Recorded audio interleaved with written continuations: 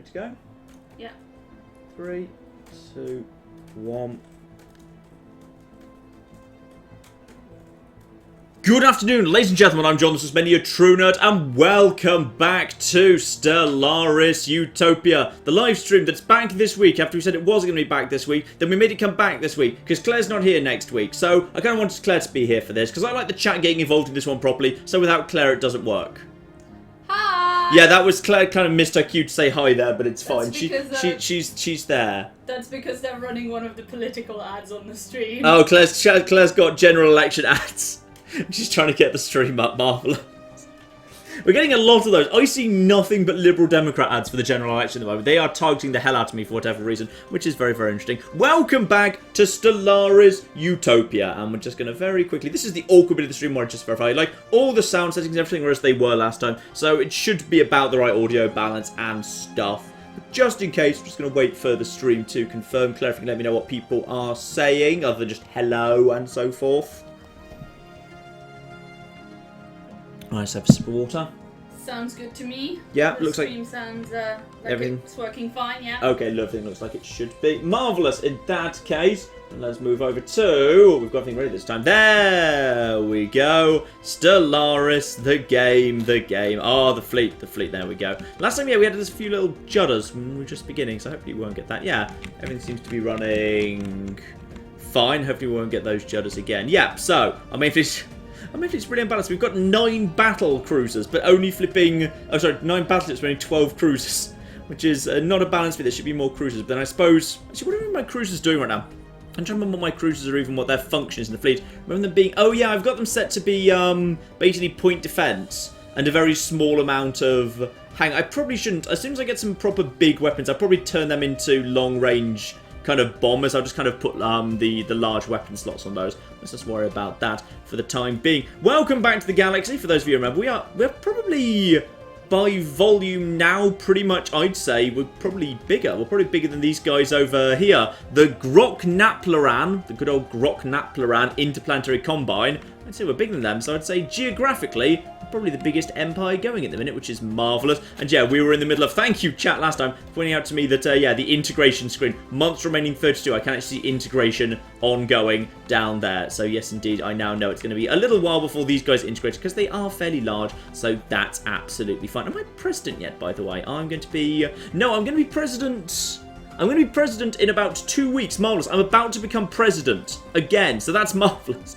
So let's get time ticking along. Got a lot of stuff I want to do today. We've got, yeah, there's a bunch of Leviathans floating around here. There's that bloody Spectre, but as I'm going to need to wait only like a couple of weeks to actually become president again, I may as well actually just focus on the time being. What are you all building? You're all building... Oh, literally everyone is building stuff right now. Marvellous. Actually, no, some people are just building stuff on the ground. You just build... Corvettes. Oh, I've spent all my money, by the way. Spent all the money. I'm pretty sure I'm just president again. I just became president again. That's lovely. So war declaration is... Ooh, hang on. I was about to declare a war anyway, but it would appear that the Federation wants to jump... This is a really war-y Federation. Scientists leveled up, don't care. Right. Who do you want to go to war against? Wait, what? You want to go to war against the United Army Nations? They've got like one... Which one's that? Is that... You want them to siege one of their 2 planets, I think. No, hang on. That's Seed Clat of the Inax system. Hang on. Where's that? That's them. Where's... Are you sure you've got the correct Inari? It looks like it, because the shields match. But they've got what looks like 2... Oh, no, sorry. They've got... No, that's... Wait, hang on. What? United Nations. Do they have one that looks like it's in another system? No, sorry, I've got that wrong. The United Army Nations, we're not going to war with them. They're my vassal. What they want to have, the Inari Slayers planet, the one planet. That's what they want. They just want that one planet. Which I guess they can... Actually, no. If I vote no, I can have it for myself. I don't want them. Actually, they're my vassals. No, they're my vassals already. If they have it, that means I can vassalize. Yes, I'm gonna vote yes, because then when I integrate them, I'll get this bit too automatically. That's fine. I'm gonna vote yes, and the terrifying Doom fleet that's guarding the Inari Slayers is 2,000 strong. All right, Legio 1. Legio 1 in Norvenice needs some more experience because right now it's actually this guy's probably gonna. What I'm going to do before this war begins is these mushrooms, their traits are... Hang on, let's go over to species here. I'm not sure how long-lived the mushrooms are. Give me the traits here. Repugnant, strong, intelligent, Arctic preferences. The thing is, the Romans are enduring. But everyone in my empire has advantages. Actually, he'll be fine. He'll be fine. He will live plenty of time yet, so don't have to worry about him dying. Yeah, what I want to do then is just basically have him just come down here and just basically... I'll have him come via Taterra, because they've got a frontier outpost, so if I just destroy that, I'll probably be able to pull a couple of extra things into my territory immediately, and then I'll just go and destroy their fleet. Once their fleet's dead, that should be it. You know what, that's a really small, crappy, simple war, and it will actually save me a tiny bit of time too. Who are you? You're also a vassal under the Pax from... I've just got vassals like crazy in this part of the world. It's marvellous. So yeah, basically, this whole bit of the galaxy can become mine really, really easily, which is what I'm going to do. Let's just get time ticking along there. So yeah, Legio 1's just going to head over in that direction. That's fine. What I'm going to do is, we're a deficit on energy. We're a deficit on energy right now, but we are back to being... Oh, and First Fleet's ready to go, the Federation Fleet. Federation Fleet, let's actually move Federation Fleet into... if it isn't already, let's just move it over to Vesta. So Federation Fleet can just move over. It's over. Actually, you know what? It's close by. It may as well actually just go and handle the war by itself. You guys just go over there. So, First Fleet right now, I can now rebuild the fleet. So the fleet has got a... The fleet's got a maximum size strength of 286. It's currently under 165. So basically, I can just... I can massively increase the size of this fleet right now, which is beautiful, except I don't have the money for it. Just hang on for a second. Antimatter power. Okay, a new generation for our ships. That's what I wanted. Planetary shields is literally the worst thing. It never does anything. Advanced physics lab. Energy weapons attack speed. That's nice. Shield hit... Ooh. A gas for shield hit point plus 20% is not bad. Cloud lightning. Actually, you know what I am going to do? I'm going to go for disruptors. And I don't actually want to have disruptors, but disruptor, what it unlocks down the line is pretty good. So that's going to take this guy like 8 months, so I may as flipping well. So yeah, First Fleet, just the fleet, which was just hanging out here with these guys. So the actual, the Federation Fleet is now actually moving in. Beautiful. Beautiful, beautiful, beautiful. Anything interesting going on in the chat right now? Wait. We've got bigger problems. Claire, stop trying to interrupt me when I'm doing important things. Sure thing. The Vatinius is dead! What? The Vatinius, Shivangi Gowda, has died. Which unfortunately means the naval capacity's just plummeted because she was giving it plus 30% because she was really big on the whole fleet thing. Oh, so now you're going to get a new Vatinius and it might not be as good. Yeah, so we've actually got to deal with the issue of the Vatinius vote first. Luckily, I'm sitting on a ton of influence, so I can just basically rig the election however I would like. Yeah, the chat is saying no rigged elections this time. That's the main thing that they're saying. What do you mean no rigged elections this time? We're democratically allowing the chat to decide who it's going to be. That's what we're doing. That's what's going on here. You literally just said you were going to rig this election. I'm going to allow the chat democratically decide it, then I'm going to rig it to whatever the chat decides, which is a form of democracy. I guess it's kind of more like an oligarchy. The chat believes we rigged the last election by giving them the choice to change the way the election functioned midway through the election Okay, itself. this time we will establish the rules of the election ahead of time. Okay, which is... Okay, do we need to have a straw poll to determine the rules of the election before we have a... Oh God, politics is confusing. No, okay. What we're going to do is we're going to have a look-see at who's actually going on. We've just got... Look at their age ahead of time this time. Yeah, look at their age ahead of time. So we've got... Yeah, we just need to go over to leaders. Apparently one of them's just available. Who's the guy? Oh, it's the general. It's the general who's apparently available right now. I've just got a general. Okay, so the general is... 67. It's annoying you can't have both of these up simultaneously. So yeah, we've got ourselves this general who's 67, Mercedes Ortega, Natasha Komarov, and Alsane Al-Damshki. Okay, hang on, let's see if we can find some of those people. So the leaders, Mercedes Ortega is 47. Fine, so she is reasonably young. She'll be around for quite some time yet. We've got, there's the other guy, he's aged 60, and he's got, yeah, the sentient AI assistant who's actually pretty good on his science ship. And the other person, there she is. The other person's 77. Okay, so you probably want to, unless they're amazing, we want to rule out the general and Natasha Komarov. So let's have a look to see, were either of them actually any good?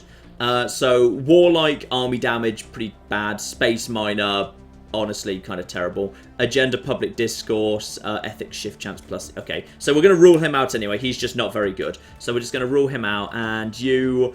Oh, she's all about defense stations anyway. Defense stations are kind of terrible. Home in the Sky, Spaceport, build cost, that's pretty bad as well. Food plus 10% is terrible. Okay, fine. So these two, we don't care about. We're ruling them out on grounds of age and poor experience. So our two contenders are Mercedes Ortega, who has got Corvette focus, Corvette build cost minus 20%, and Fleet Organizer, naval capacity plus 20%. So, a logical, in many ways, like the logical successor to the previous Vitinius, because yes, indeed, she's also got the naval boost, which is very, very useful indeed. Alternatively, we have got Hassan Al-Damanchki, who has got Home in the Sky, Spaceport build cost, which isn't great. Leader lifespan, however, is plus 25 years, so he'll live longer, which is nice. His agenda, grow the economy. Ooh, energy credits plus 10%.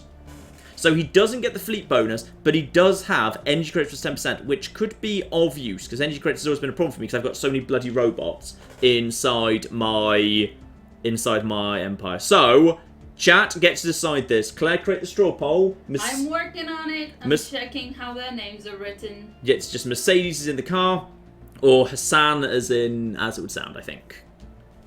So, we are going to have, we're going to let one of those people be elected, I would imagine. Yep, that would be absolutely fine. Marvellous. We've also got, while you're just doing that, just check what's going on here. We've got energy grid unmanned. Why is there an energy grid unmanned there? Get on the energy grid. Someone get off food. Get on the energy grid, please. Thank you very flipping much.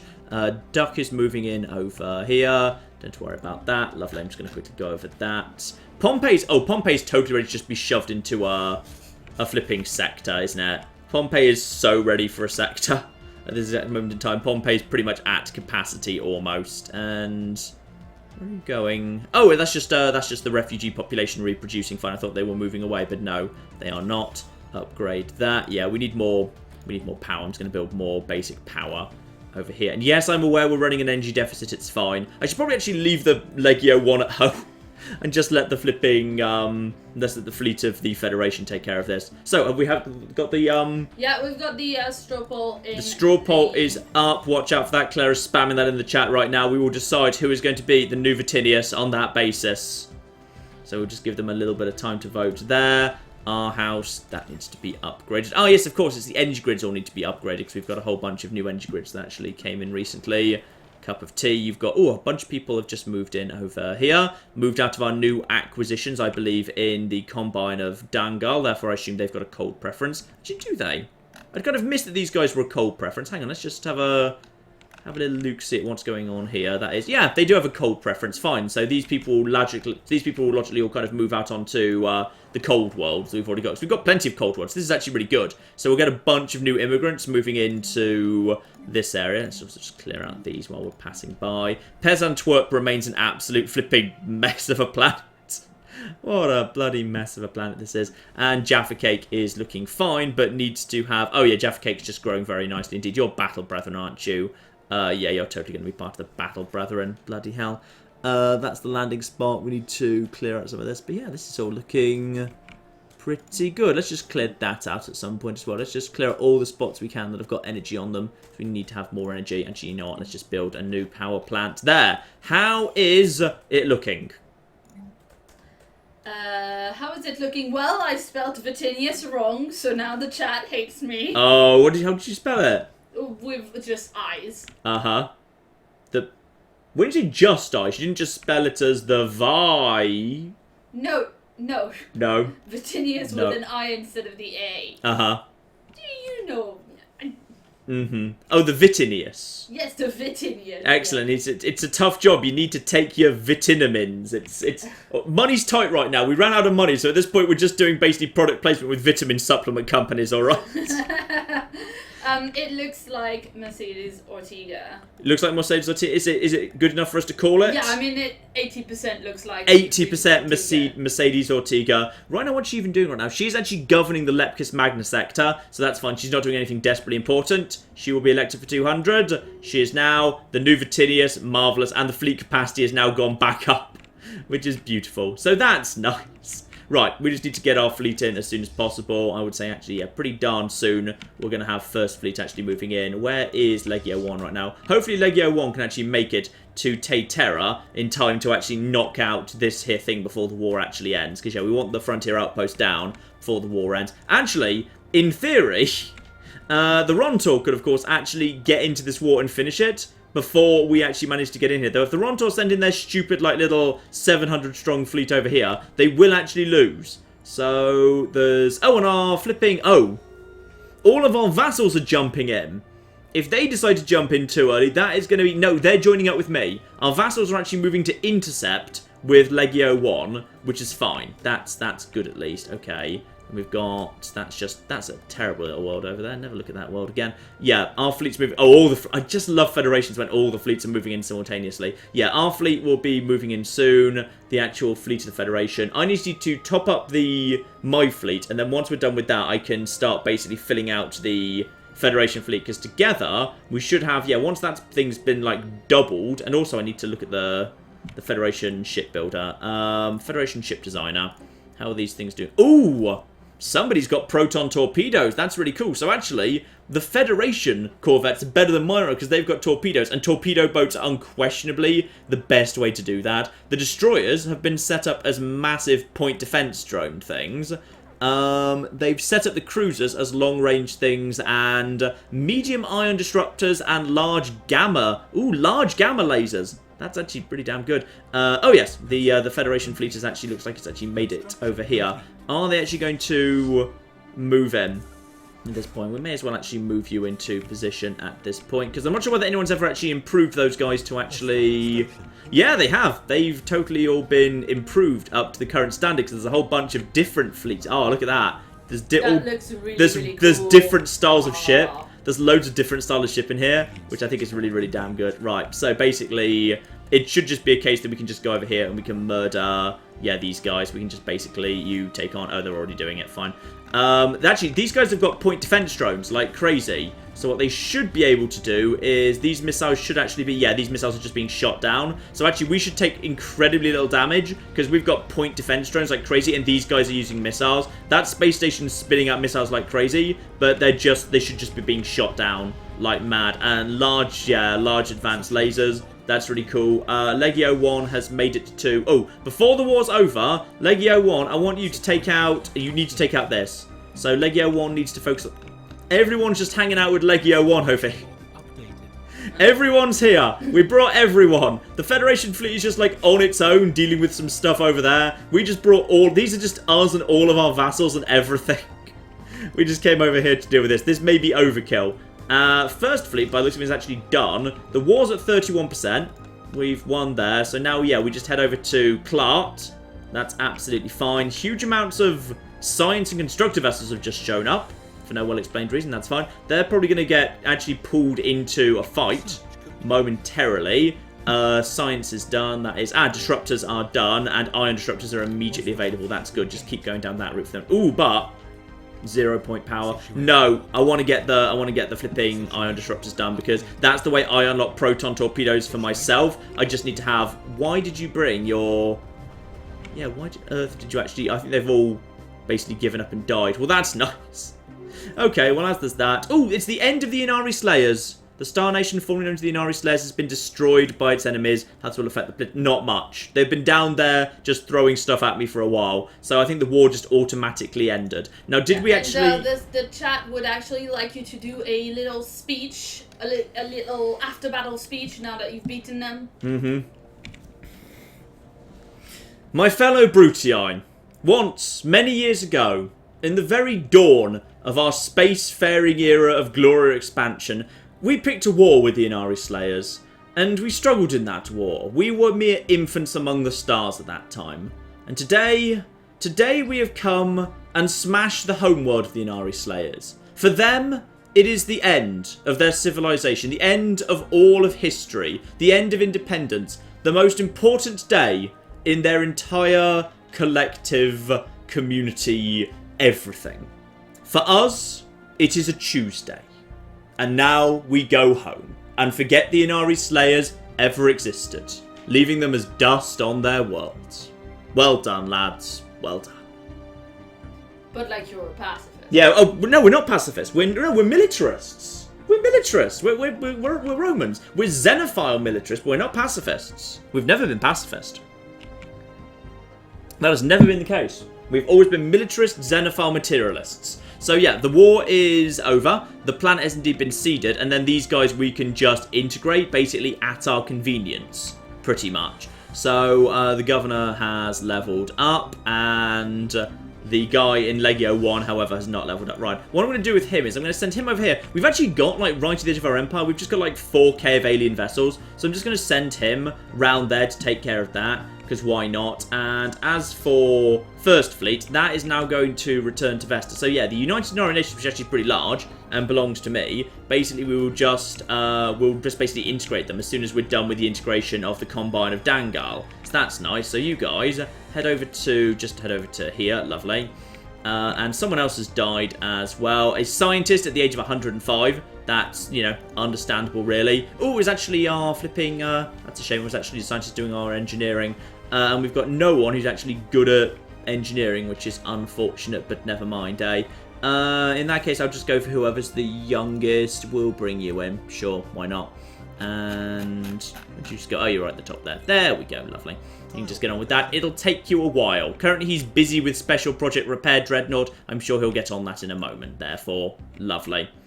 So, yep, everyone's now heading home. Our fleet's heading home as well. The Mighty Duck's heading home as well. So, the United Nations now... I was going to go and conquer them anyway, so now we don't need to bother, because now they've basically just conquered themselves, pretty much. So, what we need to do now is... yeah, probably after we've got the... well, actually, let's take care of the... well, if we can find it. The Spectral Wraith has just sort of wandered off. I'm not really sure where he's gone. To be honest, that's just a crappy world. I don't care about any of this stuff around here.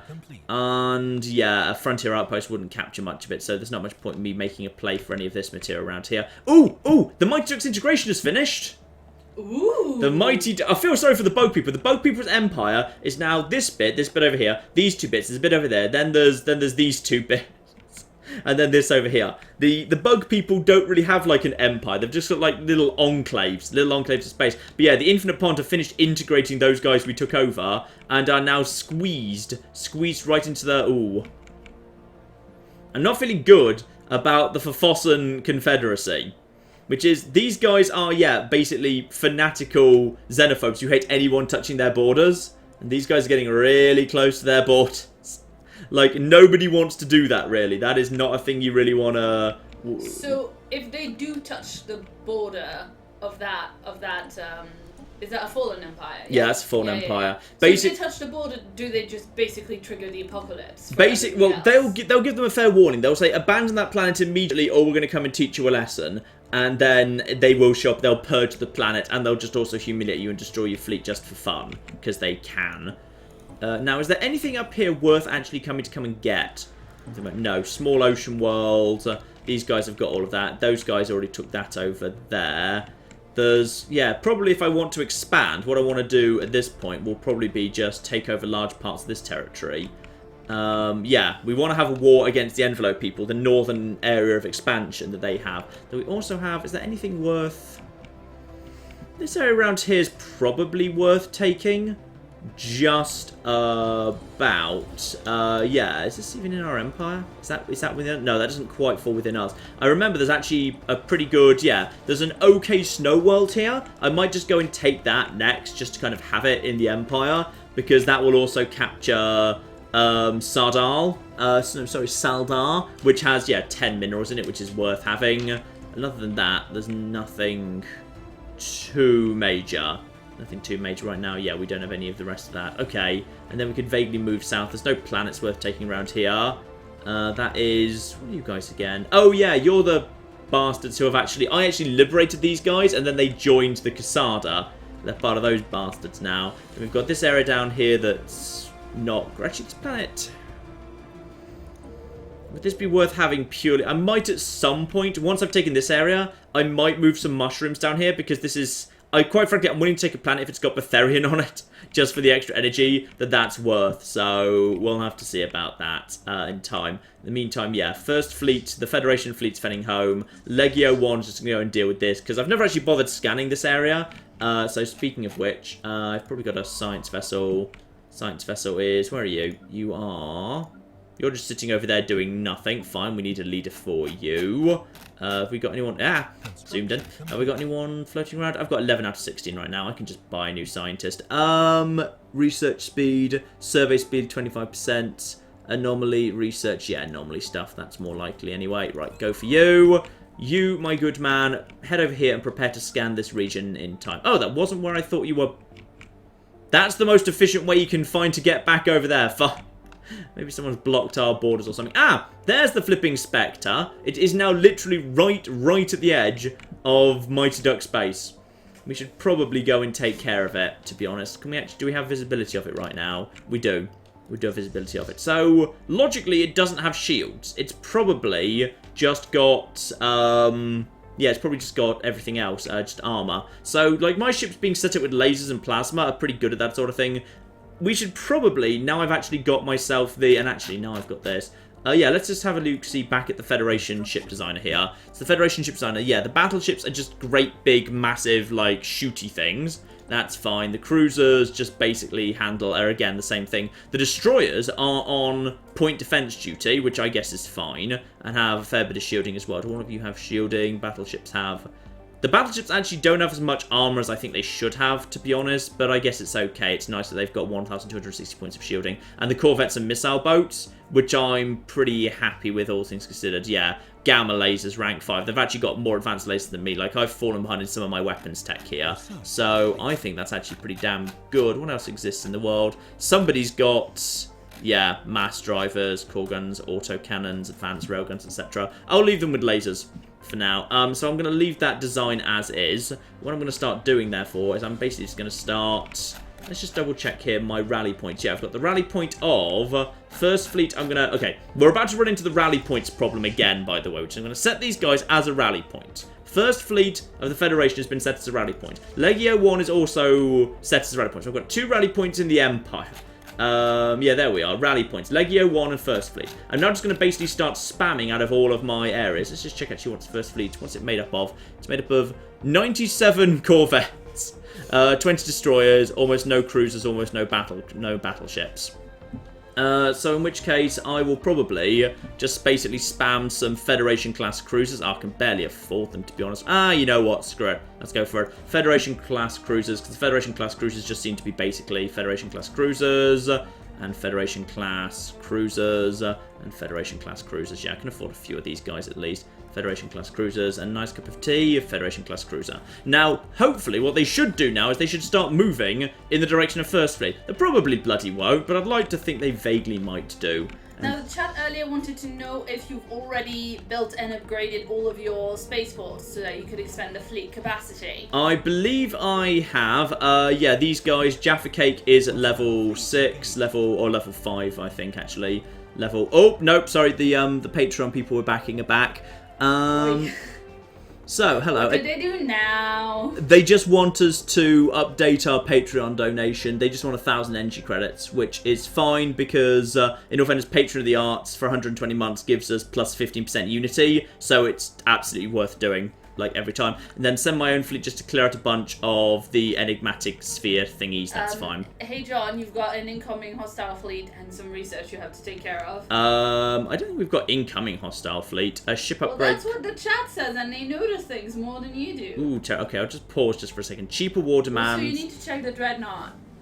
The Dreadnought. Oh, I think my construction ship's still doing that. I think it's over there doing that right now. I'm pretty sure that's the thing that is still ongoing. Alright then. Do I want cheap water mass? Terraforming. Do I want to bother terraform? Okay, I'll get the terraforming gases as it's pretty bloody cheap. It'll take you 5 months to do. Right, let's see what's going on here. Yeah, I know I'm doing that. That's literally just me bombing the hell out of some of the void clouds. I don't see any other sign of anything else major. That's the dimensional horror. We know about that. Is it maybe in the notifications you don't check? That's the fight I'm specifically beginning. That's the fight I've already specifically begun. I think I'm actually ahead of the chat for once. Ha! Right. I mean, famous last words, right? Yeah, it's gonna go wrong momentarily. Right. So, what I need to do at this point is, yeah, you guys are all building that. Now, I'm really living in hope that all of you Well, after you're done being built, immediately report for duty back at First Fleet. But I think everything is fine at this point. But yes, they are right. I should go and have a look, see where was it? It's somewhere around here-ish, wasn't it? There's Admiral's gained a trait. Good, you've just picked up a new trait. The aggressive trait, I believe that's a good thing.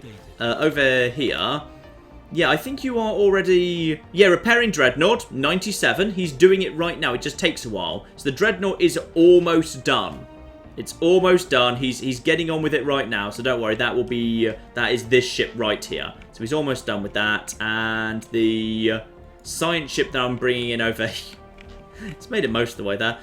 This science ship over here can head over here and then just basically start, yeah, doing the research project, and then afterwards it can survey.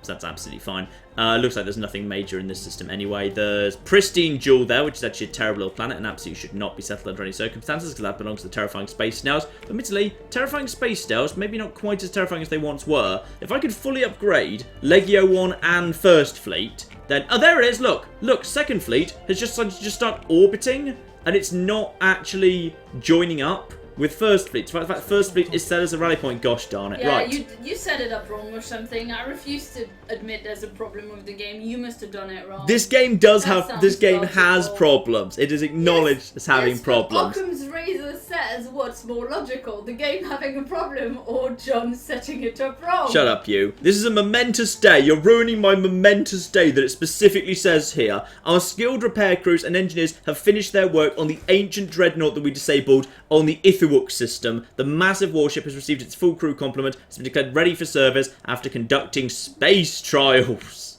which is the best sort of trial. So the dreadnought strength 5,000. Okay, I think we just need to basically just want to move that over to Vesta. We'll just merge that into the fleet. That can indeed be our new flagship. But let's just have a look, see. Oh, it's got a long journey. It's got a long journey to go first. So we're just sitting over there. Yep, that dreadnought now belongs to us. Very, very nice indeed.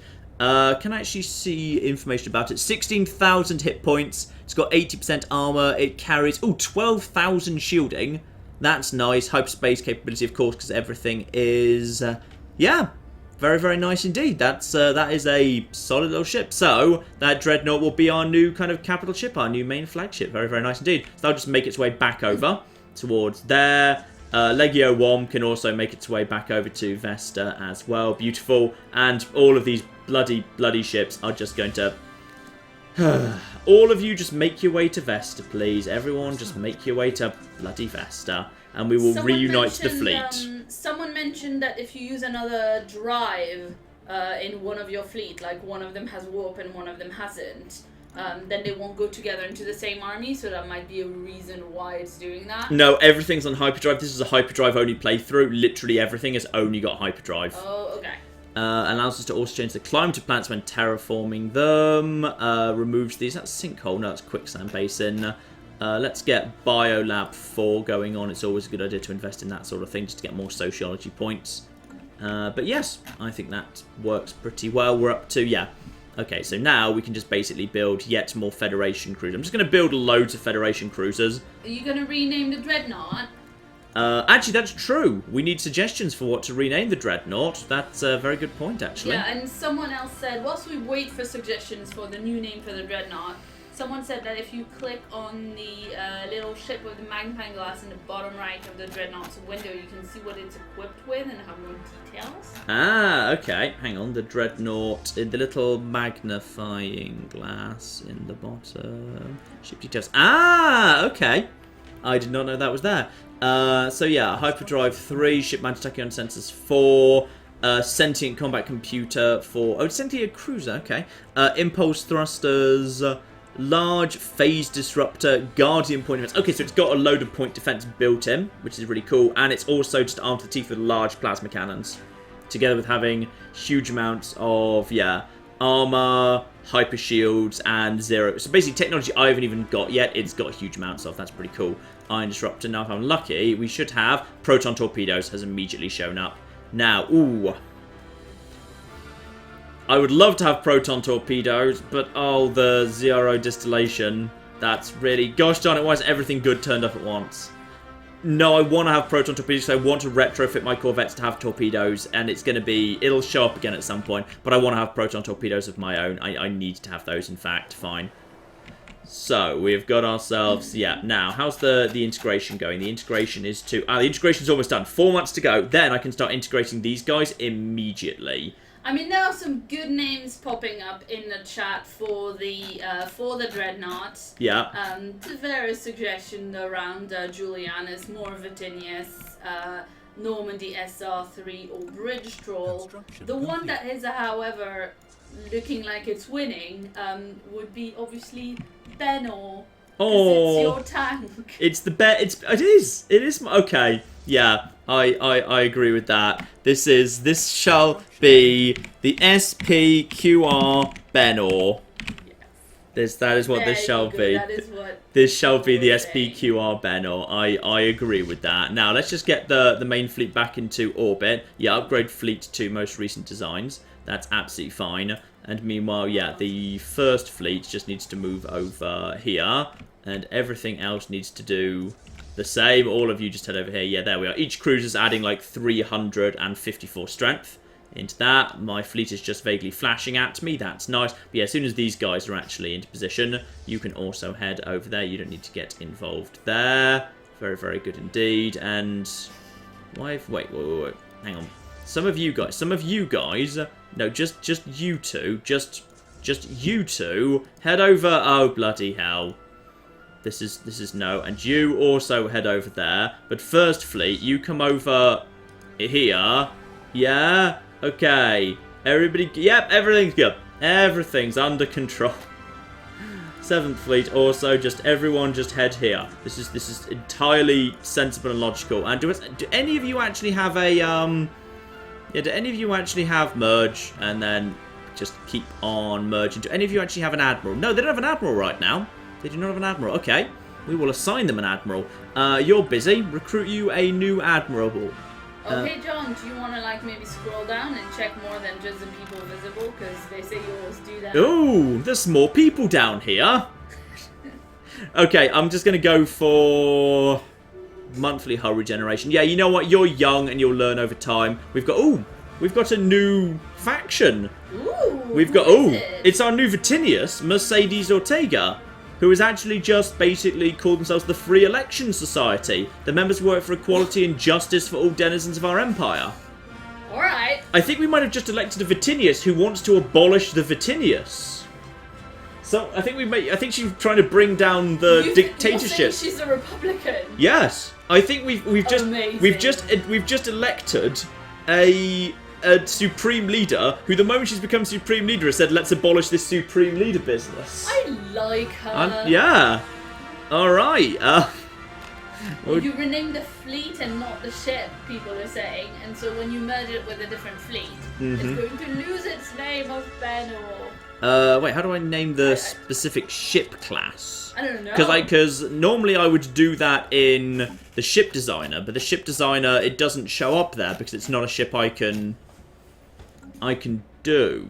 So I'm not sure. Ooh, I think the integration's done. That's why I just jumped up to 10. Yeah, that's our new empire right now. We own a lot of... Look at how shiny we look. Yeah, so we just took over all of this. So... we need to get our construction ships doing some stuff right now because there's a whole bunch of stuff. Oh, yeah, and because we've picked up a whole bunch of stuff, the pressure on the exterior of the Empire's pushed us out a little bit. So we've actually just gained, like, Ithaca didn't used to be, I think it was just outside, whereas now it's just fallen inside our borders. So what we need to do now is we need to get all our construction ships basically going as soon as possible. So you're right here anyway. Is your planet cap gonna be okay with this like massive sudden integration of everything being ours? As long as we keep putting it in sectors, it's fine. Right, you build mining stations right over there. I'm basically going to get these guys moving.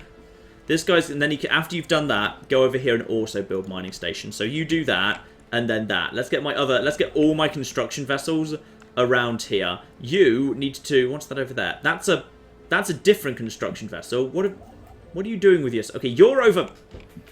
Okay, there's a bunch of construction vessels. You build mining stations there, and then after you're done with that, you go over here and build this, and then after that you move over here and build this. We're going to protest mining stations right now because I want to get the energy in. That's my kind of priority, and after you've done that, build mining stations there. Fine. Now, they said, because you asked how to rename just the ship, they said if you go in the ship window and use the little magnifying glass, that's how you rename just the ship. Mm-hmm. Why have I not got... Oh, because you're already doing it. You're already doing it. Fine. Hang on. I will just do that in just a second. I just need to finish setting you guys, and then once you're done with that, you go over there and actually build a research station over there. Okay. That should be enough. Yeah, that should be enough construction ships with orders. Right, hang on. Go over to the... Yeah, go over to the Benor. Go over into the magnifying glass, and then... The SPQR. Rename the ship the Benor. Excellent. Then we've got... Oh, we found the dragon, by the way. Ooh, very nice. That's a very pretty dragon. So we've encountered a creature in the Zoblar system, unlike anything that we've ever encountered. Highly aggressive, with destructive capabilities to match. It guards a planetoid that initial scans indicates is exceptionally resource-rich. Okay, hang on. Where is Zoblar? Where is that? Hang on. Zoom out again. That is... Wait, why are we bothering... Okay, that's nowhere near our territory. That's in someone else's territory. That's the ship that was going a really, really long way home. So that's right here. So that's... Yeah, that doesn't affect us. Why do you have a ship over there? Our science vessel that was up here figured that would be the best way to get round here. It was actually shorter to go this way round the galactic core. That's why he's there. Oh, it is fun to have just hyperdrive, nothing else. Hmm. The chat would like you to remind them what the like manner of government and government ethics and all that is, because you obviously mentioned the Vatinius is a Republican. We did that quite. This is in fact, we are an imperial dictatorship but when someone dies there is an election and then they rule for life. So we do actually have, we've got, she is now basically the emperor, the Vatinius. But we do not have a crown prince, because when she dies there is simply an election to elect a new person. So we have very stable government. But yeah, we've got a new faction, which is now headed by her, which is in favour of anti-autocratic. Oh god, the Vatinius actually is leading a faction that hates us. But it's a very small faction. I think the attraction to that faction is extremely low. So, but, however, they're happy because of reproductive freedoms and the fact we don't have any form of caste system. So, while they're not desperately happy, they'll be okay for now. Now, hang on. Ensuring the free movement of pops by allowing all species access to the core worlds. I thought we had. Or do we might actually need to, okay. I think we can make them a bit happier purely by basically setting the rights of a couple of species, because full citizenship. Can you not? Everyone seems to have full citizenship. Can you not set it automatically so that when you get a new, species in your sphere of influence? No migration controls. It was these guys that were new. Let's just double check everyone else's. I don't believe you can set default. Oh no, set default rights. You're right, you can. The chat suggested it. Yeah, no migration controls will be standard. No population controls standard. Colonization as standard. Full military service will be standard. So that's fine. Decent living. Social welfare will be standard. Yep, that will be standard. And full citizenship will be standard. Okay? So let's just double check that you don't need any more of that. So you've got, you need to go up to social welfare, which is fine.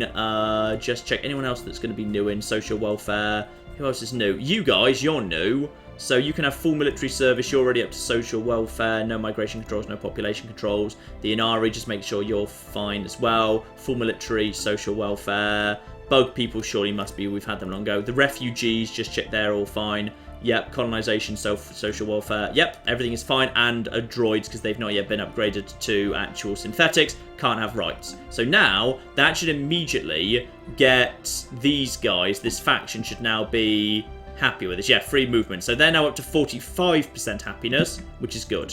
Okay. So they are going to be no longer so much of a problem for us. I know we've got too many colonized systems. I'm going to sort this out as soon as possible. And also we're losing energy. And also that science ship went missing because it ran into the Ether Drake.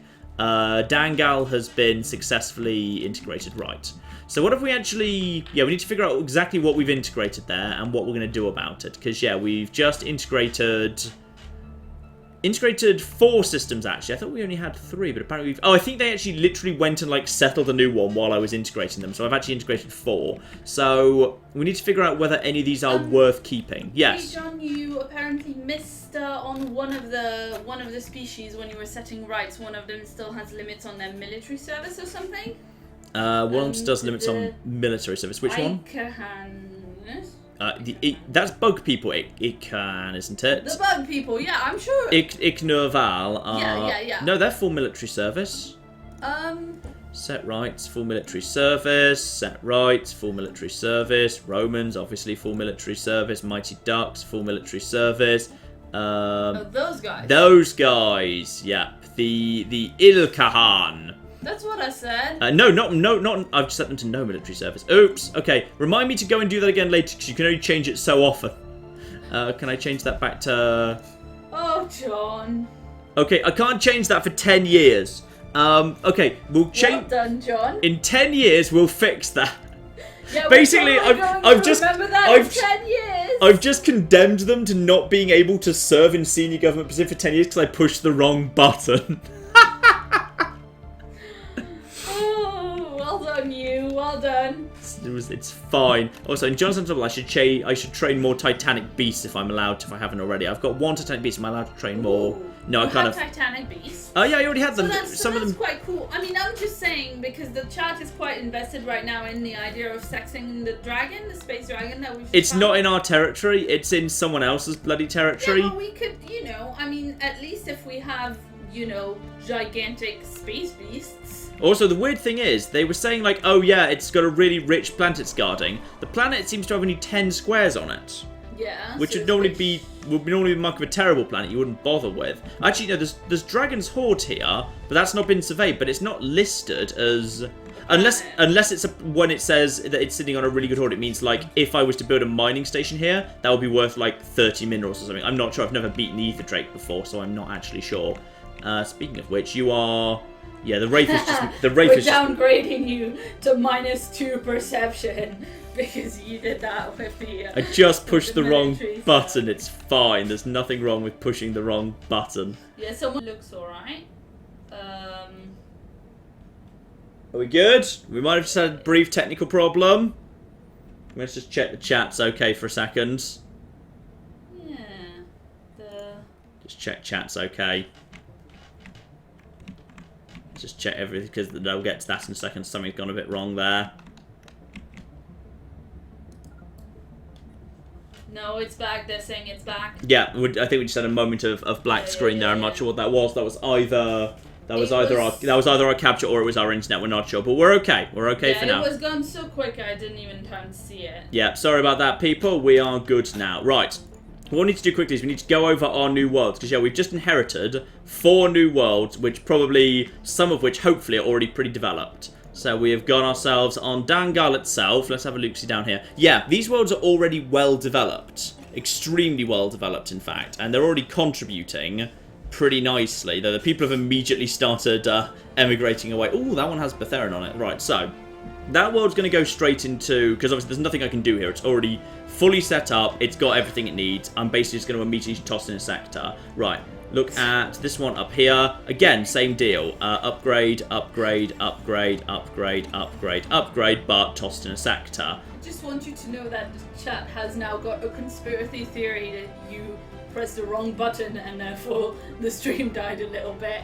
That strikes me as feasible. Also, I can also build solar panel networks and whatever on here, which is pretty good. So let's just actually just also spend some money just upgrading these things. Let's actually, if anyone's not got solar panels, build solar panels on your space stations.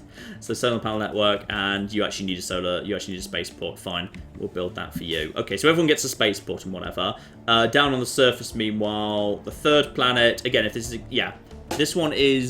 this one's not as well built up, actually. Is a mineral processing plant. Okay, fine. Yeah, we may as well... Let's just get time ticking along, because I kind of want some guys to minerals. How long do I have as president, by the way? I am president until 17. Okay, I've got 7 more years of presidency. That's fine. And this world is... Oh, this world is barely even settled.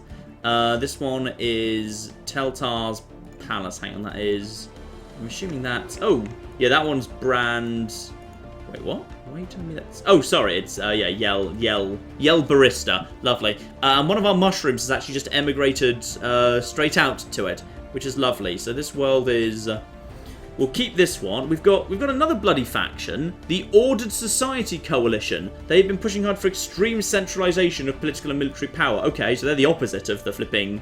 what the Vitinius actually wants in that case. Hang on, what do you want for your bloody selves in that regard? How many people have we got on with this stream, by the way? How many people do we have? Yeah. We are right now just past 1,500. Very nice indeed. Yeah. Virtual. Okay, so we let the mushrooms into our empire, and now they're causing trouble for us.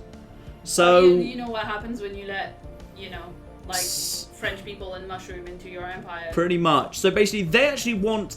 rather than wanting elections, they want us to go the other way. They want us to abolish the elections full stop and simply have it done hereditary. They want to have a caste system, limited citizenship for some, slavery or even purging. They want flipping sectors in line by making sure each and every one of them is run by a governor. And they want harmony traditions. Okay, I could adopt some harmony to potentially just keep these guys... What's harmony tradition? It's just a type of tradition we can unlock with Unity. I'm trying to remember what the... Let's see what the first stage of harmony like a is. national holiday or something like that. Yeah, adoption is just plus 10% for all citizens, which wouldn't actually be the worst thing in the world just to get hold of, unless I needed something in domination. So I could just adopt that to make those guys happy and just get 10% happiness across the board. Like, I could just do that. I don't think there's much... Would anyone else mind? I don't think anyone else would mind as adopting harmony. And then we've got... Then, in theory, I could also take, like, as one more, I could then take leader lifespan plus 20 years, which would be nice. Basically, I get my leaders to do yoga, and thus they live longer, I think, is what that seems to be implying. So, yeah, it's this one up here that's basically in kind of dodgy shape. Let's just actually check. What are we actually getting out of this empire that we've just absorbed quickly? So there's already some level of mining, but not exactly spectacular, going on in this part of the world. It's, you know, we're not exactly giving up any massively ludicrously good thing. So, basically, straight away, we want to set up a brand new sector for these guys and basically just kind of shove all of the guys from this area into that one sector. Peasant twerp probably ought to... We've probably just actually just create a mega sector for basically this entire bit of space. Because in all fairness, while it's technically not like, you know, we could do more for peasant twerp yet, equally, hang on, go over to peasant twerp. Okay, fine, go over to peasant twerp, damn it. Peasant twerp is a horrendous mess, and I'm sure it'll all be fine in time. Engineering facility, let's just go in that direction. Oh god, Peasant Twerp is a truly messy planet of just random scruff, but it's fine. I feel we should just shove that into a sector together with all this new stuff. So that's what I'm gonna do. I'm gonna set up a new sector right now. We're gonna leave. This one is, yeah, Medgar is actually Medgar's probably. Medgar can do with a bit of investment before we shove it in, but I will shove in these 3 right now to sort out the problem there. So, planets and sectors, I'm probably allowed... Oh yeah, I'm allowed 7 sectors at this point, so I need to create a new sector. The new sector is going to be led by Angesiles over here. That moves into a sector. We then need to move you guys to here, to here, to here. This is going to be a really, really weirdly shaped sector, but it's fine.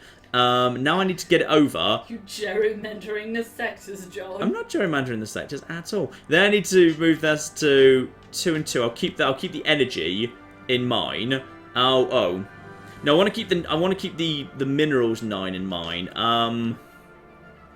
Okay, I'll spend 25 influence to get that back out. But then if I sacrifice the 9, screw it. You can have the 9, whatever. Have the... but if I do the 9, that's the... I'd rather go... Yeah, the thing is, there's a couple of... screw it, you can have the 9, and then we can just go straight up to... That's another flipping 8 I'd be giving up. Give up the... Alright, fine, have the 8. You can have some minerals, we've got plenty of minerals. Right, so this is a completely logically, sensibly shaped sector. Sure thing. Right here. Is it? Kind of looks like a crab a little bit, like has a middle bit and then some claws. Do I have to? If I close that, does it actually? I don't think those lines matter. I don't think they matter for anything. I think that's fine. It looks horrendous, but it's contained everything that I need it to contain. They're not connected, John? Huh? The chat is saying they're not connected. They may not be connected, but it is telling me it only counts as one sector because it is saying 4. It is saying 4 out of 7.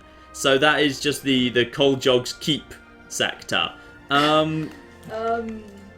I'll see if I can make them. I'll see. Okay, I'll join them up. Lines matter, John. Okay, fine. There are multiple sectors, John. It's not multiple sectors, but it is a divided sector, which I believe does have negatives too. I think that there's bad stuff about that, but I can't remember. Are you going to make more than one, though? Because you said you were allowed to make loads of them right now. I could, but I want this just to be one because I'm just going to have it eat this whole area sooner or later. Okay, fine. What are we naming it?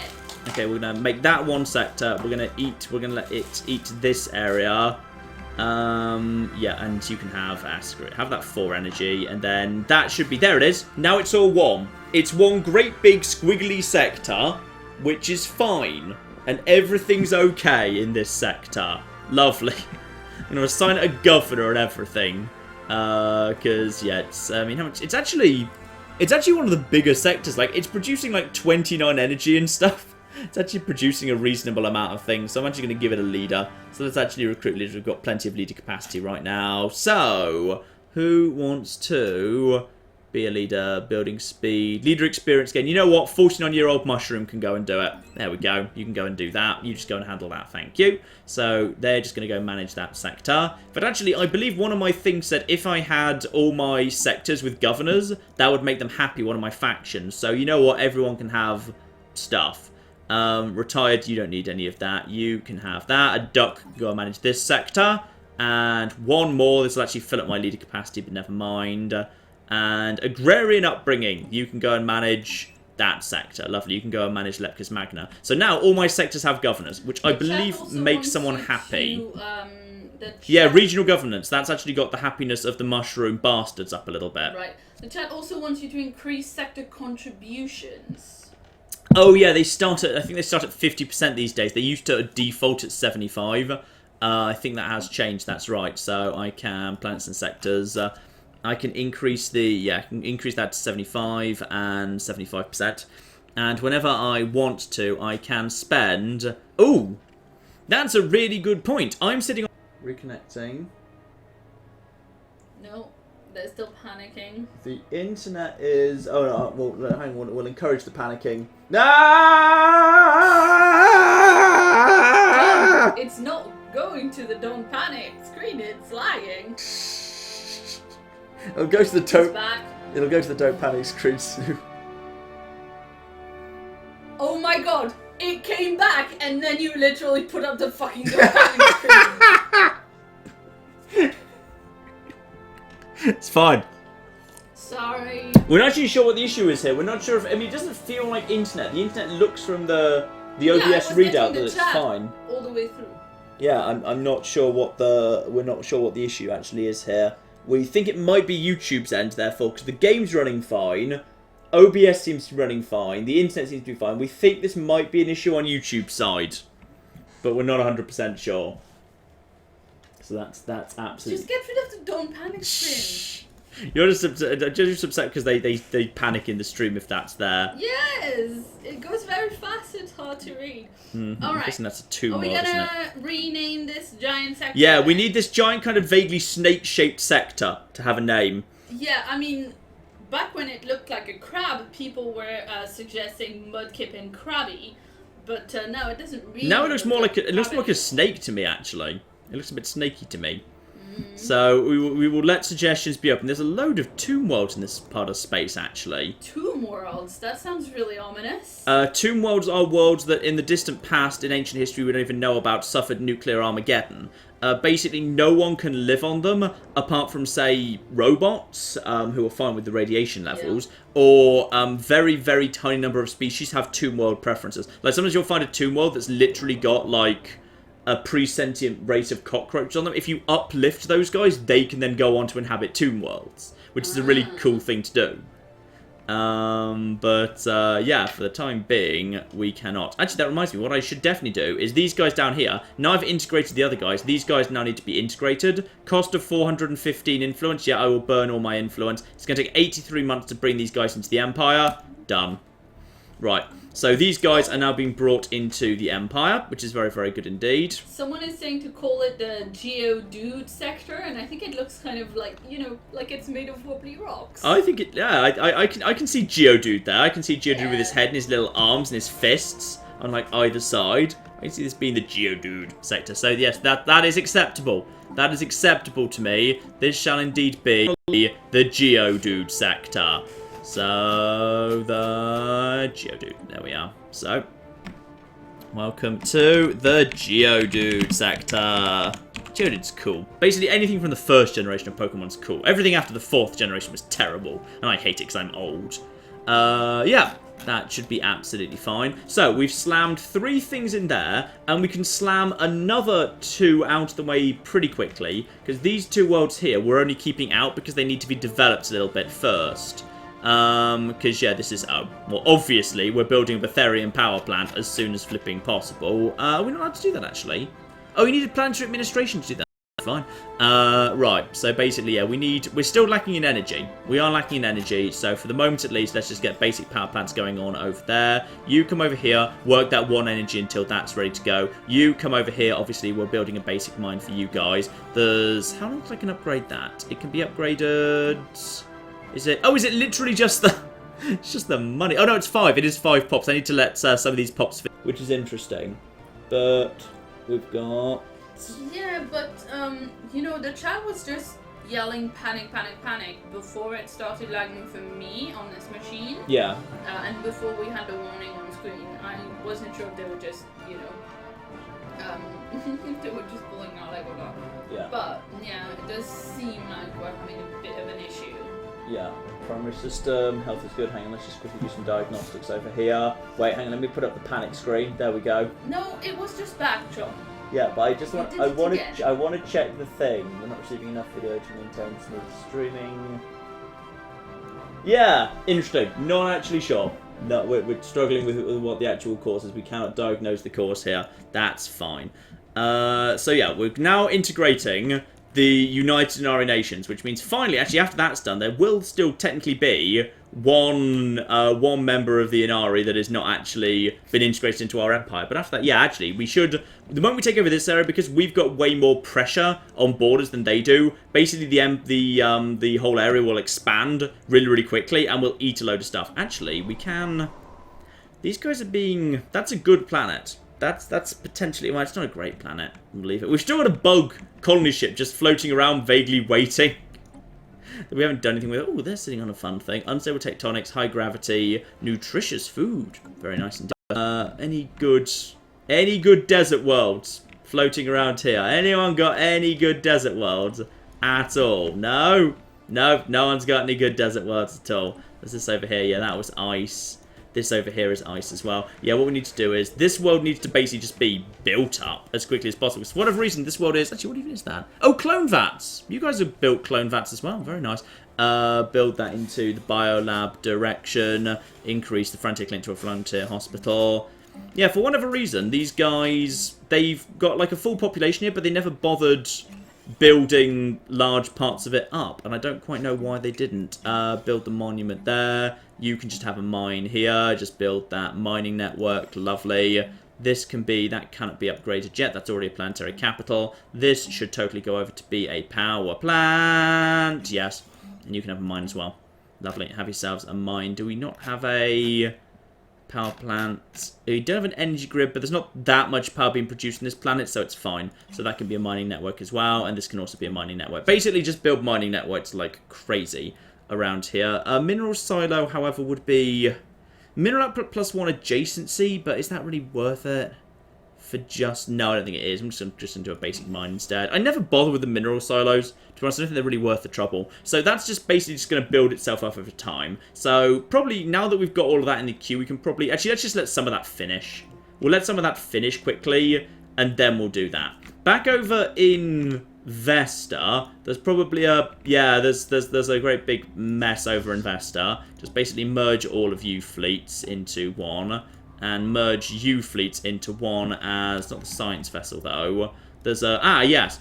There's a fleet that we... This is the fleet that we inherited. No, it's not. Where's the fleet that we inherited? Oh, it's still on its way. It's in its bloody way. Oh, hey, John. Yes? You renamed the Geodude sector Geodude sector? Did I? Yes. Oh, does it get... I think it just get... Does it just get sector slammed on the back of it? The Geodude sector. Okay. Well, we'll fix that right now. There we go. Was cute. There we go. So now it's the Geodude sector, and so it shall be for the rest of time. So that's 100% as it should be. So let's now get ourselves... I'm just going to get, Federation class cruisers.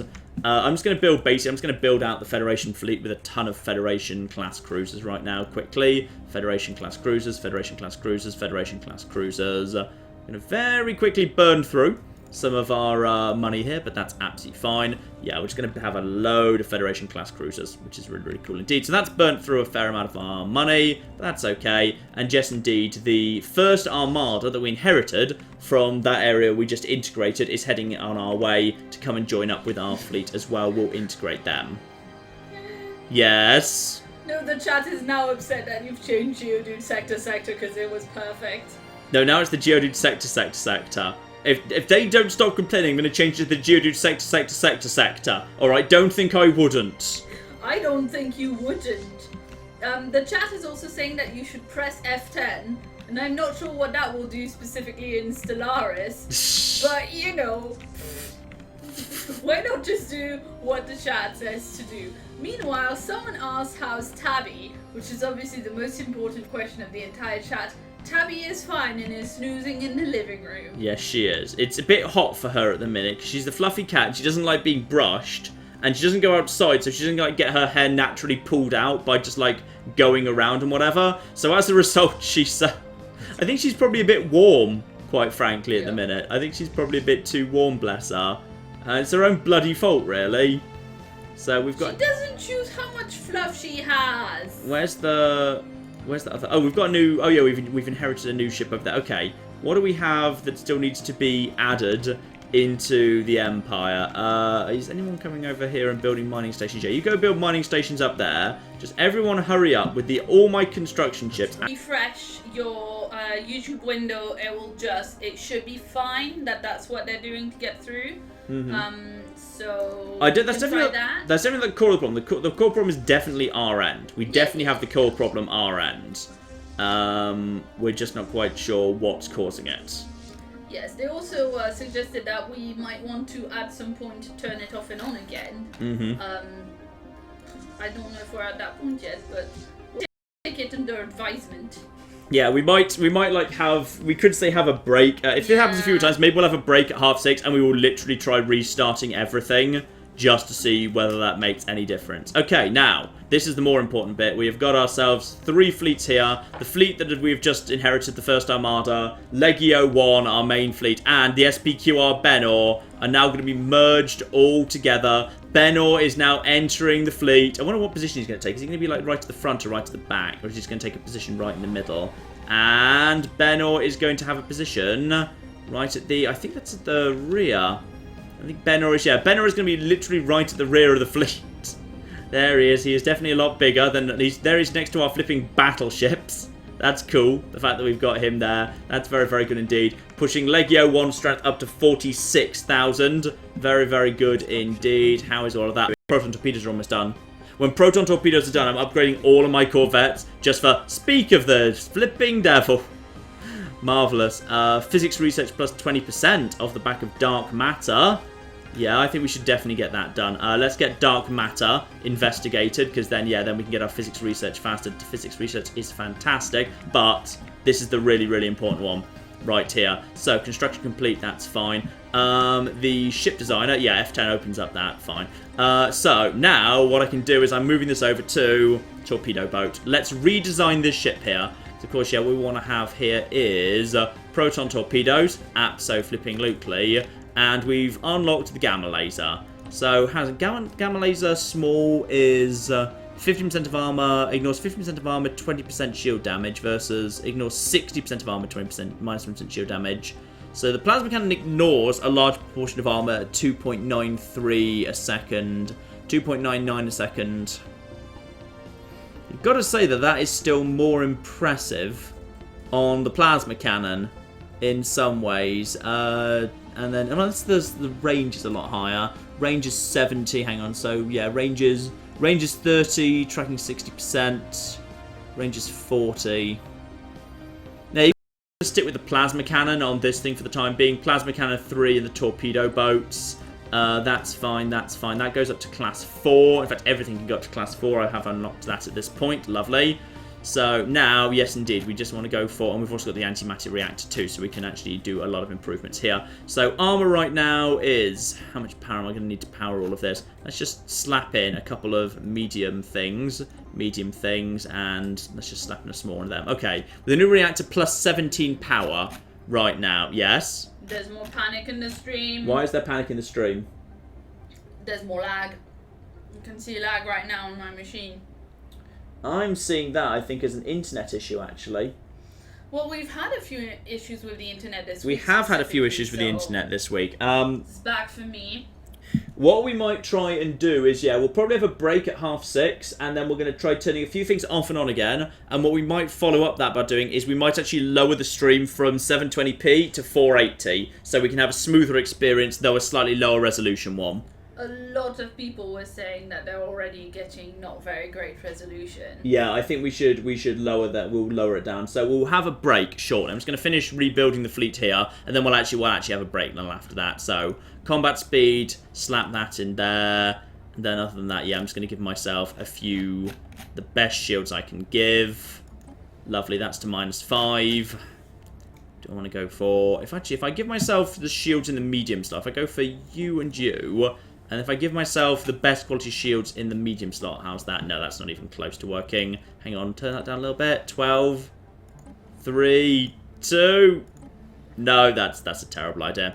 That's a very inefficient idea. But if I can in the small slot there, that's -17. What if I go for this? No, that's not going to work. I'm just going to go for a small reactor if that works. Yeah, +5. Yeah, that's fine. So Corvettes now upgraded to torpedo boats, which is fine. Those are the new Equites. That's absolutely a-okay. Get rid of that. Move the destroyers over. Destroyers can stay on basically basic small fire there. Can go over to 4 and 4. And yeah, we've now got the new upgraded power, so we can get a lot more power going on in our ships this exact moment in time, which is beautiful. Go up to level 5 shielding and more level 5 shielding. Beautiful. So now these corvettes have, these destroyers have a lot more power in them, and we've also got ourselves, yeah, the new class 3 steels. They get a little bit more on the defense as well. So that's the new war pigs.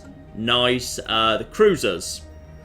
I'm going to convert these out. I'm actually going to convert these guys out of being carriers. I feel like my battleships are doing a better job being carriers. Instead, I'm going to have these guys being... Yeah, I'm going to let these guys basically have weapon slots. I'm going to give these guys, like, large weapon slots. That's what I'm going to do here. And if I can, I'll probably have 1 medium or 2 small. I'll keep 1 medium there. And then I'll have 2 small and a torpedo slot. I've got plenty of torpedoes on my corvettes. It's fine. I'm just going to have basically I'm going to have these guys just basically very, very large scale. Yeah, large stuff. So, 60% of armor. Or ignores 90% of armor at 11.29 or 12.05. I'm going to keep these guys on. I'll keep these guys on... Yeah, 1 laser, 1 plasma cannon. We'll have a bit of a mix there. And we can also have, yeah, some ion disruptor. Could I ion disruptor? Do I like ion disruptor? Ion disruptor's we're 20% minus shield damage. Yeah, I'll actually have some ion disruptor on this ship as well. We'll have a good mix on this ship just for the sake of basically letting it being able to deal with everything. It's got 1 large laser, 1 large plasma cannon. This is basically just, yeah, for taking on the big ships. Because the AI does seem to like building lots of battleships and stuff. So I feel like that's probably a sensible idea. Head down to here and, yeah, slap the new, more advanced reactors in here. Lovely. Oh, yeah. Lots of lovely that. And now, just all the shielding in the world. Give you guys shield capacitors and also afterburners. There we go. So, you're now already massively overpower. So let's actually... don't want to bother with... How much does this add to my armor? That adds not much. I'd rather just actually shield these guys to hell, to be honest. I'll actually just go for shield, and then if I upgrade this to a class 4, not quite, but if I go for 1 class 4 shield here, spot on, just about works. Yeah, go for that for the new style onagers that now just basically just toss things very, very far and fast. And the battleships I'm going to keep pretty much as they are. Assuming I haven't unlocked, no, I'm not unlocked anything there. Just because, yeah, I want all of that to just be improved bomber wings. I'm very happy with that. But I can probably get a bit more power going on in these slots, so I can actually get myself a little bit more... Potentially, it would be nice to have some actual shielding. Yeah, I can actually have some shields here, so I'm going to slop in a shield capacitor there, and then we'll also just put in you, and yeah, let's have that as, let's just have a class 4 shield there, no, class 3. Yeah, there we are. Still 80% on the actual armor front, but now they've got 600 shields as well, just so they kind of are a little bit more resistant. Knacker that up a little bit. Oh, that's annoying. Yeah, class 2 plus 5, 540 shields. War elephants now have, yeah, fully upgraded. Lovely. So the fleet should now be much, much better. You should now return to the fleet and 5,000 minerals to upgrade. I can't afford that, but I think it's just going to start happening anyway, so it's fine. So that fleet is now going to upgrade, and when it's done, thanks to the ridiculous number of corvettes I've got in this fleet, like 137 corvettes, that are now going to start basically going up to torpedo boats. I think the amount of power that that's going to kick out is way, way, way better. I think that's going to be so much better. 4th fleet is just over here and can just be merged into that. How is the Federation fleet actually doing? Federation fleet is still so bloody sharp.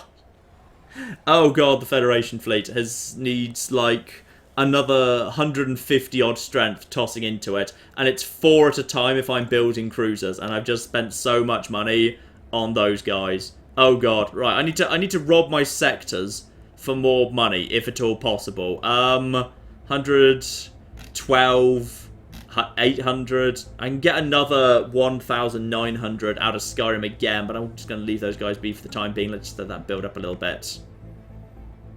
Anything interesting going on in the chat, Claire? What's the chat got to say? They want you to build battleship armor. They also want to point out that if you want to have a look at the expansion planner, the shortcut for that on your keyboard is F9, which everybody is very invested in you pressing. And then, yeah, discussing... F9, you say? Boom! There you go. Yeah, there's some concern that if we have to lower the resolution, whether people will be able to read the text if we have to do that. But okay. we'll have a look. Turning everything off and on again and try first. Yeah, we'll see how it all goes if we turn everything off and on again. They want you to do the battleship armor first. Do the battleship armor upgrade. Battleship armor is at 80% right now. It caps at 85%. It literally cannot go over 85%. So I feel like it's fine at 80% because I'd rather just have some shielding and add a shield generator in there. So like if it just takes some light knocks in a skirmish, it doesn't take any damage at all because the shields will just come back. So I think I'd rather have it be like that, to be honest. I also would like you to take the Afterburners off of the battleships. Why take the Afterburner off the battleship? Because people don't like it as a technology. It's a bit useless. It's a little useless. I think it's alright, to be honest. That is kinetic weapon, NG thing 3. Battleship assembly yards. That's probably, I mean, that's worth it just for 10% reduction. I think if I haven't already got that in Rome, I may as well have that now. Space torpedoes I don't need. I've already got the more advanced energy torpedoes. Yeah, let's just get battleship assembly yard in production. Actually, I've never had Engineering Facility 2. I should get Engineering Facility 2 in production if it's only going to take a year. Yeah, I should probably do that. That's fine. You guys are... How long is the integration of the United Scenario Nations going to take, by the way? Another... Quite a few years. That's going to take quite a flipping while. That's fine. We're now finally... I'd say we're sitting on quite a bit of money, but Legio 1 is... Yeah, the money is being eaten by flipping Legio 1, unfortunately. That upgrade is going to take a while as well. Oh dear. Yeah, we need to... Okay, we need to rob Skyrim again. We need to... Basically, the Empire needs to go into Skyrim and tax it more and more heavily in order to deal with our financial problems. Yeah, you know what? I'm just going to have that, please. Yeah, have that. Thank you. There we are. I've got more money. That looks like a bad thing. The Tigris was unable to build a mining station. Ah, probably because you didn't have any actual money, did you? Yes. You two. I think you didn't have... Or you ran out of... Okay, why were you not able to do that? Possibly because someone already did. I think possibly I had like some of my guys doing kind of double duties there. You go over here, and that is... Hang on. Just no. Get rid of you. Get rid of...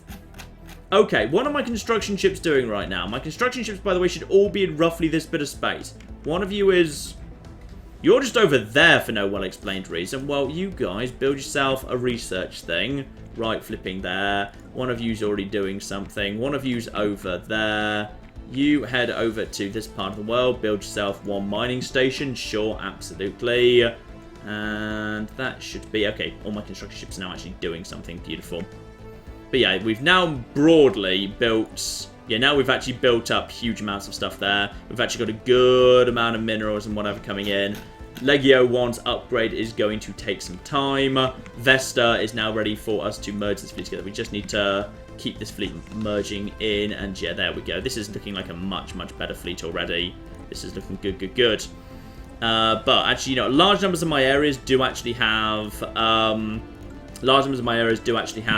Corvette assembly yards. So what I should probably do at the spaceport is... Ooh, Rome's got some ready for some upgrades. Oh, yes, of course. Mining facilities. Like crazy. Everyone's going to have mining facilities that can be upgraded. Nice, everyone. Upgrade your mining facilities. Very, very nice indeed. Oh, yes. Yes. Good. Everybody's mining facilities. Every mining facility is lovely. Our house is broadly okay as well. But yeah, just keep slapping up those upgrades. They're expensive. I feel like upgrading is sometimes not even flipping worth it. Sometimes it feels like it's not quite worth it. But I guess if it's right next to your government building, it particularly is worth it on that particular occasion. Also, we will totally have ourselves a power plant there. And upgrade that power plant, please. And get rid of that blocker, please. Thank you. This place is finally building large amounts of stuff. Why did you not get anything, by the way? You should just have yourselves a flipping mining network there. Lovely. I imagine in time, actually, the Geodude sector is actually going to be a really, really good source of money.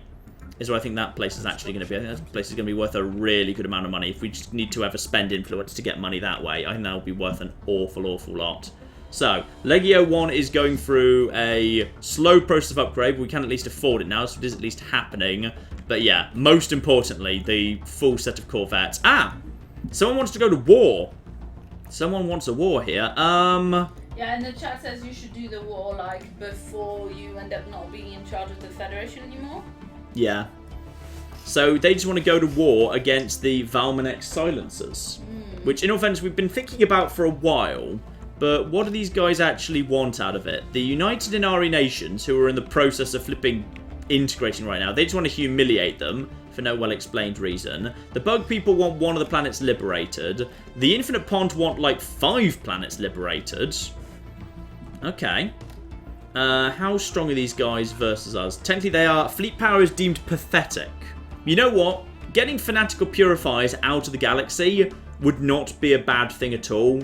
Just basically getting fanatical purifiers. I'm going to vote yes, and then not get involved in the war for a minute, because my fleet is currently in the middle of upgrades, and First Fleet is in the middle of being, like, built. So, for the moment at least, I'm just going to get this fleet actually built up here. We've got plenty of strength going on right now. I think my friends can handle this. I'm just going to see how they get on by themselves. So, Federation Corvettes times many. I'm just going to build a load of Federation Corvettes on all our worlds, pretty much. Legio 1's being upgraded there. Federation Corvettes. Let's give the Federation a few more Corvettes, because missile boats are pretty damn good at just swarming everything, so it's fine. So Federation Corvettes and Federation Corvettes. Lovely. And Totar's Palace, you've got a thing there. You can actually have yourself a solar panel network as well. We've already spent all that money that we drained out of Skyrim, by the way, so that's good. So, yep, we are indeed now at war with those guys, and I'm assuming up here. I'm assuming someone else is going to do it. If I don't, someone else will do it, right? I hope so. Because I'm not getting involved on this particular occasion. Or I will. I'll send in Legio 1 as soon as it's done upgrading. It's just that's going to take a while. Yeah, the chat absolutely, definitely, 100% wants you to go to war. I am going to war. I am going to war. It's just I'm in the middle of upgrades right now. As soon as the upgrades are done, we will indeed head to war. But I want to top up the flipping Federation fleet and get it like up to max, because the AI is very bad at keeping it full up. So before we hit 2317 and I lose the presidency, I need to basically have built huge amounts of strength to throw into the Federation fleet. You could send in the Dreadnought. The Dreadnought on its own has only got a strength of 5,000. Against an empire this size, that wouldn't necessarily help us that much. I don't think the upgrades are going to take that much longer. I think, in all fairness, we can watch what our friends are doing. So we'll be involved in that war before the end. We'll be involved in that war before the end. By the way, Tiberius, the armies of Tabby, I think it's time for them to actually, yeah, here we are. The Robo Mushroom Tabby army. They're not Robo Mushrooms. They're just Mushroom Cats. They're just Mushroom Cats. Robo Mushroom would be better than Mushroom Cat. So there we are. Transport fleet. And are you also have enough influence to finish integration, says someone in the chat. You don't have enough right now and it will fail. Ooh. People are suggesting that you should humiliate some of our war adversaries to get 100 influence out of it. I can't declare a war right now because if I was to declare a war, yeah, the Federation's already at war. It won't accept war, and I can't go to war unless the Federation's willing to go to war. But you're right. I think I've spent too much influence. But I can get some influence back because I've got some policies on right now. I'm going to turn off droning optimization. There we are. That saves me 0.85 influence per month, which I think would be okay. Because yeah, right now we're down to stabilized. We're losing 0.5 a month. Oh, John, someone died apparently. I see that someone has died. It's just a scientist on a ship. Let's figure out where they were just to know what you're actually doing here. Upgrade the fleet. Where are you? Wait, where's the? There you are. There you go. No, not that. I want to know where you are. Tell me where you are. Oh God. Return. Move. Stop. Just tell me where you are. Oh God. What are you looking for? I'm looking for the button that shows me where that just says take me to this. And I'm missing it. Not move, not return, not stop, not merge. No, that's the empire it's part of. Oh God, now it's gone. Okay. Nice. Somewhere, it's fine. Right, we need to, the fleet needs to, the transport fleet, I mean, needs to meet up here just to reunify at Vesta. That's 100% fine. Our new fleets need to also move in that direction as well, and everyone just needs to move in this direction. Lovely. Go, go, and go, and go. And this is the most efficient way to build a fleet, damn it.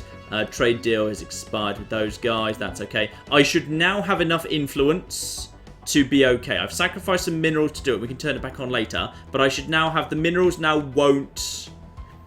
Actually, just so you know for later, the button you were looking for was Q. Q, okay. The keyboard shortcut for what you're looking for was Q. 53 months to go, losing 0.5 a month, so I'm going to lose 100 by the time the integration is done. That's fine then. Yeah, someone also said that by cancelling that policy you just did, you're getting 65 influence until the integration, and you'll need at least 15 more.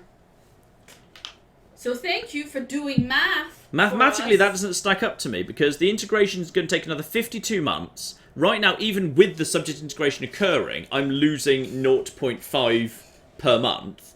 So surely, therefore, I've got plenty. I'm absolutely fine because I've got a bank of 289. I don't see the problem here. Though I will go and have a chat with the people I'm backing on Patreon. Because those guys, if, yeah, the Artist Enclave, might be able to get some influence out of them. So I'm going to communicate with those guys right now. So, what can we do here? Some of these guys, cancel our patronage, no. Organise a festival. What's an art piece? Art piece is opinion plus 10. No, that costs influence, so we don't want to do that. No deal. If there's something I can do to get influence in, I will go for it. And what about the festival? That's minus 100 influence as well. No deal. If they could just show up and say, hey, can you give us money and we'll give you influence for it, that'd be great right now. You want to set up some rivalries to gain some influence? That's an interesting point. Yep, rivalries. Yep, I can totally call some rivalries. These guys probably are fair to be our rivals at this point. 0.2 influence per month. Confirm. Okay, we do not care whether any variety of galactic rot considers us rivals. You will all be liquidated eventually. We're literally coming to murder you right now. And you guys, you should also be our rivals because we hate you. So declare a rivalry. That is plus 40, plus 0.4 influence per month. So that's fine as well. Okay, remember this moment when our fleets orbit Rome. Construction complete. And yeah, I think that looks like... Okay, that should now hopefully be under control. Because now, yeah, at this point it is saying, even with subject integration already factored in, it is saying that we're at 0. I mean, is there anyone else we want to... I'm not sure. I can't remember what the cap for rivals actually is. But if I have another rivalry... No, I'm already rivals with those guys, so I've got 3 rivalries. Ooh, and traditions are available. I like traditions. Traditions are cool. Have you guys already... Have you already made your way to Vesta? That was bloody quick of you. Marvellous. Right, we have got ourselves, yeah, a tradition available. Now, this is an interesting one. Harmony, I could use to get, yeah, to basically chill out someone. But actually, if any of these happen to give us any form of benefit in terms of influence, that'd be good. Building upkeep, ship upkeep. Ship upkeep might be nice, actually. Vassal acculturation. We'll add the biological and technological distinctiveness of our vassals to our own. Their cultures will adapt to service us. Resistance is futile. Oh, I like resistance is futile. That's good. Yeah. Subject integration influence cost reduced by 33%. That is just what we need. Literally, we've just picked up a tradition, Claire. Yes. Or rather, there's a tradition here that we can have. Excellent. Minus 33% into integration influence cost, which I'm assuming will immediately kick in. Or it feels like it really should do. So the alternative would be... I mean, Colonial Viceroys would be nice to get the governor skills needed capacity Don't start a new tree, John. Finish a tree, No, please. domination. Oh my goodness. Vassal acculturation feels a good thing to me. After that, Colonial Viceroys is good. And after that, these two aren't so good. But actually, this one's pretty good. Fleet levies Claire, is okay. Do not let him start a new tree, guys. I just want to get a glass of water for the both of us. There we go. And when he came back, he was... When I came back, he was starting a new tree. So let's see if that's... I don't know if that's going to speed that up. Oh, yeah, that's now down to 21 months remaining. So that's now, I think, jumped down to 21 months remaining when it was like 50. And I am currently not losing influence. I think that's fine. I'm not sure what maths people are doing there, but that feels like that's under control to me. Like, really under control. So I'm not sure what the problem people are having is here. Now, my 2 transport fleets need to be over here and over here. You 2 fleets, yeah, you 2 guys need to merge. So transport fleet 11 and 12 merge. So that is now this. This is where the legions of Tabby are. There we are. That's the legions of Tabby inside their little legion of Tabby ships. Aww, that's nice. First legion's still flipping upgrading, but when it's done, it's like its strength is going to jump like crazy, because its strength's going to go up from like 46.2. I don't know what it's going to get to, but it's going to be so much higher. It's going to be great. All of you fleets, you all need to flipping band together as well. Beautiful. And just keep on merging. Good, good, good, good. Nice. That's up to... How much more do we have to add into the bloody Federation fleet? It's still up to 352. Oh, God.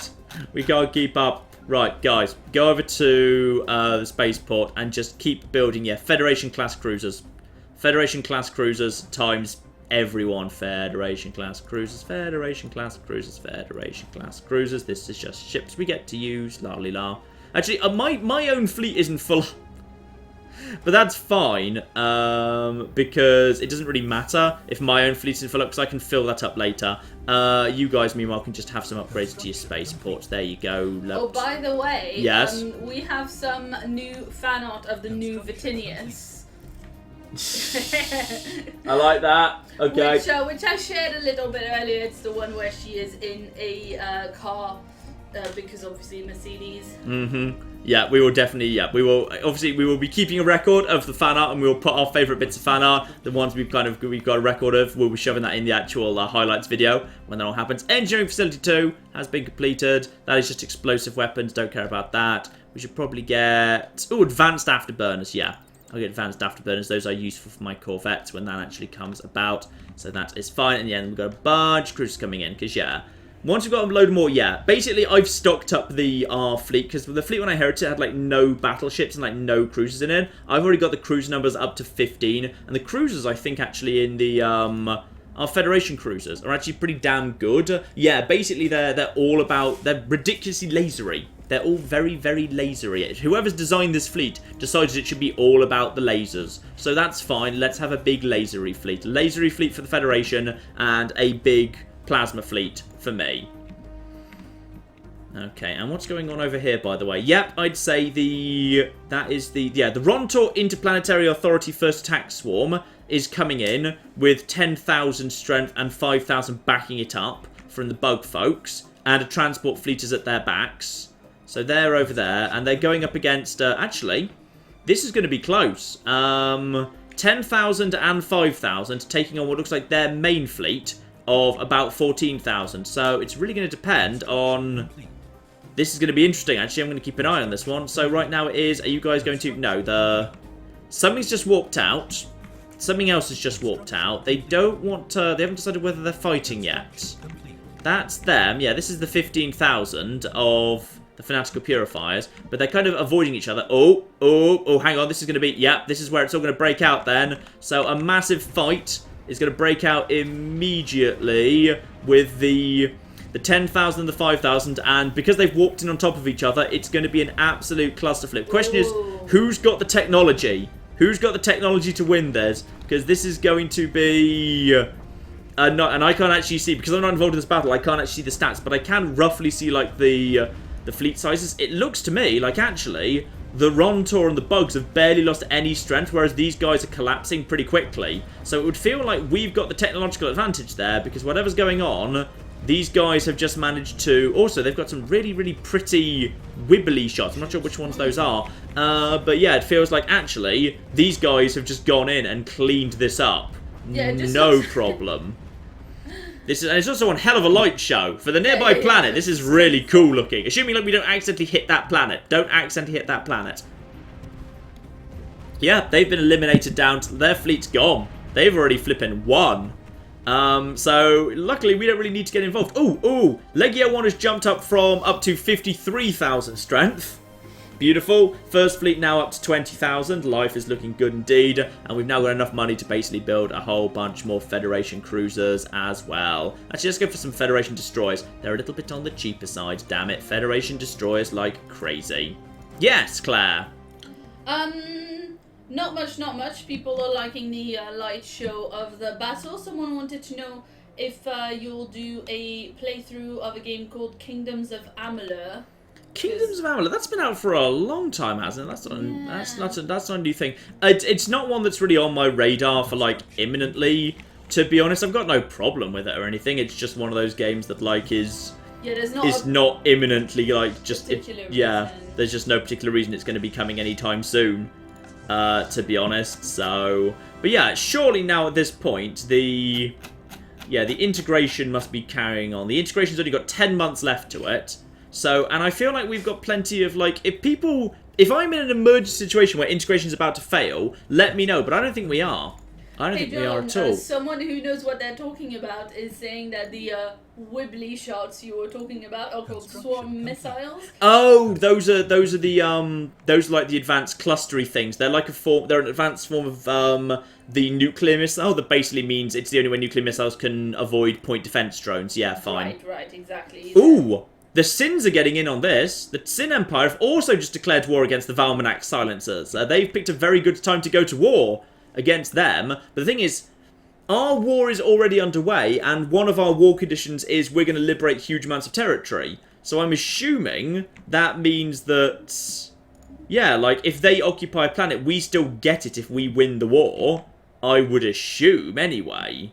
I think that must be true. It would be ridiculous if they could, like, if they could win their war before we won our war, and their conditions was also liberate certain planets, they might be able to steal those planets out from under us. We might want to hurry up with this, just to make sure they don't get to their war first. Interesting.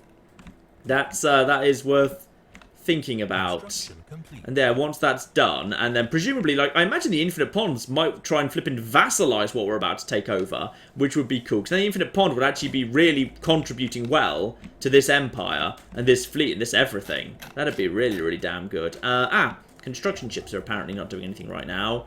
Guys, you're over there. Right, who's still got stuff to build in this part of the world? You go over here and build yourself a nice research station over there, and then when you're done, build yourself a nice power plant over here. Yeah, build a nice research station over there as well.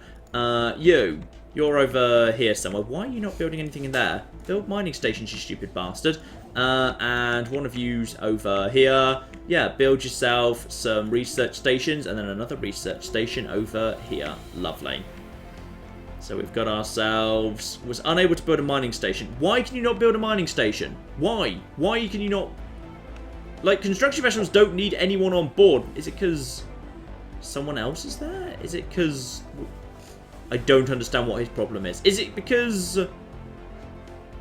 Is it because it's in a sector? Is that a problem? I genuinely don't know. Okay, fine. We'll just leave that for now. My construction ships are... Where's the other one? Where's the other one? Ping me. There you go. You're over there not doing anything for whatever reason. Get on with building just a basic mining station there, please. Thank you. Yeah, okay. So, the war is now... What's going on in this war around here? They've managed to rebuild a fleet of 500, but now the Infinite Pond have moved in with 5,000 strength and are basically... Oh, and they're bringing in their flipping carriers as well. For pacifists... The Mighty Ducks are doing a good job just basically heading in here and murdering everything. Oh, they're using their battleships like I am as bombers, which is really, really cool. Oh, you can see how a battle's going even if you're not involved, just if you click on it. I didn't realise that. That's cool. So yeah, they're basically using their battleships exactly like I am as bombers, which is really cool because I like battleships being used as bombers. So they're basically building cruisers at 500 a time, but they're basically falling apart and out of the sky. And now the bombers are coming in. I like the little bombers. There we are, and prepare to attack. These guys have got no shielding, so they're going to be screwed momentarily. In comes all of the plasma attacks, and the bombers begin their lasery attack runs. I feel like they should bomb too much. It always bothered me that the bombers always seem to have, like, little lasers. I feel like they should actually, like, you know, bomb and stuff, but they don't really, which kind of bugs me. I guess it's nice that they kind of rake the lasers over the top. That's kind of cool. But yeah, that's looks like the Mighty Ducks have got this one pretty much under control for the time being, at least. Speaking of which, actually, yeah, Legio 1's now actually ready to move, isn't it? Yeah, Legio 1, just go in and... I'm not sure Legio 1 even needs to help out, to be honest. Legio 1, just head over here. Everything's under control. Head through there and send the transport fleet as well. That can also go in the same direction. So we'll just go and take this planet if no one gets to it first, and we'll just help taking over this whole area. We'll get these flipping fanatical purifiers out of the galaxy. That would be lovely. The Sin are really getting somewhere. They're expanding like crazy right now. And they are fond of us. They are fond of us, and we are associate states with them, but we can't invite them to the Federation because, no one's at peace. I don't think they want to anyway, to be honest. There's another war starting off here. And I think it's the guys in blue, isn't it? One of these guys is...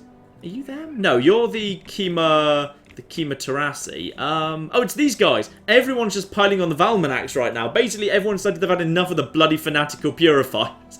And just said, oh, we've just gone up to... the integration is done, and we've got plenty of influence. No, you were wrong in the comments. I was well under control. Mathematically, I was well under control. Right, so, the new empire, Claire, is now this.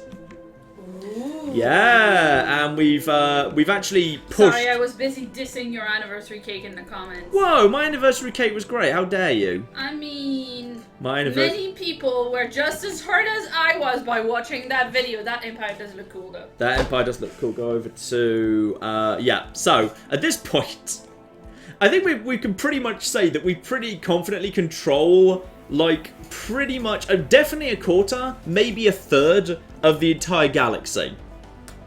I'd say we can say that pretty confidently at this point, in fact. I'd say we can say that pretty confidently. So, we've just gained a whole bunch of territory as a result of that, and then I want to just turn that back on. So, I need to get some of my guys... Now, hang on, let's also just check out these planets, because these planets might well be...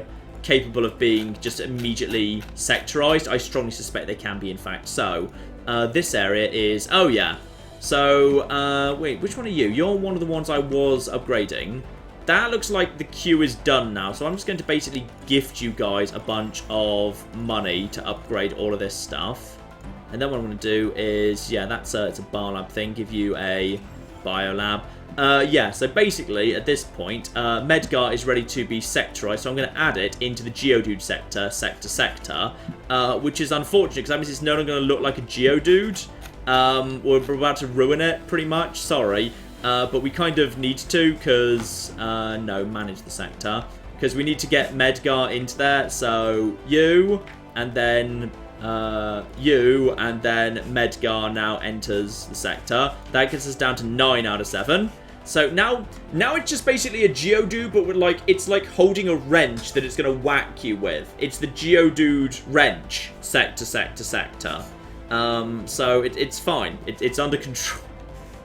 Ah, marvellous. Yeah, we're going to need to give them, at some point, actually, we may well want to, immediately...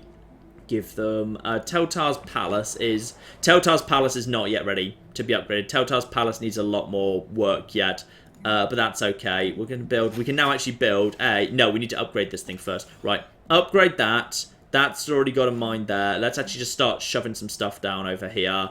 Because, yeah, we need to get... Actually, I can man this planet a bit faster. I might just toss some robots down on it, just for the sake of speeding things up a bit there. Why can I not build a... Why Science Lab? I don't know why Science Lab was there. Build ourselves some power. Focus on power on this world. I'm going to make this world, even though it's not like the most naturally powery world, I'm going to make it into a bit of a powery world. And as soon as that's done, yeah, you can also have yourselves just a basic mine over there. I can't build a Betharian plant here until that's been upgraded, but that will not take too long. Planetary administration is coming in momentarily, which is fine. Then, yeah, this will come into just a basic power and energy world. So that's going to take a little bit of time yet. So, we've picked up a... Ooh. Yes, of course. It's more stupid, annoying bird people, isn't it? I hate annoying bird people. They have... This world here, let's just also check they've all got spaceports. They do all have spaceports. Spaceport, well-developed. Spaceport, well-developed. Currently building a spaceport. Okay. Down onto the planet. Looks like Coltrion in Talasus is... Okay, so that's that one. That is an ocean world. Looks in good shape. They've got... Oh, they've got a Xenozoo! Oh, I like them better already because they have a Xenozoo. Xenozoos are the best. Claire, shut up. Xenozoos are the best. Ooh, but maybe now that they have a Xenozoo and you have a Xenozoo, you can be friends and you can, like, swap endangered species and that. I've already... Look, we're already friends. I'm already the best... I've done the best friend thing I can already do already. I'm sorry. Which is I've already invaded. friends with them and you have literally just said, I hate weird bird people. I hate... Second. Okay, when you phrase it like... When you say it... When you repeat back what I've just said to me, it sounds really racist. But it wasn't meant to be. Oh, I see. It's alright then. Mm-hmm.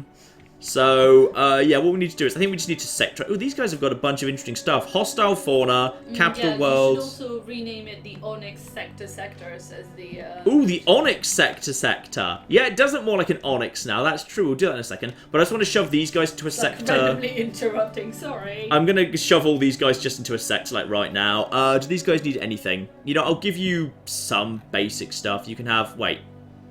Why don't you have a planetary administration? What happened to your planetary administration? What did it... Wait, what? Did they overthrow it? I'm not sure how you have a planet without a planetary administration. I know if you... There's ways to do it. I think if you if you conquer like a primitive people rather than uplifting, if you just go down and invade and conquer them, I think you just get to place a free planetary administration. But I'm not sure what happened to theirs. That's really interesting. Okay, well, I'll just build it right here, because why not? And then build you a science lab right here, and then just crack this to be cleared, and then build you another science lab. And to be honest, these guys barely need any management by me. So in which case, yeah, we know about that already. I may as well just kind of pop them straight into a sector. So planets and sectors. We're going to set up a new sector, and the sector is going to be for this area down here. What Pokemon will it look like? I don't know. Let's just check. Who's that Pokemon? I mean that. It's Foot! See? I don't know, maybe in my head I'm 12 years old, but I wasn't gonna say Foot. Wait, what dirty thing do you think that looks like? I mean, I was thinking that before you added the crooked bit at the end of it, but...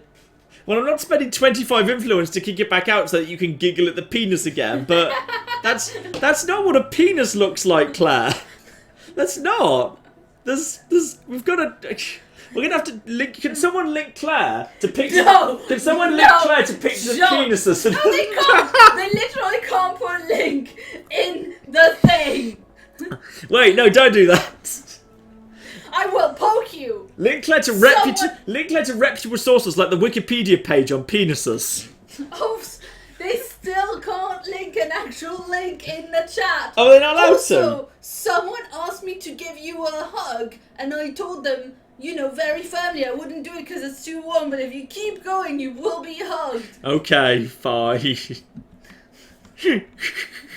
Well, the shapes that based on what's just happened, I think we've got absolutely no choice here. We have absolutely no choice but to rename the Clark sector the Foot Penis sector and assign it a leader. Ideally, the one who looks most like... Okay, that guy looks a bit like a penis. Yeah, beautiful.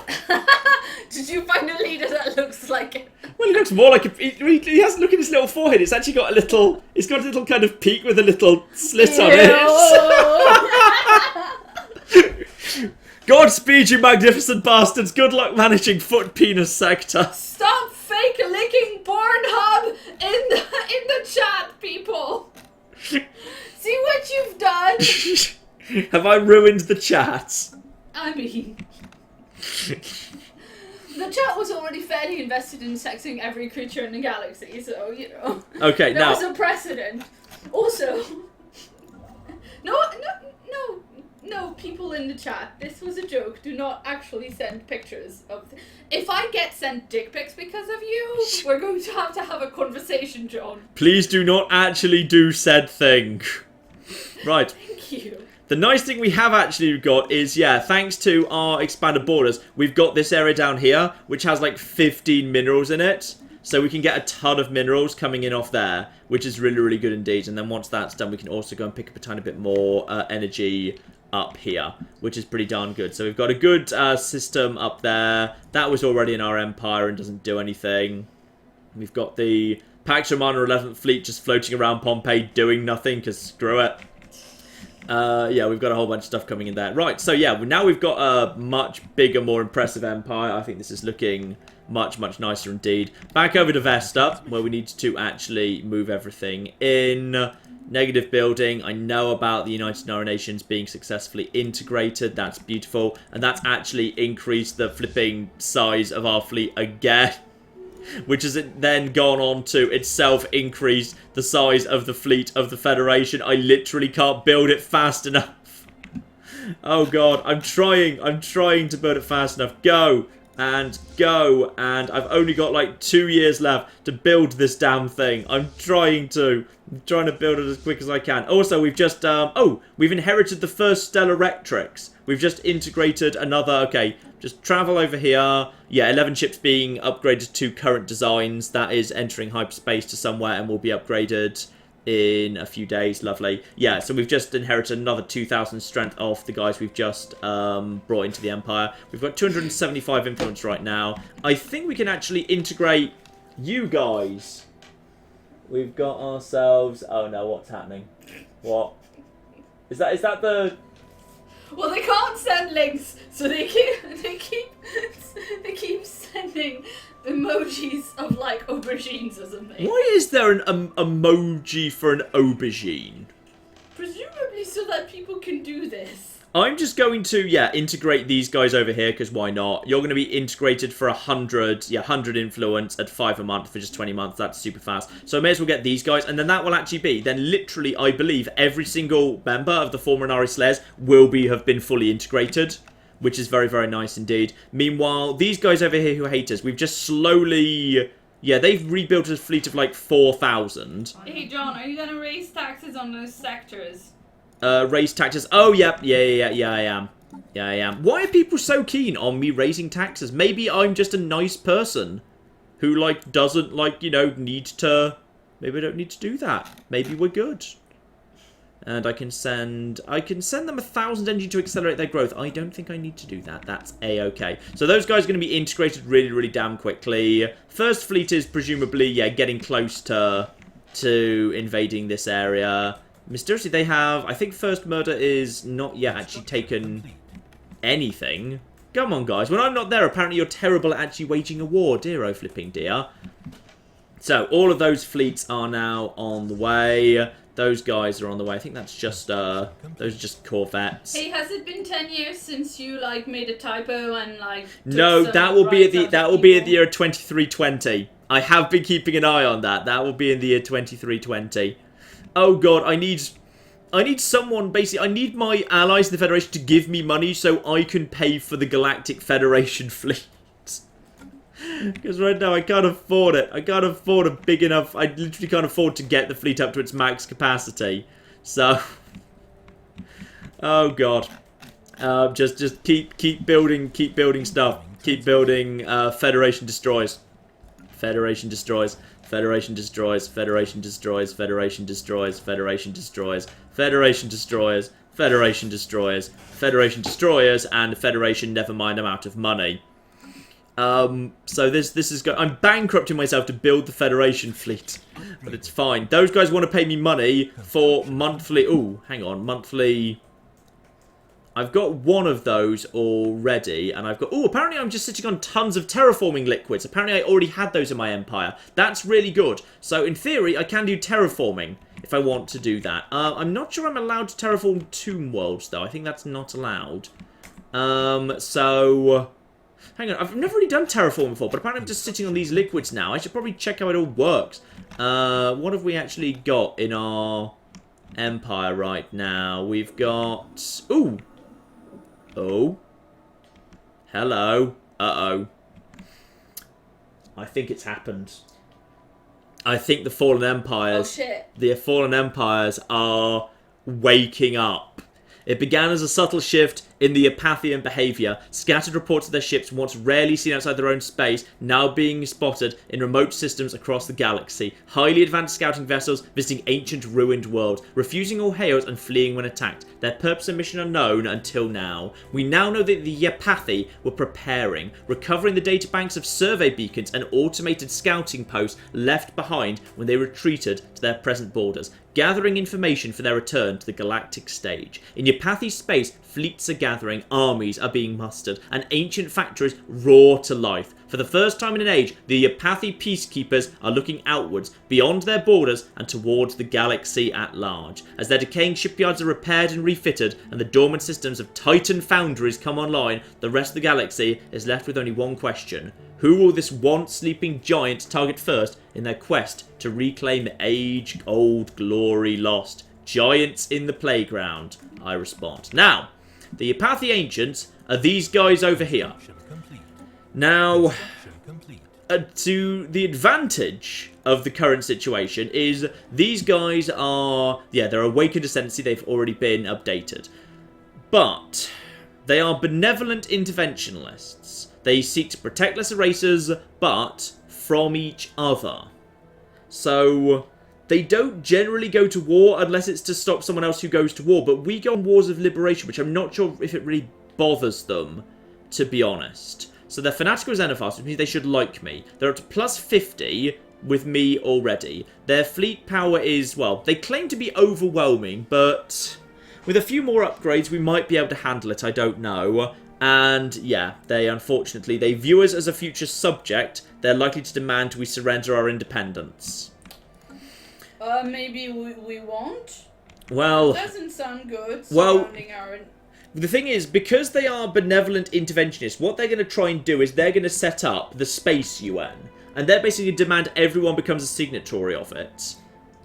But the UN doesn't want you to, like, not be independent as a nation, right? That's not a thing. Well, it's a slightly when they say they're benevolent interventionists, they're really cocking benevolent. All right, they're so benevolent they will protect you from yourselves. That's the level of Oh, it's back. We should be back momentarily, and we are back again. Sorry about that. But yeah, the giants in the playground are now waking up. And so if you accept that, you can't win the game, right? Technically, if you owned enough of the galaxy, yes, but if you were to be one of the signatories, you'd struggle to gain enough territory to win the game. I think there's no rule to actually say you can't actually win the game while being a vassal of someone else. There's nothing to stop that. It's just, yeah. Let's have a look-see down at their systems here. We've got visibility of their systems. As you can see, they've got very advanced stuff. Rather than farms, they've got agri-processing complexes, autonomous fabricators, rather than just like factories or whatever. Empire capital complexes. Flipping dark matter power plants producing 15 energy, boosted up to 33 by how good they are at their jobs. Let's just look at them. So we've got here, extremely adaptive, habitability plus 20%. They have an ocean preference. They're xenophiles. Okay. So they don't have a huge amount of interesting stuff. But yeah, they have a lot of advanced stuff. They've got the advanced stuff here. Oh yeah, good. My Admiral's leveled up to level 4. That's good as well. So, this kind of further reaffirms that we need to basically getting the fleet, like, together as quickly as possible, including our Federation fleet. Because if it comes to it, then we basically have to be ready to stand together against these guys if they're going to try and force things on us. I mean, like, you can sign something and basically accept to be a signatory of their organisation, and then later basically back out of that. That's fine. And then you guys can all merge, by the way. Lovely. Lovely, lovely, lovely. So someone is saying that, like, as long as you're at war right now, they can't demand that you become their vassal. Yeah, that's true. Because diplomatic shifts have to happen at points of peace. That is true. Yes. Yeah, and is there? I mean, you said they are like very, very, very advanced. Like, there's no point where you can become sufficiently advanced that like they respect you as a peer and you can become friends. More likely, we'd be at an uneasy state of peace. I don't have eyes on their fleets right now. I can't see their fleets. They're too far away for me to see. But their fleets were... I had eyes briefly on their fleets, and their fleet was like only 70,000 strength, but it's going to start growing now that they are awakened. The thing is, I'm not sure whether they're going to try expanding or not. I can't remember whether Awakened Ascendancies actually bother to expand, because they're a bit squeezed in. The bug people are right flipping there. In fact, actually, the bug people have just built a flipping frontier outpost right outside their territory, which may not be entirely popular with them. The chat is giving its condolences to the Pax Romana and saying that like there is no way you are basically dead. We're not dead. They're not gonna kill us as long as if they try and force. Well, what about if you refuse to go to war for them? I will go to war for them. Absolutely, I will. I would not refuse that. All we need to worry about is... Yeah, but if you do that, won't they get, like, too strong for you and then you can't remain independent? Like, where's the line there? Like, because people are saying you have to try to kill them now, otherwise you're kind of screwed, but other people are saying, like, you can't. Like, if you try to kill them now, you're... No, going for them right now is... The technological difference is too great. But at some point, like...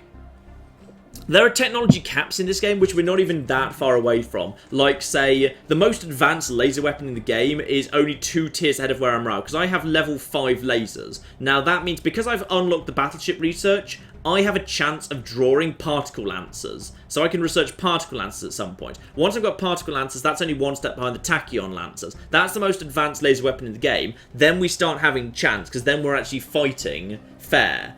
Plus, all of us together, if we can just get technology up, if I can build a full Federation fleet, if I can get up to particle lancers at a minimum, and we all band together, we have a chance if they try and force peace on us. But as an interim basis, simply quietly researching, if they try and insist that we become a signatory, I'm willing to accept that for now. They want research for research. I'll do that just for the money, quite frankly. Plus, for the time being, we do actually, you know, we're a little bit on the busy side because we actually have to... that world's already been taken. Fine. In which case, Legio 1, move over here, and Transport Fleet, please go with them as well. We'll just go and take over that world. We're pretty much, like, you know, most of the way done to... Well, actually, we're only 10% up.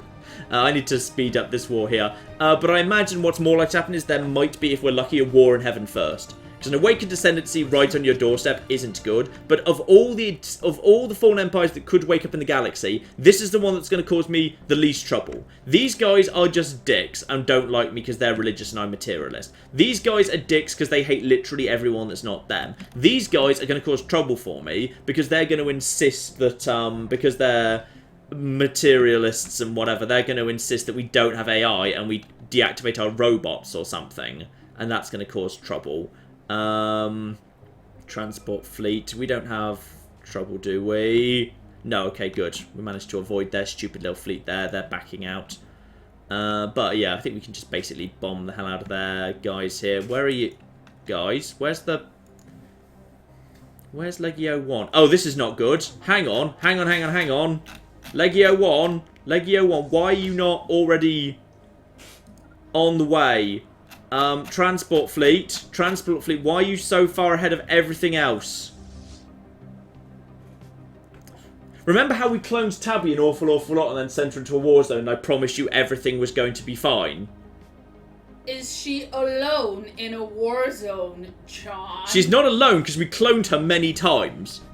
But I think that's a rhetorical answer to like a very real question. Thank you very much. Yeah, if so, yeah, the thing is, Tabby might be in trouble. Right, yeah, the chat hates you now because you are endangering Tabby. I think this is a completely, you know, factual representation of the chat. I think we should be okay because yeah, someone is saying that you should look into their planets and see how strong they are, because if you know, there's a possibility that they're weak enough that you can attack them now before it's too late. I will look at that in a second. That my baby girl being murdered. Yes, I'm just trying to save Tabby right now. I'm trying to save Tabby right this second. These guys are... I'm not sure if any of them have died yet. We've still got 4 days until emergency FTL out. 2 days, 1 day, we're going. I think all the Tabbies might have survived. I think they might have survived. I mean, that doesn't look like survival to me. That looks They like... warped out. It was fine. It was... There we go. We got revenge. We got revenge on them, if it makes you feel any better. Yes, it does. Obviously, it does. We're not... Just so you know, so the fact that Tabby's fine, we're not actually sure where she is right now. We had to do... Use the Q key thing. No, we literally... You see that question mark? In order to try and get her out of danger, I basically had to activate an emergency jump without putting in any coordinates. So... Have you not read any science fiction? She's dead! She's dead! She's embedded in a piece of mountain somewhere! We don't... What kind of a noob are you? It was our only option. So, Tabby is somewhere... Dragons can't go between without a point of reference. Tabby is somewhere. Tabby is somewhere in the galaxy. This flies in the face of 50 years of science fiction history. According to our scientists, she may show up in about 5 months. 5 months? We're not sure where she is in the meantime, but she may show up in about 5 months, yes. In the meantime, I may just start cloning some new tabbies just as an interim. I didn't mean for this to happen. I didn't mean for this to happen. Claire's looking really viscerally upset right now. You're not getting any of my biscuits. You brought biscuits for the stream, but now you can't have any. Because I lost Tabby. Also because they're really tasty and I want to eat them. What sort of biscuits are Yes, yes, that was a Dragon Riders of Pern reference. Thank you. Sparrow Faye. Oh dear. They want. Wait, I give 1,300? No, screw you. Why would I pay you for a research script? I thought you were paying me. Right. Someone asked us to check under the sofa for the tabbies. That's a really good point. We don't know where Tabby is, okay? Well, We've lost her. Is under the sofa that we sold a year ago that she used to go under all the time. Could be.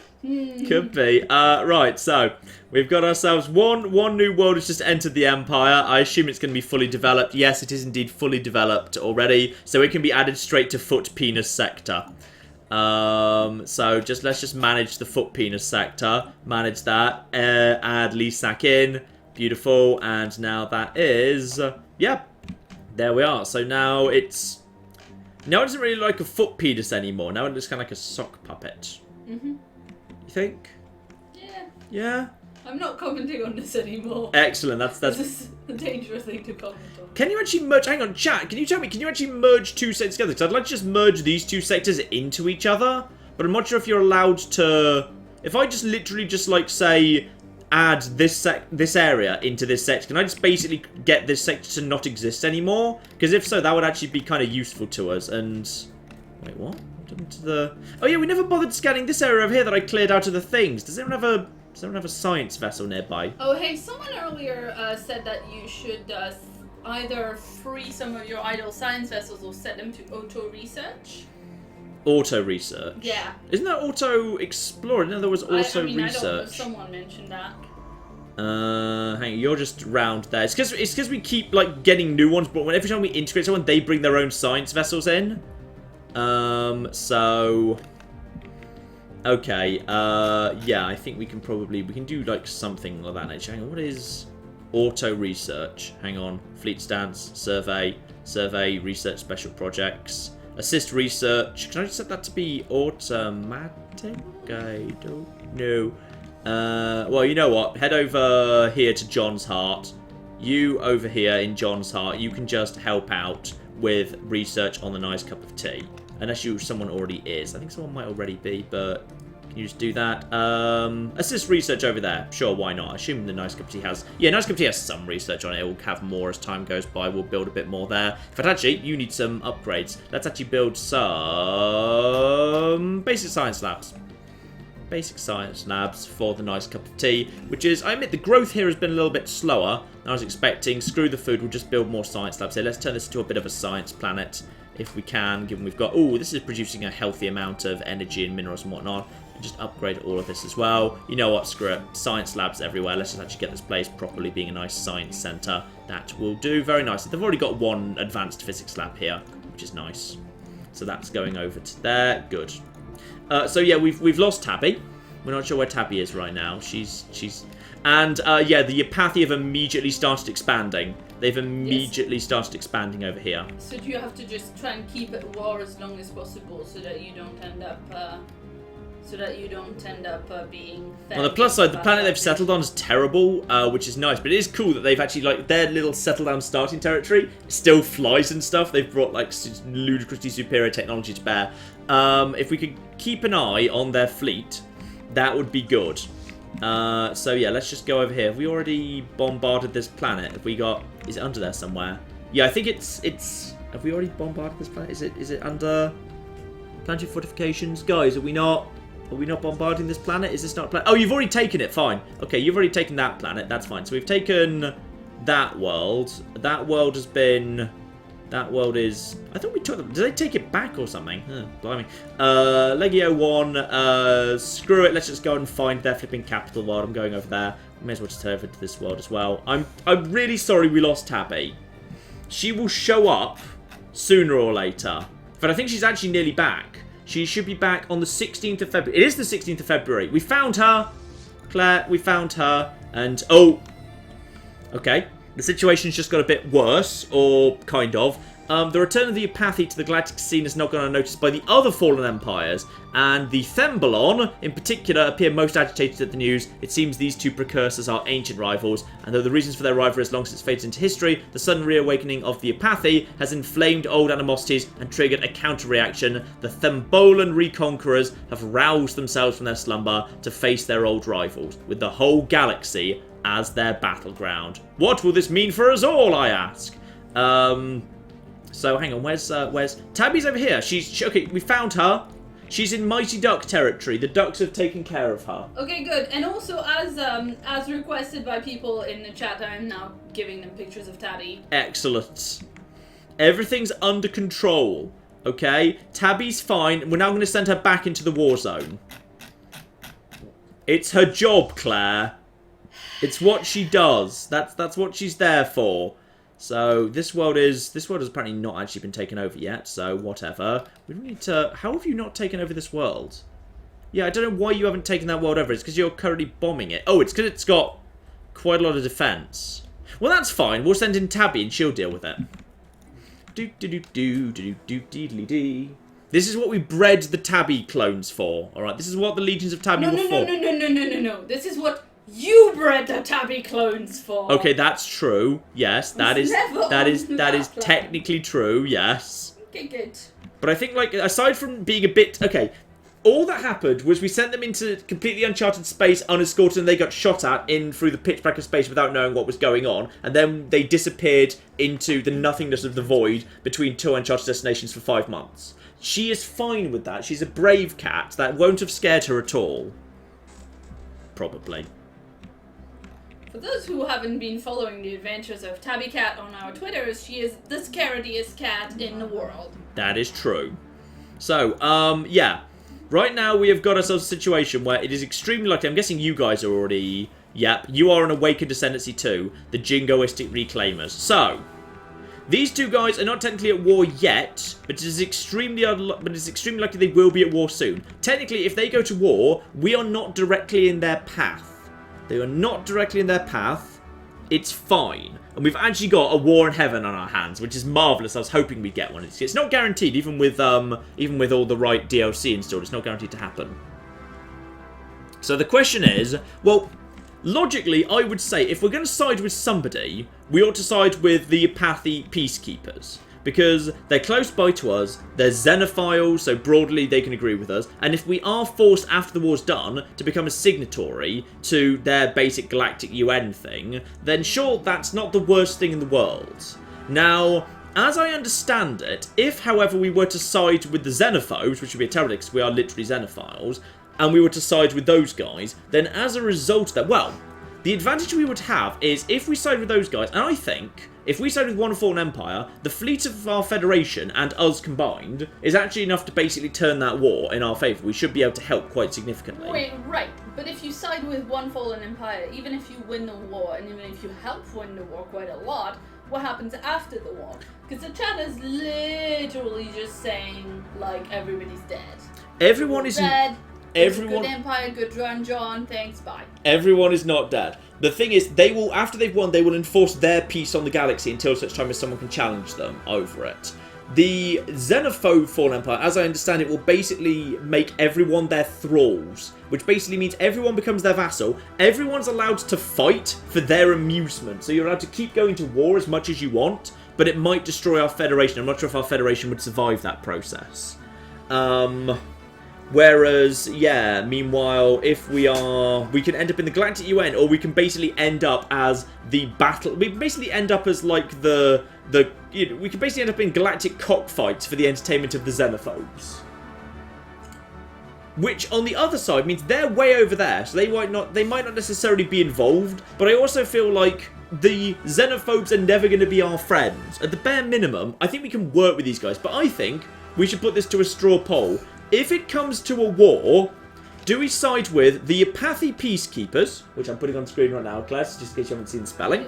The Apathy Peacekeepers, because the thing about the Apathy Peacekeepers is obviously, broadly, kind of ethically, we agree with them. We are xenophiles. We agree with peace. The peace they would enforce on us is not that bad, all things considered. We do wars of liberation, not of conquest anyway. I think we can live with them quite happily until such time as if they become too troublesome, we're ready to take them out.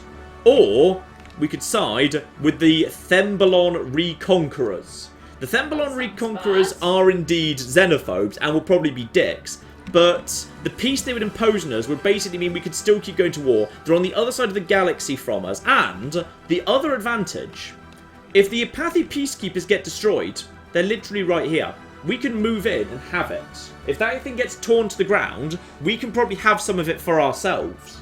That technology would logically fall into our hands, because the moment their planets, like, you know, their fleets go and their planets go, our borders would start expanding into their territory. We could have the technology. We could be first on the scene to scan the debris. We could have some of their advanced planets for our own. But the galaxy that we own those planets in will unquestionably be a worse place.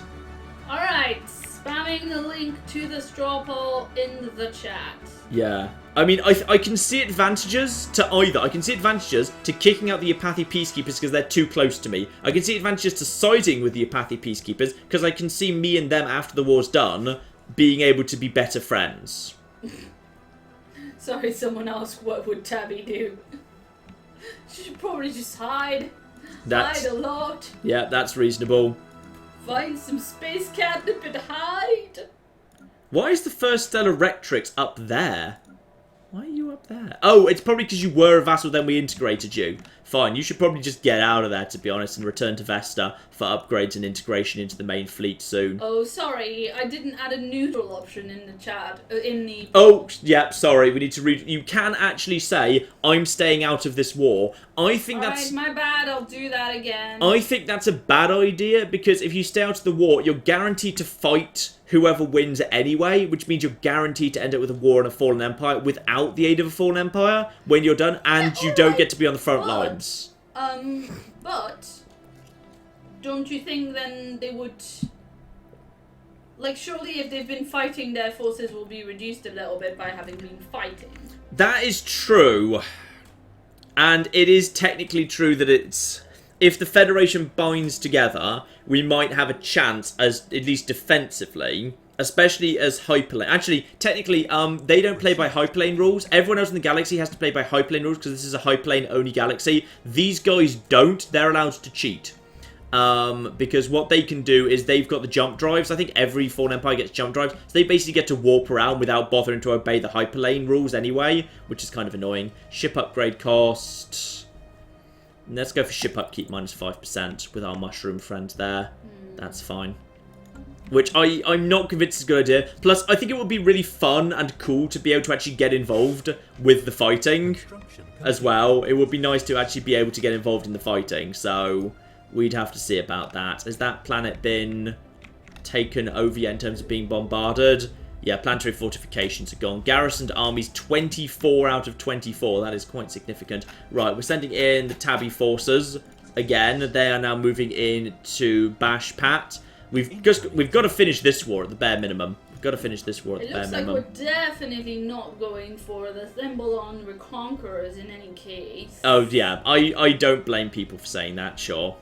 They are dicks.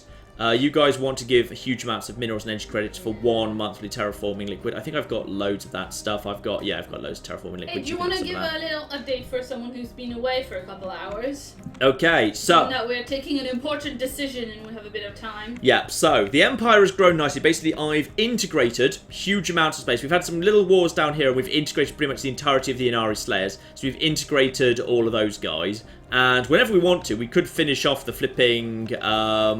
the Ilkahan consortium, but to be honest, we've got bigger problems. We've got bigger fish to fry right now, which is at the request of the Infinite Pond, who have also integrated some guys we ate up north. We are now at war with the flipping, the Valminex silencers, the fanatical purifiers, which we need to get done sooner rather than later. Because, unfortunately, the Xenophar and Xenophobe fanatical, the Fallen Empire, have both woken up. Meaning they're now going to go... I'm not sure whether they're technically... Actually, we can actually check if they're at war with each other. Oh, they've expanded again. They've just expanded a second time. So that's a concern. And... Ooh. Oh, yeah, we can actually request to become a signatory. If we wanted to, we can actually, like, jump the gun and basically ask to sign, but we have to be at peace to do that. Yeah, request to become a signatory. We can offer to sign their proposed galactic peace treaty. If they accept, they will protect us. We will be unable to conduct independent diplomacy or wage wars. We will also be required to ban slavery and purging. Those last two aren't a problem. First two, more of an issue. So basically, we kind of want to get in a bit of a land grab before they force that treaty upon us. Meanwhile, these guys, can we actually... Yeah, we can actually request thralldom if we want to. We can ask to become their thrall. If they accept, they will be unable to attack us, but we will have to pay them 25% of our mineral and energy income. As a thrall, we will be forbidden from colonizing. But we can still go to war against other people. That is true. Someone is saying that... Someone is saying that you should do it the Roman way, which they define as siding with the peacekeepers, letting them do the brunt of the fighting, then backstabbing them and invading the world while they're weak.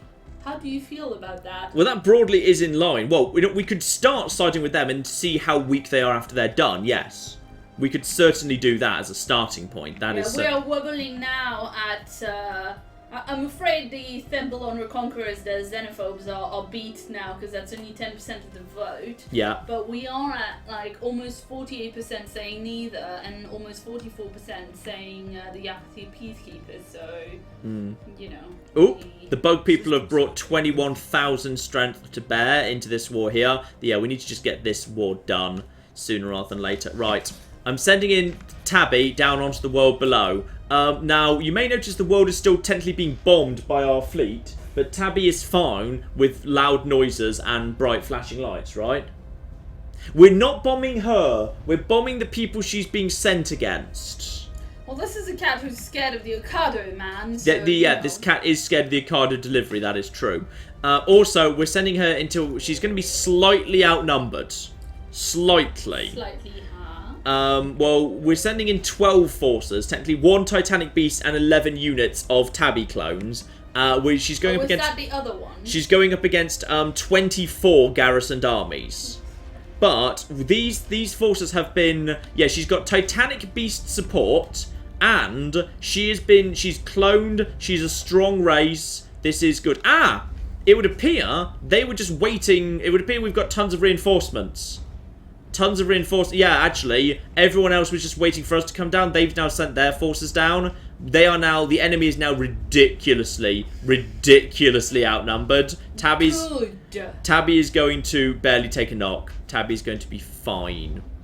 Okay, yeah, she's going to be absolutely A-okay. There's the clone army. The clone armies are fine. That world has been taken. Nice and simple. I'd like to see how you'd feel if you made like a clone army where they were all good puppies with like some mushroom spores, and then you sent them. They would be fine going into war because they'd be good dogs. So they'd be fine going into war. Now, do we need to have a runoff for this poll because it is extremely close? Yeah. I think we need to have a. We need to have a runoff. Do we side? We have not gone wrong before with the French election style of having a runoff, which we did for the previous Vatinius. Everybody was fine with that. So. Yep.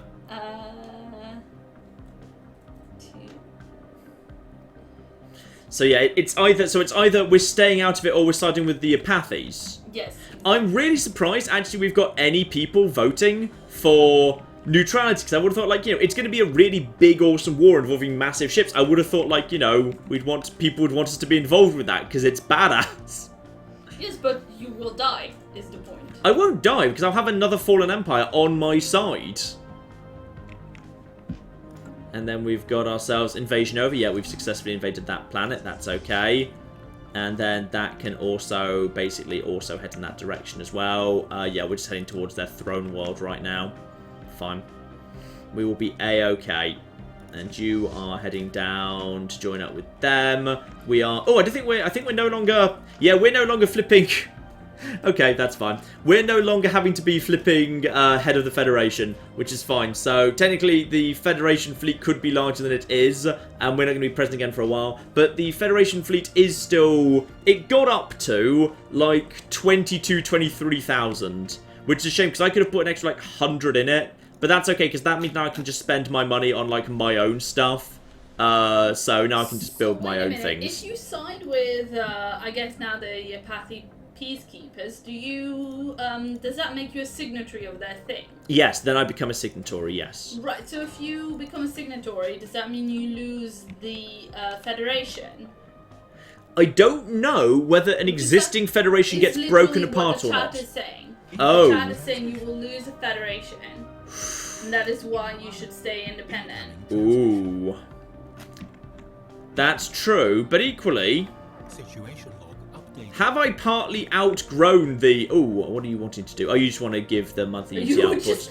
Patreon, it's not the time! We're at war and we're going to die! What's actually happening here right now? We're claiming we're in combat right now. I don't think we are. I think we're fine.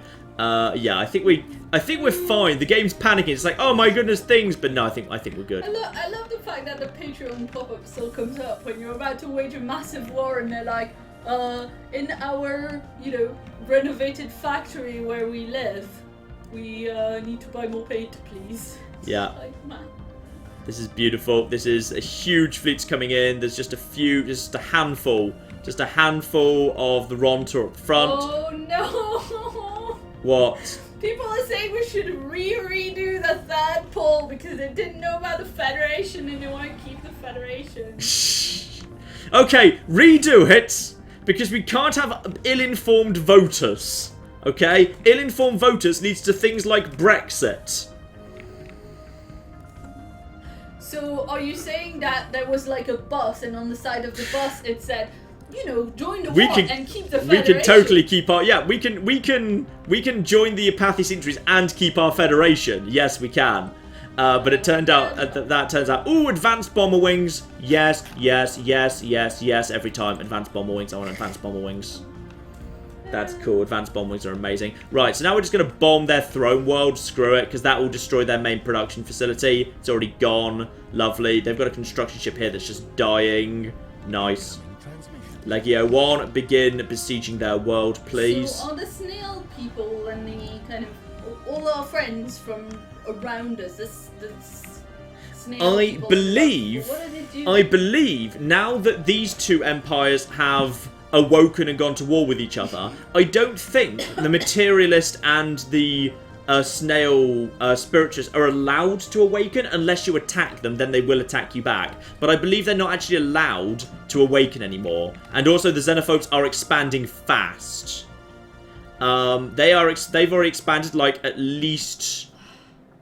That's at least, looks like twice. I'm not sure why they've expanded. Possibly it's just because they've just adopted various policies to give them more growth. But they're going to run into trouble really quickly because basically they're now squeezing up against the Fossons. They're going to squeeze up against the Sin almost immediately. They're going to go to war against them because they will go to war against anyone who is squeezing their borders.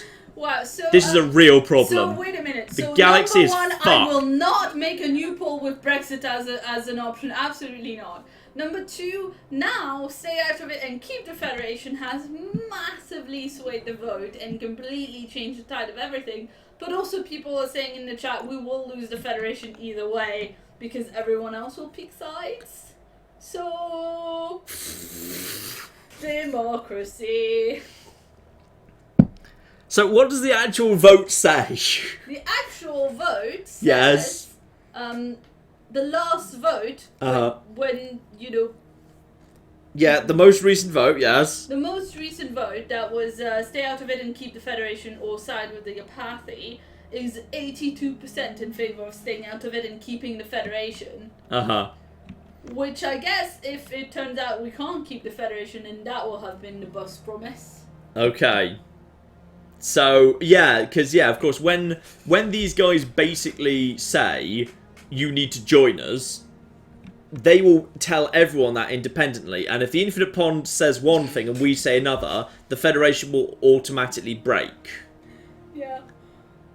Well, people are saying they want a fifth port now.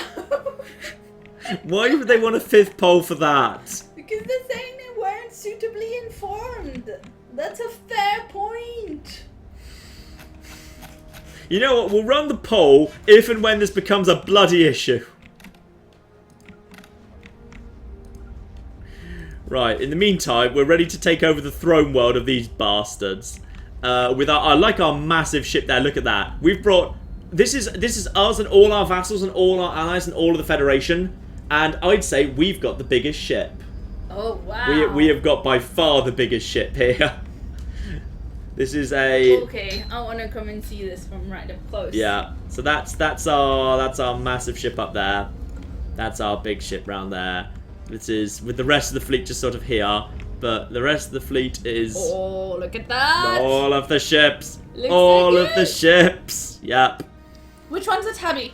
The tabbies are coming in over here. They're coming in these little ships. I keep them at the back so they're not in the front line during fights. Good. But occasionally they get... Oh, they already took it. The bug people already got to it first. Tabby doesn't need to fight today. Good.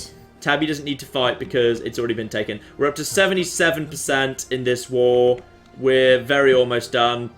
They've got almost nothing left at this point. Right, First Legion can just move straight on.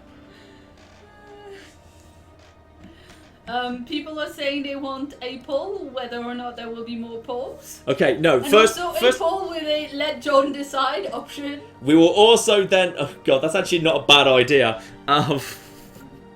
Yeah, I mean, some people are also pointing out that you should just drop a save before we do it. And yeah, that's a good idea. And then that way we can... Let's get reload. cheaper war demands, actually. Cheaper war demands isn't a bad idea. I've been turning that down a little bit, but it's a good one. Yeah. Trade deal... Wouldn't that be nice if we could save and reload when we've taken uninformed decisions anyway? Now put a straw poll up for should Scotland be independent, yes or no. Then continue creating more polls until they say yes. yeah, precisely. Well, I meant Brexit, but... Oh, that's gonna be a controversial thing for me to have said out loud to some people. Straw poll, option 1, John is useless. Option 2, let John decide. Okay. Tell him to build the bloody fortresses. I'm not sure what that is. I haven't really upgraded much in the way of the... Has trade deal. Ooh, they're actually doing trade deals for someone. They've closed borders to... Have they closed borders to us? They haven't closed borders to us. No, I think they're okay with us. Like, for what... We're actually allowed to go into their territory and almost no one else is. That's really cool. Oh, someone mentions we have more fallen empires that haven't awoken yet. I don't know they're allowed to. Is it possible to ally with them? No, they'd never ally. I think, like, fallen empires that haven't become awakened descendancies, they'll just basically chill out there until such time as they, like, basically, pretty much until they just either kill you or they're dead. I don't think they'd ever do it. I can't imagine you'd ever be able to form an alliance, because alliances don't exist anymore. Alliances have been replaced with just straight up federations, and I think I've seen screenshots for people who have managed to get fallen empires into your federation, but like you need to be really strong, and they need to have been significantly weakened before they go for it. In theory, I believe it is possible that if we were to side with the Yapithi and then they were to win the war, but they were so badly damaged, we might be able to get them into our federation as federation buddies. Now, I would like to point out that someone on the chat who's had a lot of, salient good points that have turned out to be true. Yes. Just said that if you stay out if you stay out and you don't take part with either of the fallen empires, then the Federation won't take side either. Ah. Well, surely that's up to the president, isn't it? Well, yeah, but like you're the player and it's a game, that would make sense if there was a mechanic that would make it go that way. Now, it would make sense to me. I don't know. The war has just ended. The Valmanac silencers have given up. They have now been left with one world that is literally right outside the expanding borders of an awakened descendancy of xenophobes. So I don't feel like the future's looking so hot for that. Meanwhile, yeah, over here in the newly created thing. Hang on, what are you guys? You guys are... You're independent, and you're also independent. How are you guys being created here? You are... You've been created in... You can't enter the Federation, fine, because you don't like any of us. But I don't think... I think we don't want to associate with you guys. We don't want to risk being drawn into combat with these guys. You guys are pathetically weak. You know what? Translation software activated. You may speak now, Roman Federation builders. No, let's leave these guys be. Let's just get everyone out of there for the time being. Because I imagine both of these empires are going to want to expand a bit first. But basically, like, these guys have got nowhere to expand to already. Meaning I strongly suspect the xenophobes are going to go straight into a war with somebody. We just don't quite know who. Right, Transport Fleet 1. Return Transport Fleet to our territory. We'll bring those guys back to Vesta and we'll simply land there. And you guys can just be settled on Vesta. Land the armies in that regard, okay? And what else do we have here? Just, you are there, you're also there. Legio 1, return to Vesta as well, please. Someone else says that if we stay neutral, then a new federation will automatically form with all the neutral powers that haven't taken part. That's... I have heard about that, faction. True, yeah, I have heard about that before. I don't know if that's of interest, but it is possible that... if we want to take a quick break and just check the Wikipedia page for Stellaris on War in Heaven, so that we know what's going to happen. I believe the page is a bit vague because I've looked at it before. I think it's a bit on the vague side. Well, then how about we just we drop a save before we start, and then we go with the neutral thing, and if it messes up and we lose the... the situation's escalating here, by the way. The first demand has gone out, not from the Apathy, but from the Thembalon Reconquerors. They have the Valmanax Hegemony, who we just created, have just become thralls. Oh hey, have you fixed the wrong button gate issue that we had, where we said no, you can't be in our military now because we might need more people. That is true. I think I think we are ready to do that now at this point. Species, it was you. Set your rights. Full military service. No, we're still 3 months out. We're 3 months out. In 3 months, we can do it. Okay, what's going on here? One of our fleets... They'll be the only survivors of this great war. So, basically, we went on a massive war. We liberated a massive, great little new empire of, like, you know, curious scientist xenophiles, and they've immediately become the thralls of bloody xenophobe. Oh, dear. Oh, no. So, this is not going well at all. What else is going on over here? Oh. The call's here. The call is here. The Apathy Peacekeepers are now... Yep, Valmanax Hegemony has happened. They've stopped freeing them. You were forced out of... Forced to return to Matasnobia because of the borders of the... Oh, never mind. Doesn't matter. And you guys have... Okay. The call has actually gone out at this point. Not to join the war, but the call has gone out for the treaty. Because basically it came in literally the exact moment that the war ended. Yeah. So, we're not choosing a side in the war, but we do, now based on all the available information, our first choice is simply, do we sign the treaty or not? That is that's the vote we need to do. So we need to straw poll this. The first decision we need to make is, do we now accept that treaty? The treaty means, I believe, we cannot go to war. We won't be able to go to war anymore. Which means we'll be stuck, basically, with what we've got, for the most part. Though actually, we could seize new mining rights with a frontier outpost. That's true. But if we sign it and then we do decide we want to go to war afterwards, then they're coming for us. But this is not choosing a side in a war in heaven. This is simply deciding whether or not to join the Space UN. I don't know.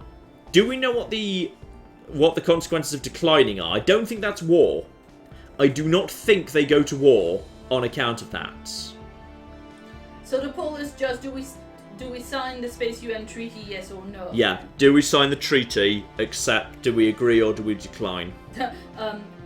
Also, please save. Please save. Good idea. Excellent idea. Let's just save here. Let's just drop a save. So the save file will be we're about to die.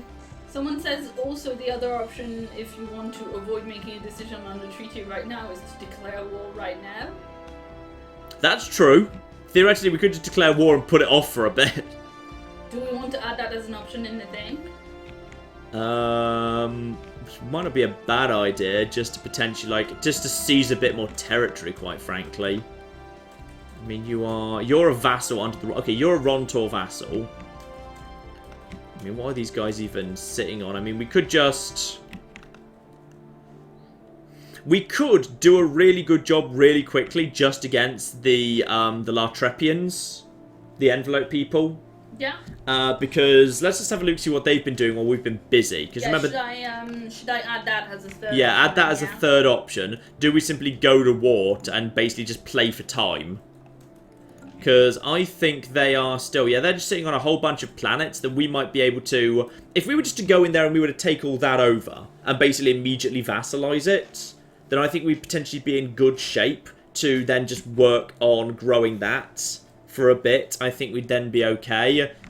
But yeah, I don't know necessarily exactly what the consequences of refusing to sign is, whether they consider that an act of something worthy of going to war.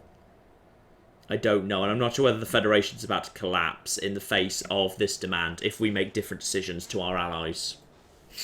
I genuinely don't know. So, there is an element... This is the Brexit question, which is we don't know what's going to happen next. You can't be fully informed in this particular occasion. Are we ready to vote? They are voting now. They are voting is occurring now. Possibly... now. Yeah, we could go to war against the Envelope people, we could accept right now, we could decline right now, and then we could just figure out what that means. Don't you need some energy first? Energy? Well, we'll get a bunch of our energy back later. It's fine. That's not to be worried about. Someone is saying if you accept to be a signatory, you lose all your vassals right now, and if you refuse, they will attack you immediately. Ooh, really? Yeah. Fudge. I mean, I don't have that many I don't think I've actually got any vassals right now, actually. I think I've integrated everyone. I think I'm actually vassal-free. Sorry, I am... No, actually, I am. I'm vassal-free right now. Ooh. I've integrated all of the vassals. I've integrated every single vassal. So that's fine.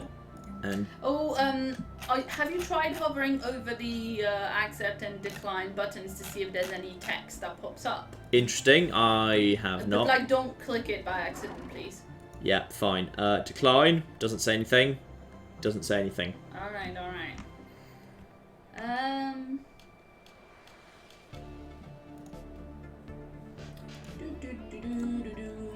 Yeah, I mean, right now, the vote is at 57% stall by starting a war right now. Mm-hmm. No is at 30% and yes is at 12%. Okay, so basically people are not saying don't sign, just play for time. Yeah, play for time. Okay, in that case, let's declare war against these guys. Their fleet power is pathetic, their naval capacity is inferior. Let's go over here and let's just very quickly start a war in order to buy time here. So, declare war. Let's see if everyone is willing to actually go for this. Basically, I just want to vassalize... not vassalize, I want to liberate and then vassalize pretty much all of this. Is this you going to a meeting to maybe form the Space UN and going like, someone called my name, squirrel, and like running away to fight a war? Look, we need to play for time while we build the fleet. The fleet isn't even at capacity right now. The Federation fleet isn't at capacity right now. Isn't Legio 1 trapped in enemy space? Legio 1 is not trapped in enemy space. Legio 1 is... Where's Legio 1? Legio 1 is... The chat knows where Legio 1 is and they're saying it's no good. No, it can escape. It's got an escape route through the Tsin. It's got an escape route through the Tsin, but you're right, it ought to start moving like now, because there's no route for the... That is not a good silence. What's going on, John? What did you do? Legio 1's maybe a little bit stuck. How can it not get back home? Stuck. How can it not get back home? Hang on. It can path to... There's no route for the selected fleet to reach this system. It's got to... Oh, it's really stuck. It's literally stuck in a selection of oh god. What did you do? So we're trapped in what used to be the Valminax Silencer territory. But the territory we liberated to the south and then immediately decided to become a battle thrall has become... That's now therefore closed its borders because it plays by the rules of a xenophobe fallen empire. So Legio 1 is now stuck in 3 systems of Valminax space and has no way of getting out of it because... Every system, the only 2 links that get out, sorry, the 3 ways that get out of the systems that have that are through into territory that is now a thrall for the Thembalon. I think if we could... Hey, there's apparently an emergency retreat that might work. Well, I really hope it does. Do you know where that is? No! Right, Disband. It is apparently... No, John, there is apparently a circle button on the fleet tab for you to look at. Do not just randomly press buttons, please. A what? A circular button on the fleet tab. Circular button, you say? Yes. Circular button. Circular button. Ground support attack target fleet stance. Repair. The circle with a dot above the words Legio 1 will return the fleet home. Return the fleet to the nearest... Fleets couldn't find a path home should they do an emergency FTL jump. They're going to have to, unfortunately, which isn't great. But I believe if they're at full strength, they don't... worked for Tabby! I don't think they die. What else is trapped here, by the way? That's not us. That's not us. That's the first Armada of... God only knows who that's the first Armada. That's the flipping Sin, but don't worry about it. Fine. Okay, so Legio 1 is now missing. So this about going to war. It's okay, people. We found the button in the end. We know John's perception is not great, and he doesn't know where buttons are, but we found it. Hang on, just recheck what's going on here. So basically, we've just been offered we've basically just been approached by an overwhelmingly powerful group of aliens who have basically offered us a choice that may lead us into the biggest, toughest war in the history of our nation, and our fleet's missing. Yes. Our fleet is actually missing. Our fleet is missing. And it's going to be missing for the next year because of its size and the distance it has to travel. It's not coming back until May 23-21. It's May 23-20 right now. So we have a year of no... fighting this war with? With the first Stellaris, of course. Is that Tabby's? No, I think we inherited it from a vassal when we integrated them. That's literally all we've got. We don't have the Dreadnought? Is that in Legio? No, the Dreadnought's gone. That's missing for the time being, and it will hopefully show up again later. Stop losing ships, John! Okay, when it says these guys are pathetically weak, we don't know how pathetic. Okay, I'm just going to need to... Okay, we can fix this. All I'm going to do is Investor. We've actually got 2 inherited fleets. Uh-huh. Okay, the strength isn't great. I'm going to admit, the strength is about like 4,300. We're going to upgrade them. I'm going to upgrade them immediately to current standards. Yeah, they're bird standard. And in the meantime, I'm just going to start building a new, better fleet because I've got loads of spare fleet capacity anyway. So how much more of a fleet can you build in a year? And quite a bit actually, but a whole bunch of stuff is going on here. What's actually happening here? We need to keep an eye on this because some of this stuff might be important. Yeah, signatory status. That's just an independence guarantee. That's just an independence guarantee. That's someone was just a federated association into a federation that's not us. That's a federation. That's independence guarantee. That's just a governor leveling up. That's just independence guarantee, and that's just a migration treaty. That's fine. None of that matters. We need to we need to retrain a new fleet like now, which we can do. That's fine. Yeah, I'm just going to build a whole bunch of cruisers, and we've got a load of money. We've got the money to do this, and it's fine. And then we've just got... You're going to make a Corvette swarm. Yeah, I'm going to make a big Corvette swarm. We're going to spend a lot of our money on Corvettes right now. You need to give it like an admiral or a leader. It is going to need a leader, and okay, actually, you know what? The first Stellaris is now our hope.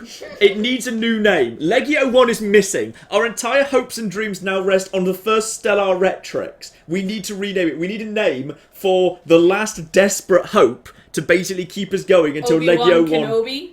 Claire, no. Let the chat, Claire. We need something. I'm letting the chat. We need a name for these. Well, that's happening. I'm going to pick an admiral because we need to pick an admiral. Apparently, we've got one admiral. Where did you come from? Why are you available? You're terrible. Go away. Yeah, we want to fire this leader. Agree. Let's recruit someone else. Okay, who's good? Gale speed is a good thing. Don't forget, you can scroll up and down to see more of them. Oh yeah. There's Gale speed mushroom is only 36 there. That's nice. Ship hull points plus 10%. I've always liked Gale speed, and he's young. He's only 36. Yeah, I'm gonna go for. The chat agrees with me, but never mind. I'm gonna go with a Gale speed mushroom. Fine. So we've got a new mushroom commanding this fleet that is currently being upgraded. There's some stuff going on here at least, and yeah, we're just gonna throw as much as we can here. Someone was saying to have torpedoes on the corvettes because the envelope people don't have much point defense. The envelope people don't have much point defense. Yeah, well, literally all of our corvettes are going to have torpedoes anyway. It's fine. That's okay. We just need to keep an eye on what's going on here and just play for time. Like, eventually the issue's going to be forced. If they go to war, that we're going to have to make a decision, and then we'll just we'll be forced to make a decision. For the time being, vassalization request. Yeah, we're too late. A war in heaven's about to break out, and we don't have a fleet. Yeah. Oh, God. Claire, we don't have a fleet. I know we don't have a fleet. You lost a fleet. I didn't lose the fleet. It got stuck by enemy lines because the stupid bastards who we liberated have got missing. You decided on the hyperdrive. Yeah, because it's more fun. Oh, God. The war in heaven's started. The first lead is missing. Okay. So people are saying Legio 2, or you could keep the name. There's stuff like the last Bastion, the last Stand, the last Legion. A bunch of people are saying New Hope. A non-insignificant portion of people agree with me that it should be called Obi-Wan Kenobi. Mm-hmm. Like, for real, you know, we're not. Okay. They're also saying you should save again. Yeah. Name it after the peasants. I'm not sure I'm allowed to, actually. I think I'm stuck paused at the minute. I'm not sure I'm allowed to... Oh, yeah, I'm allowed to save over the top of this. So this is going to be... Oh, God, help. But yeah, I can't resume the game. Oh, no, I'm allowed to resume the game. That's fine. But we basically need to make a decision now. Panic, The Last of Us.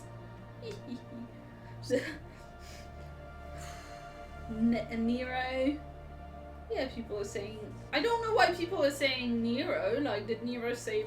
Oh, okay, So that signatory offer, we've got until 2320 or it's auto-declined.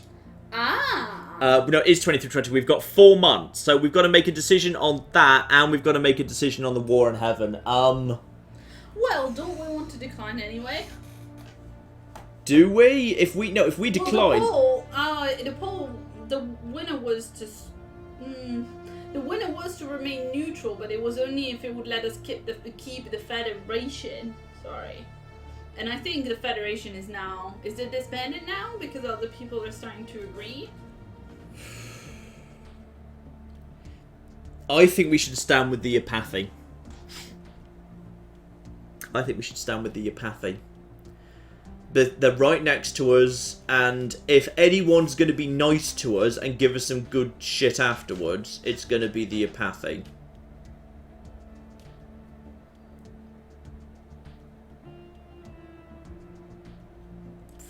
They did vote 80% for independence, as they are mentioning now in the chat. They voted like, yeah. Well, people are saying you're in a war, it doesn't matter if you accept or decline right now, but there is a countdown. You cannot... It will be auto-declined after 4 months. Yeah. And the fleet won't be back at that time, so yeah. There is, you know... It does seem like the neutral possibility that won the poll might not have won if we knew we have 0 fleet to defend ourselves. So do we need to do a 7th poll? I don't know, John. I've lost count of the polls. Okay, we need to do a straw poll here for the war in heaven. That's the most important bit right now. Alright. That's the most important bit. We need to decide Eupathie, the Thembalon Reconquerors, or we won't take sides. I would be inclined to get involved with the war in heaven, because it's awesome.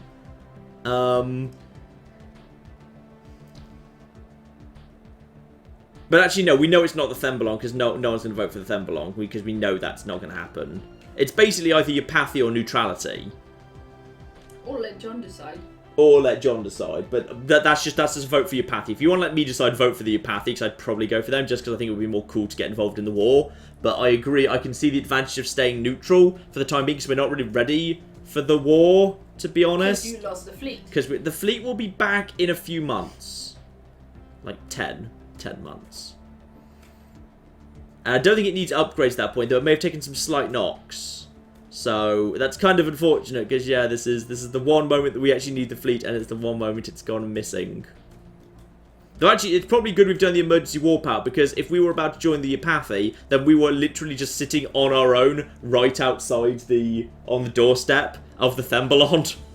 They probably wouldn't have been amused, and they could have just jump drived straight on top of us. Things, if we get involved in the war, we can follow it around with our science vessels, scanning all the debris and learning all their secrets, their tech secrets. Whereas if we stay neutral, we won't be able to do that. Which I think is that's why I'm kind of interested in being involved. I'd like to be involved because then our science vessels can scan the debris of the Thembalon, assuming we're going to win, which I think us together with the Eupathie can win, and then we will learn all the secrets. Which is why I think I'd like to join the Eupathie and be involved in this war. And then you can backstab them. And then we can backstab them later, yes.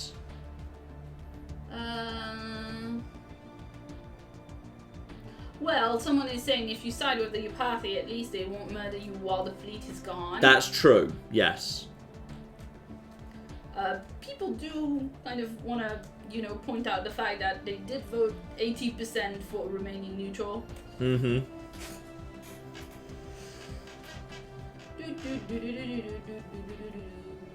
Mm-hmm. Let's see. Yes, it is overwhelming. Someone's saying you really are not able to backstab them later. It's not possible. Uh-huh. Yeah. What's it saying? You can't follow them. They'll instantly teleport in enemy territory from their territory, but I'm not sure who they... Oh, yeah, because they've got jump drives, yeah. Because they'll have the jump drives, so they'll be able to... We won't be able to follow them around that easily, sure. Again, they're saying to hover over the buttons to see more options, but we did that and that didn't... Oh, yeah. Okay, so yeah, if we stand with the Eupathie, we will automatically become a signatory, and we'll become an ally in their wars. Alternatively, we'll automatically come through and join them, or we won't take sides, which it just says we will not take sides. But we might, if we do that, we might be about to break up the Federation, because the Federation might make a different decision. Which might happen regardless. Yeah. We are right now kind of leaning towards joining the Eupathie Peacekeepers. I think people do, broadly. I want you to make the... Well, I don't know. Some people certainly seem to want you to make the decision. Eupathie will wait in their home system until the symbol will provoke them directly. The symbol will go mad and attack everyone at once. So yeah. Sounds interesting. Fight both. What is the actual poll saying right now? Oh, the actual poll is saying joining Eupathie Peacekeeper with 65% of the vote. 65%. That I agree, and I've never been involved in a war with heaven before, so I kind of want to be involved in one. I'm not sure what this is going to mean, but screw it. We're standing with the Eupathie Peacekeepers. Oh god, I hope I'm going to regret this. Boom! Okay, so, what's about to happen? Did you save? Huh? Yeah, I did. Oh, good. So we're at war with the Thembalon Reconquerors. Vassalization request doesn't affect me in any way whatsoever. Diplomatic proposal, we've already agreed with that. We've already agreed to that, so it's fine. No, people were not re-voting. So yeah, they've declared war on them. I think the Federation just doesn't exist anymore. I think it has ceased to exist. You lied to us, John. Julianus Vatinius would not side with them. R.I.P. John. Did we end up naming the new fleet anyway? No. No, we need to give the new fleet a name. There was Legio Nero. There was Legio 2. There was... I'm calling it the Last Legion. This is the Last Legion, damn it. It has not much strength. So, the question is, what's going to happen now at this point? Infinite Pond, Rival, Guarantee of Independence, something. We can... What we may need to do later is we need to figure out what's actually going to... Conquer the other sleeping fallen empires to gain the technological advantage so you can fight the awakened ones earlier. Ooh. Oh, sorry, chat, I tried, but he's reading a shiny thing. Sorry, this is interesting. So, I kind of want to see who's actually in the League of Non-Aligned Powers, because the bug people seem to be leading the League of Non-Aligned Powers. Will you read that, please? Not all the younger races chose to join with either side in the war, raging between the Precursor Empires. Some, like ourselves, have remained... We haven't remained neutral, but whatever. Well, they're speaking. Oh, yeah, maybe the bug people aren't speaking. Sometimes Oh, it's yeah, I not guess the about bug you, people are Joel. speaking. Yeah, fine. A League of Non-Aligned Powers is formed under the leadership of the bug people, with the explicit goal of opposing both sides of the war. Joining this league would almost certainly mean war with the Precursor Empires, but at least we would have the ability to stand by our side instead of facing them alone. A bold move. I want to see who's actually in that, because I may be willing to change my mind. So... The good thing is we've had so many polls, we can claim a mandate from any of them. Yeah, okay, hang on, what's actually going on here? So, the Infinite Pond, Federation Builders, and ask for join the Federation. So, yeah, I think actually all of our Federation buddies actually just immediately formed the Independent Alliance. I think we're relatively evenly split in the chat between you messed up, you need to reload right now, and lead the neutral faction. I agree, and actually. John, you are now safe scum. Given that everyone has actually decided that they wanted... Now, given, like, my entire Federation has actually seemingly formed the new thing, because, like, I haven't done this before, so I don't actually know what it necessarily looks like. Oh, you will... I want to see what it looks like. Reload, oh god, help. I've never seen this before, so I don't know what the consequences of each action is, because it is somewhat unbloody clear. Right, if we don't... John, he's promising you a strong and stable Roman Empire, but strong he and keeps stable. changing Shut up. his Shut up, mind. you. Okay, what happens if we don't take sides in this conflict? Then what happens as a result? The Federation would appear to survive. It looks like the Federation actually survives. Woohoo! Yeah, the Federation appears to have survived for the time being. If only we could reload in real life. Mm-hmm. So, yeah, Legio 1 is still missing.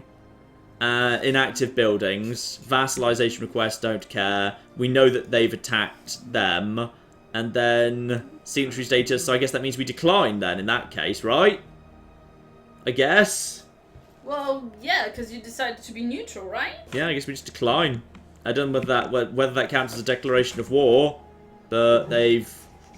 Yeah, there we are. Ah! A League of Non-Aligned Powers. There we are. So, with the explicit goal, due to our military might and influence, we've been asked to lead this league. LOL! Yes! Yes, we are mighty. We haven't... No, Legio? No. We're just painting it. That's why you can't see that.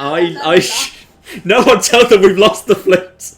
Everyone, okay. What we need to do is we just need to take a page out of the book of World War II British military history and set up cardboard spaceships in space. And then just point and says, "Yes, that is our fleet. It's up there. It is truly mighty. We will lead. Yes, we will lead this." I like the fact that we're now leading the league. Now I know that we get to lead the league. I'm more up for this. Of course you are. Oh. Okay, so hang on. So a state someone has asked to join the league. We'll be glad to have them, I guess. Just basically, I'm gonna ask everyone to join. And the regime of the Caesar Toralis has joined. Yes, fine, that's okay. The problem that we've got here is... Yeah, right now we've got... Ooh, Interestingly, we've run into a bit of an interesting bug here, which is you may notice there if you hover over the Thembalon Reconquerors, it is name _the_war_in_heaven. I feel that's something you're not supposed to see. Yeah. But never mind. So okay. I'm glad we didn't side with them. Now quite ugly. Yeah. So what? Bad people. So what we need to. What's going on then is. It looks like the people who've sided with the... Correct me if I'm wrong. The people who've sided with the Apathy are the Tsin, who are indeed quite strong, the Fafossans, who are pathetically weak, and the Valmanacs, who are pretty bloody dreadful. You have to ask everyone to join from the galaxy, right? Not just the people that were in the Federation with you. Yeah, well, they're coming to me. Because okay. they've been presented with the same choice as I have. Now, what we've also got is, however, the enemies, and therefore the people who have therefore been forced to join the Thembalon, is the Envelope people have joined the Thembalon. We never liked them. We never trusted them. Never trusted them. I think the break... Someone's saying you should rename the fleet to, like, the 9th Legion, so it looks like you've got another 8 hidden away. That's a good idea. Ultimate Legion. Okay. Really. All the dicks who we hate in the galaxy have flipping joined these guys. So the Il Kahan, who we were going to go to war with at some point, who we've already won war against. They're all xenophobes. Yeah, they're not xenophobes. I think they were just authoritarians, but apparently they're close enough. The Envelope people have joined in. The Grok Naplaran Interplanetary Combine has joined the... I've got to say, the Thembalon, I think they've got the more powerful. Because the Grok Naplaran Interplanetary Combine are the massive lads. They're these lads over here. I think they weren't actually listed as being that strong, which is really interesting. Obviously, because of the refused subjugation and non-aligned league, as a result, yeah, these guys hate us. But I doubt they're going to go to war with us imminently. Or at least I really, really, really hope they don't. So, yeah, we're just going to have to see what happens next, to be honest. And just basically, we need to pump more ships out, like, now. We just need more flipping ships, like, immediately. So... What, do we even have a rally point set right now? I don't know if we've got a rally point. Rally point is set there. No, instead, rally point set on, until the fleet returns, set a rally point on Rome. Set a rally point on Rome, so therefore hopefully all of the ships will go over in that direction. Because we need all of the ships to converge on flipping Vesta, like, as soon as possible. That's important. So, we have not much of a fleet at that moment in time, but as soon as we get some of our fleet back, life will be good. Oh god. Incoming transmission. Diplomatic. Oh yeah, a migration treaty. That's so important right now. I'm so glad you're here. You guys. Valmanac silencers. Wait, did the Valmanac silencers just go to war with us again? What a bunch of dicks, if so. We're busy. Apparently, even though some people come to you to request joining, you can go around quickly asking everyone if they want to join. Yeah. And yeah, which they likely will agree if he's that powerful that, you know, that you've got all these people. Interestingly, technically, yeah, the Galactic Senate has just become the Resistance League. So, because, yeah, it's like we're absorbing new people into it. So, actually, the regime of the Kessatoralis is actually pretty damn good. They've got 84 ships. They're bringing a lot of strength to bear right now. We know that these guys, the Envelope people, aren't involved. We could speak to you. Are you willing to accept the Federation? No, they hate everyone. As far as I can tell... Oh yeah, you need to go fix the military service. What? The military service of those people you know, wrong button gate. Okay, I think we've got more important things to do right now, but okay, let's set their flipping right. Let's make sure we focus on the important things. Yeah, there, I think they've got full military service. I think the rights of sentient beings are quite important, John. Okay. What? I haven't seen Azalea before. Yeah, they're warthog people. They've got a massive empire, but weirdly their fleet's really, really weak, which is kind of odd. So these guys are... Okay. So what we've got in our empire right now... So hang on, let's actually go to the diplomatic map view. So, inside our empire, there's us and everyone that's purple. everyone that's purple's part of the Federation. Everyone that's pink is broadly, obviously, understandably, not going to get involved at this point. These guys won't join us because they're part of their own little federation that's not getting involved. These guys refuse to get involved in any wars. It looks like everyone's spoken for. Everyone's spoken for at this point because you guys will... Actually, I can offer them associate status. I could just basically, even though we've been to war at them in the past, let's just offer these guys associate status to keep them out of the war. You know what? Screw it. Right, let's just see if that actually works for us. Yeah, fine. So that's going to keep them out of the war at least. So that's okay. Offer associate status, we've already done that. That's okay. So let's just see if they accept that. Let's just see if that actually gets accepted. And Velmax Silencers declared them rivals. Yep, fine. So, oh, nice. Okay, so they've come over to our side, or rather, they're not going to attack us. And that means they can't join the other side because they're already in a federation. If you're an associate to a federation, you cannot join the other side. These guys are the only guys not currently involved in any capacity, but they are militarist xenophiles. I mean, they feel like they ought to come and join us, to be honest. Their fleet power is pathetic, though, and they don't want to get involved.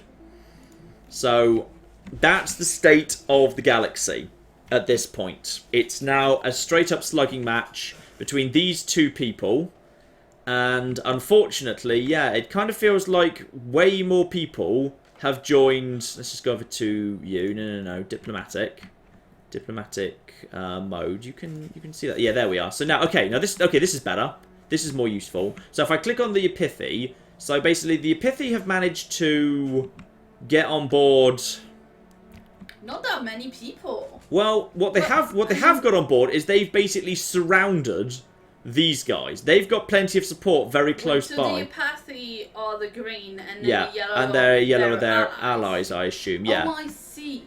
Meanwhile, down here we've got a whole bunch of people who are siding with those guys. They're further away. They're further away, yes. And to be honest, I think it's not a great selection. The Envelope people are okay, but not great. These people are massive, but their fleet power is pathetic. And everybody else seems relatively small. The Tsin are actually pretty formidable. They're probably after us and our coalition. They're probably the best people going on in the Empire right now. So they won't be enough to stand up to the Thembalon Reconquerors, but we'll have to just see, to be honest. I mean, we're still just, we're waiting. It's still another 7 months till First Legion makes it back. But at this point, we're just... Are you building, like, building a crap ton of corvettes? Do we have... I'm building... Corvettes would not be a bad idea. Oh, you guys have actually just asked to join them. Fine. Okay, that's them then. Fine. So I believe that's the last time. I think you're right. Corvettes with just torpedo boats would not be the worst idea in the world. So I'm just going to spam a huge amounts of torpedo boats right now, and I think that is actually a good idea. Not least as we do actually have an absolute flipping ton of... So someone is mentioning that, that the xenophobe allies will try and come through space roams. Do you not have, like, borders set so that they can't? It feels like right now with, like, no fleet, it might be good to have borders so that people can't come through. Close the borders, control access, cannot control access for subjects of this type. The game is saying I'm not allowed to block their borders, but to be honest, I think they're... Well, I mean, you are in the way between them and the Apathy. That is true. To them. Hang on, let's just go back over to... You're right, it's a good idea to kind of consider who their enemies are. They've got various enemies around here. Mainly all of these guys. I should be able to, hopefully... Hang on, especially the Envelope people. I should be able to close borders to them. No, I'm not allowed to close borders to them. Cannot control access for subjects of type. Well, I assume that means once they join... Yeah, once they've become a thrall, you're not allowed to close borders to thralls because they wouldn't obey you anyway because they don't care. I'm guessing what that means. So... Oh, you have to block borders with the Fallen Empire, with the Fallen Empires in order for that to happen, apparently. Ah, that would make sense. I can... No, I can't... I have no option to close borders against these guys. Again, probably because... to be honest, I don't really want to provoke them. Yeah. I don't want to provoke them. So, yeah, we're just kind of stuck at the minute, so everything's good. We've got some strength floating around here. League membership request. The Combine of Zakul. Who are the Combine of Zakai? I don't even know the Combine of Zakai. Where are you bastards? Combine of Zakai. Has anyone seen the Combine of Zakai? Actually, take me to them. Yeah, that's... Oh, it's these guys. Oh, it's these guys. These guys are actually pretty good. They're the heart people. Right, I think people are breaking away from the Fallen Empires in order to join us instead. People are saying that you should build fort. Sorry, just getting a lot of messages about the same thing at the same time. Yes, from different people.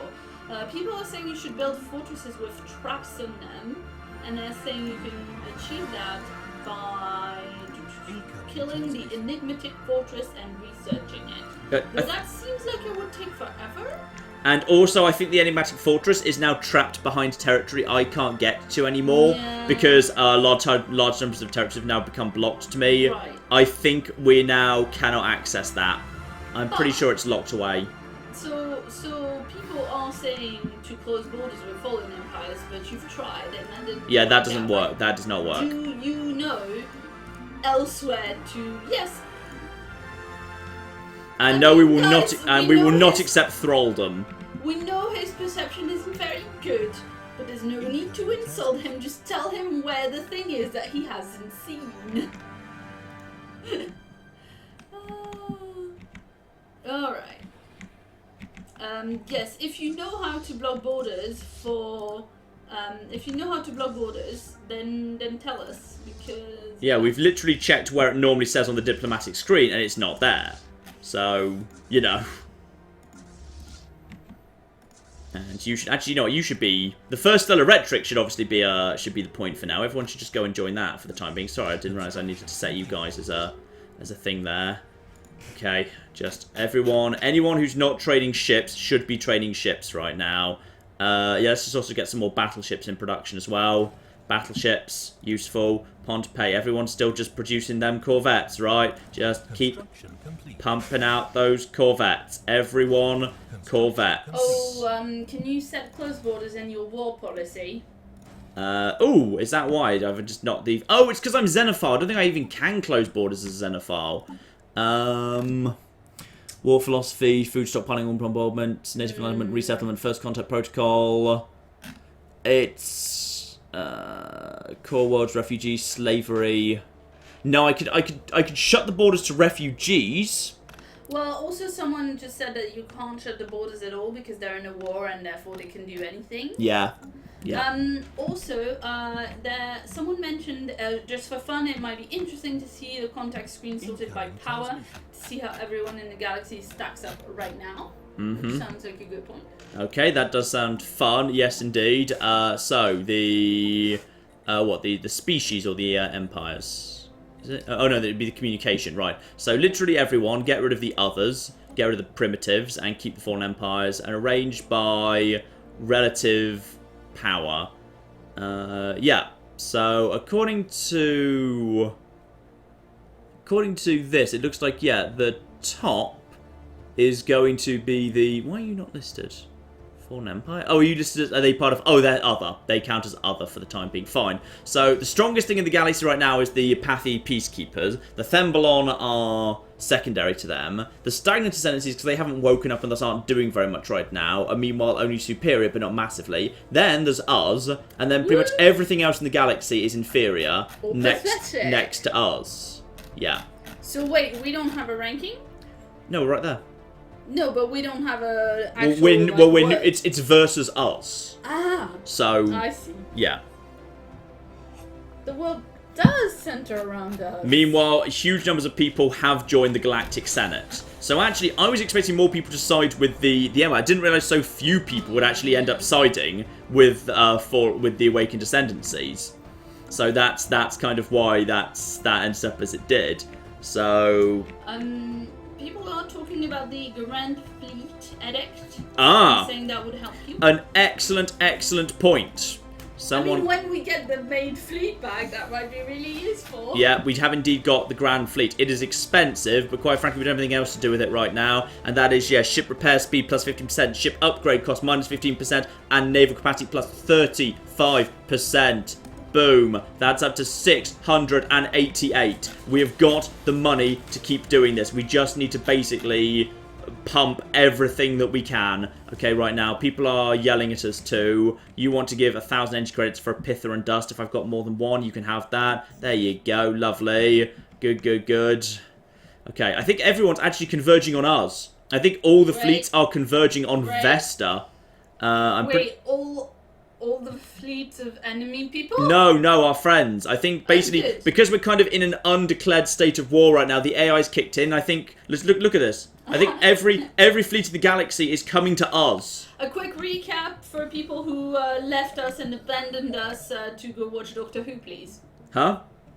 Sorry? Some people abandoned us for losers. Right, losers. Right, I don't know why we should have... Okay, so you've missed basically all the excitement and fun, basically. There's been a flipping war in heaven. We've decided to lead the non-aligned powers, meaning now at this point, if we just go over to flipping diplomatic screen, everyone in purples with us, we're in green, we've expanded even flipping more.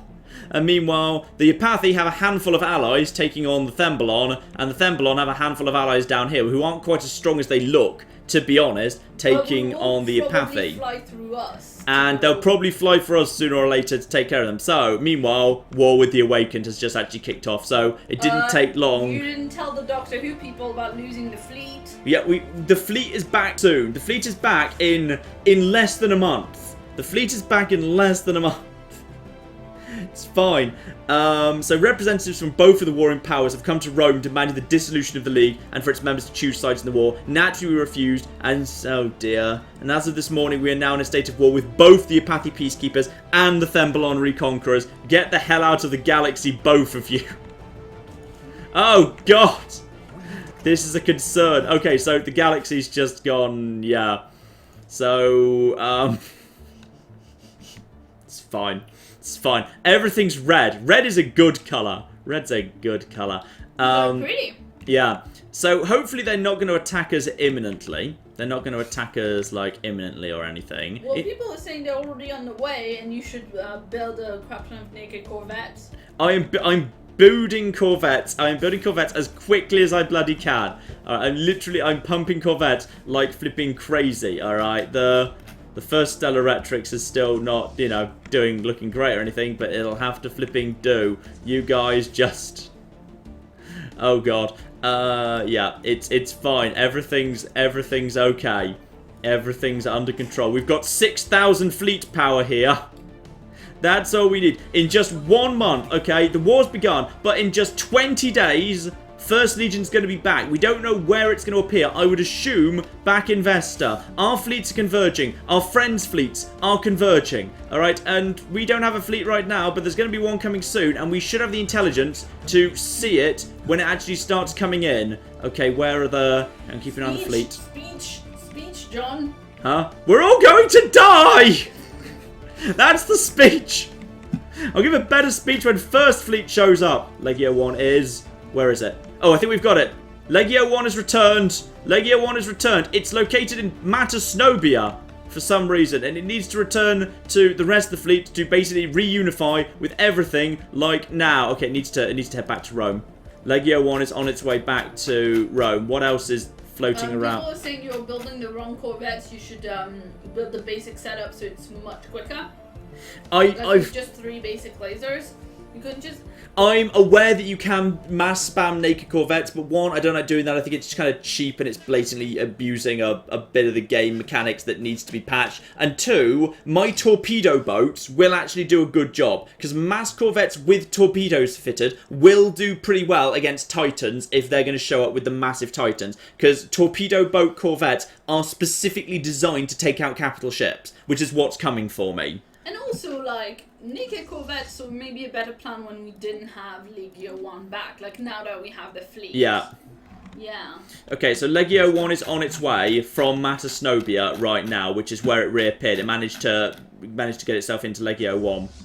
So, All of you guys right round here. Yeah, all of you guys just all merge together. Merge, just keep merging. Everyone merge together. We've got ourselves at least some strength going on here, damn it. Right, everyone just keep on, keeping on. Yep, yep, yep. Okay.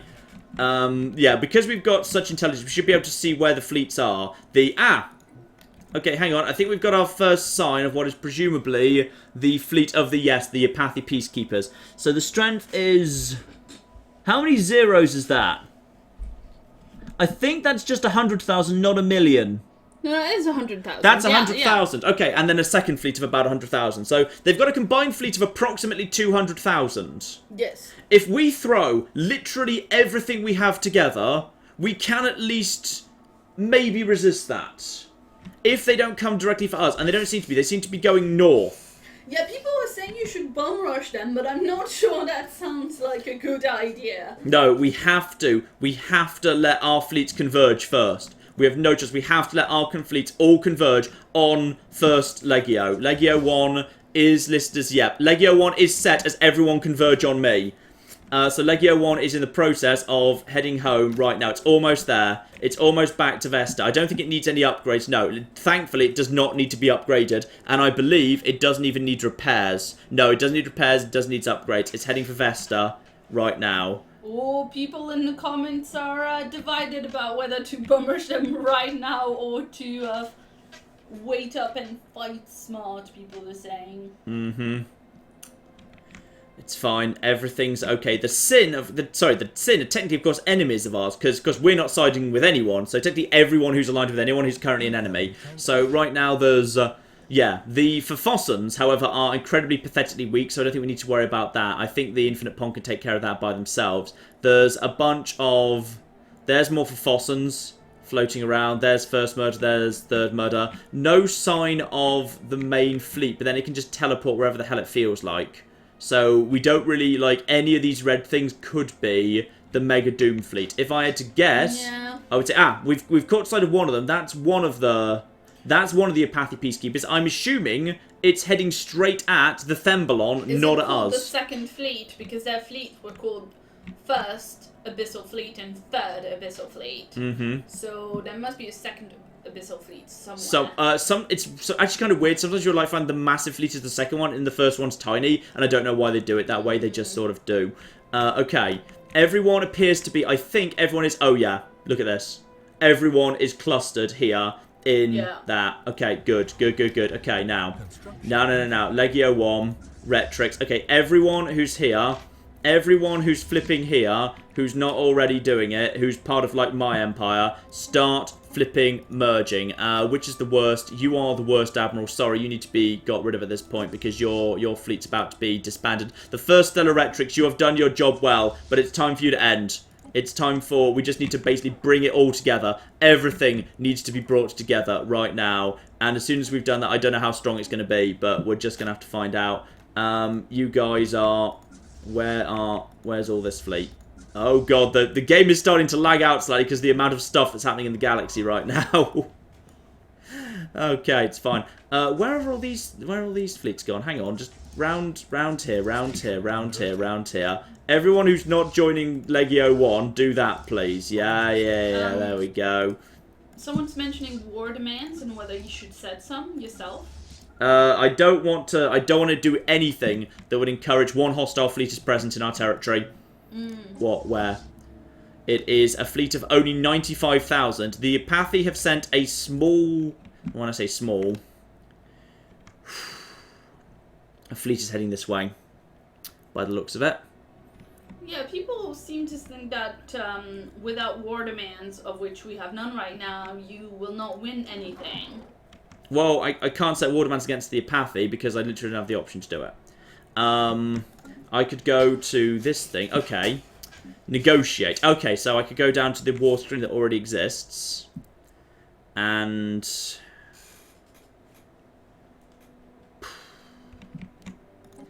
What is the combined... I think they're coming. I think they are already coming, but they're some way off. They're some way off, or they're some way off right now. Our combined fleet strength is... Currently it's 70,000. We've got... Where's the Where's First Fleet? First Fleet better be coming to us, because if I find out that 7th Fleet is you better be coming in our direction. Following Legio 1. Okay, we basically just need to run. We need to run until Legio 1 has time to unify with everything. Everyone is trying to come to Legio 1. Let's just verify that. Make sure you guys are coming too. You are merging with Second Attack Swarm. And science is done. Cheaper war demands. Yay. Even cheaper war demands. Why the bloody hell now? What's this? Hypercomms Forum produces 6 Unity. Yeah, I'll get that in production. And the off chance we actually survive this will be great fun. Yes, I'm aware that we've now got big fleets coming our way, which is unfortunate. And a migration treaty. Yay, important. What else has been produced here? Transport fleet. 8th murder. 1st murder. Nothing major. What? No, it's just like everyone has all the opinions in the world, and I'm not sure without. Yeah, I'm not sure what. They are still convinced that you can set some war demands and that it's no use fighting without them either. So. I mean, everyone I tried to bring it up. If he doesn't want to do it, there's no point. Okay, status fine. Negotiate. The enemy demands are... What do the enemy demands even want? Stop the atrocities of the regime of Caesar Toralis. I don't see where I can set war demands. I can offer a white peace. People are saying by clicking the war status button even. Yep, the war status, fine. That's the screen I'm on right now, sure. Right. Yep. How else, people? You need to tell us. Because there's nothing on here except looking at, like, who's taking on who, for example, or what's been going on in the war. So right now we're slightly winning because technically we've won against, like, one of their, like, little vassals. Because, like, I think the Infinite Pond kicked the ass of the Fossons, like, briefly, but that's worth, like, 0.1. Then we've got Negotiate. So I can... A couple of people are saying that you can't set war demands. Yeah. Which, you know, or that which is what it looks like to me. I'm very confused by this. I think people who have no idea what they're talking about are pretending they know what they're talking about because that's a nice, easy thing to do on the internet, quite frankly. And speaking of which, we just need to continue pumping corvettes like crazy. Yeah. Someone was saying to remind you that there's a lag for people following your fleet, so you definitely need more. Yeah. Oh well. Yeah, fine. Let's just get rid of some of them. We're spending money fast here, but and you are get rid of some of the ones at Rome for one of the ones at Tellar's Palace corvettes. That's all the money gone. That's all the flipping money gone. So the Rontor have shown up with the Bogs have sent 7. I've got 7 strength here. We've got more strength just kind of coming in the galaxy right now. We need to keep an eye on... Where have they gone? I think they've backed off. Okay, they've backed off. The Infinite Pond is sending in reinforcements. What do we actually have here? Yeah, the second fleet up there at 76,000. This fleet is moving around like crazy. I think possibly they pulled back because the Infinite Pond was just passing in and out of their territory. So they've pulled back temporarily because of that. For the moment, at least, we've got no sign of... You've got no sign of enemy, and this... Don't worry, this is not the stream lagging, by the way. This is my game lagging, because the galaxy is sometimes... It's got very, very flipping busy. I really, really wish that possibly, you know, maybe the game would consider, you know, sending all of the fleets of the Apathy down in this direction. We've got a... Oh, dear. Oh, guys. Oh, no. Oh, I feel like that's the first engagement of this war, unfortunately. A little Infinite Pond fleet, which should have followed me, is about to be torn to shreds by flipping Titans and their extremely long-range cannons. But this is useful. This is useful because this means I can now see what's actually going on here. Because now I can see the fleet combat breakdown of this. So we need to learn more about that. Yes, our scanners can make no sense of this strange vessel. That's unfortunate. Right, so These fleets, the fleet that is just torn apart, basically the Mighty Ducks have just been caught in a small skirmish, which lets us at least see what we're fighting here. So what we're fighting here has armor 42, not that high. It's got a reasonable amount of shielding hit points. What I probably want to do therefore is... yeah, I've already got some of the what is it, the anti-shield zappy stuff on my cruisers, which I have quite a lot of. So that's fine. What I need as well, on top of that, therefore, is, yeah, and the bombers will do a pretty good job, all things considered. Maybe I've got too many lasers, because lasers are good against hull, but actually, because they're... People are saying you should try and attack planets rather than fleets. Yeah, if I could go for their planets, I might be able to draw them off, but that's just a stalling tactic. Sooner or later, the entire federation of everything just needs to come together. Everything just needs to basically come together into one fleet. That's hit 70,000, which is lovely, and okay, yeah, we've got another 6,000 coming in from over there. We've got who else is sending any form of support, which is nice. Hopefully we've got more coming in here. I need you guys to stop defending your own territory, unfortunately, and just join up with me. We've got to make one massive stand. Oh, the fleet's back. The fleet is back. That's not an enemy fleet, is it? Or are you guys technically on... oh, there's 11,000 in this system that was technically inside... oh, I think that's just something going on over there. Don't worry about it. I think that's actually just a... I think one of our science vessels decided to chase them. Well, that's going to go well for them. I don't care. You've brought this on yourself. You've brought this on yourself. Oh, God, the game is lagging to hell right now. Right. How many of the... yeah, now we've got a whole bunch of you bastards just chilling out here. Just keep flipping, merging. Merge, everyone merge. Yeah, merge. Everyone do the merge dance. Lovely. Good, good, good. More flipping stuff coming in there. You are... 30th Fleet is just over at Angesilles for no well-explained reason. 31st Fleet is... who knows where 31st Fleet is? You can come over here now. Okay. Everyone is... no, continue spamming. We're running out of money. We're running out of money. Actually, you know what? I need to drain the sectors dry. The sectors need to be drained. They're probably sitting on some tax revenue that we can now basically use to fund the war. Yep, 3,000 for 100 influence every flipping time. Done. Anyone else sitting on a big pile of money? Lepkus Magnus sitting on a big pile of money. Drain that dry as well. Beautiful. That's not sitting on much money. That's not sitting on much money. That's not sitting on any money. Right, that's got us a big injection of cash. The sort of big cash injection that we needed to be seeing. Now we can just start training everywhere. Start training. That's fine, don't worry. Yeah, if you can just hit the thing, please. That's fine.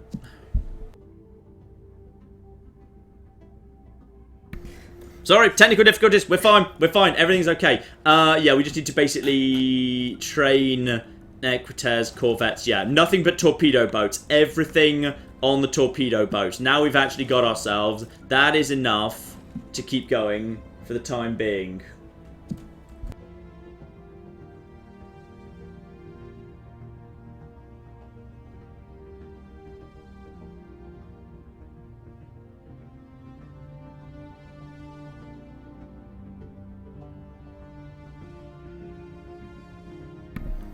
There we go. Sorry, it's technical difficulties continuing. Life is fine. Everything's good. Do not panic in the chat.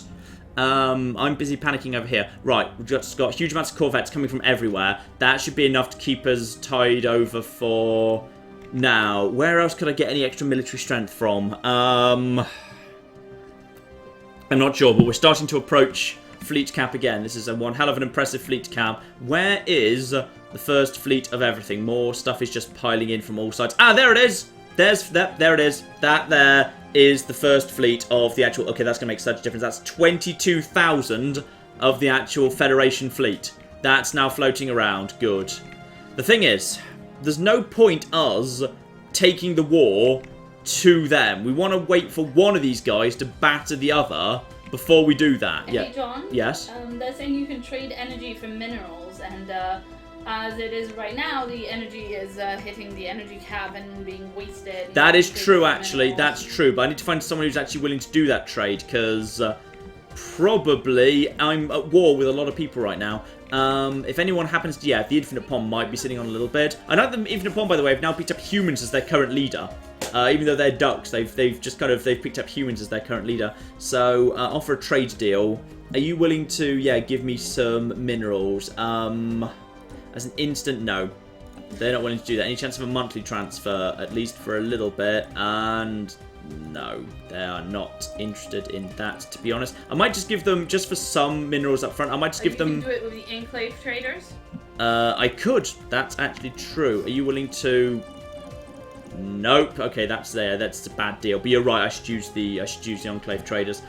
They would be probably more reasonable. Right, let's go over to the turn all that off. You guys, yeah, the Trader Enclave.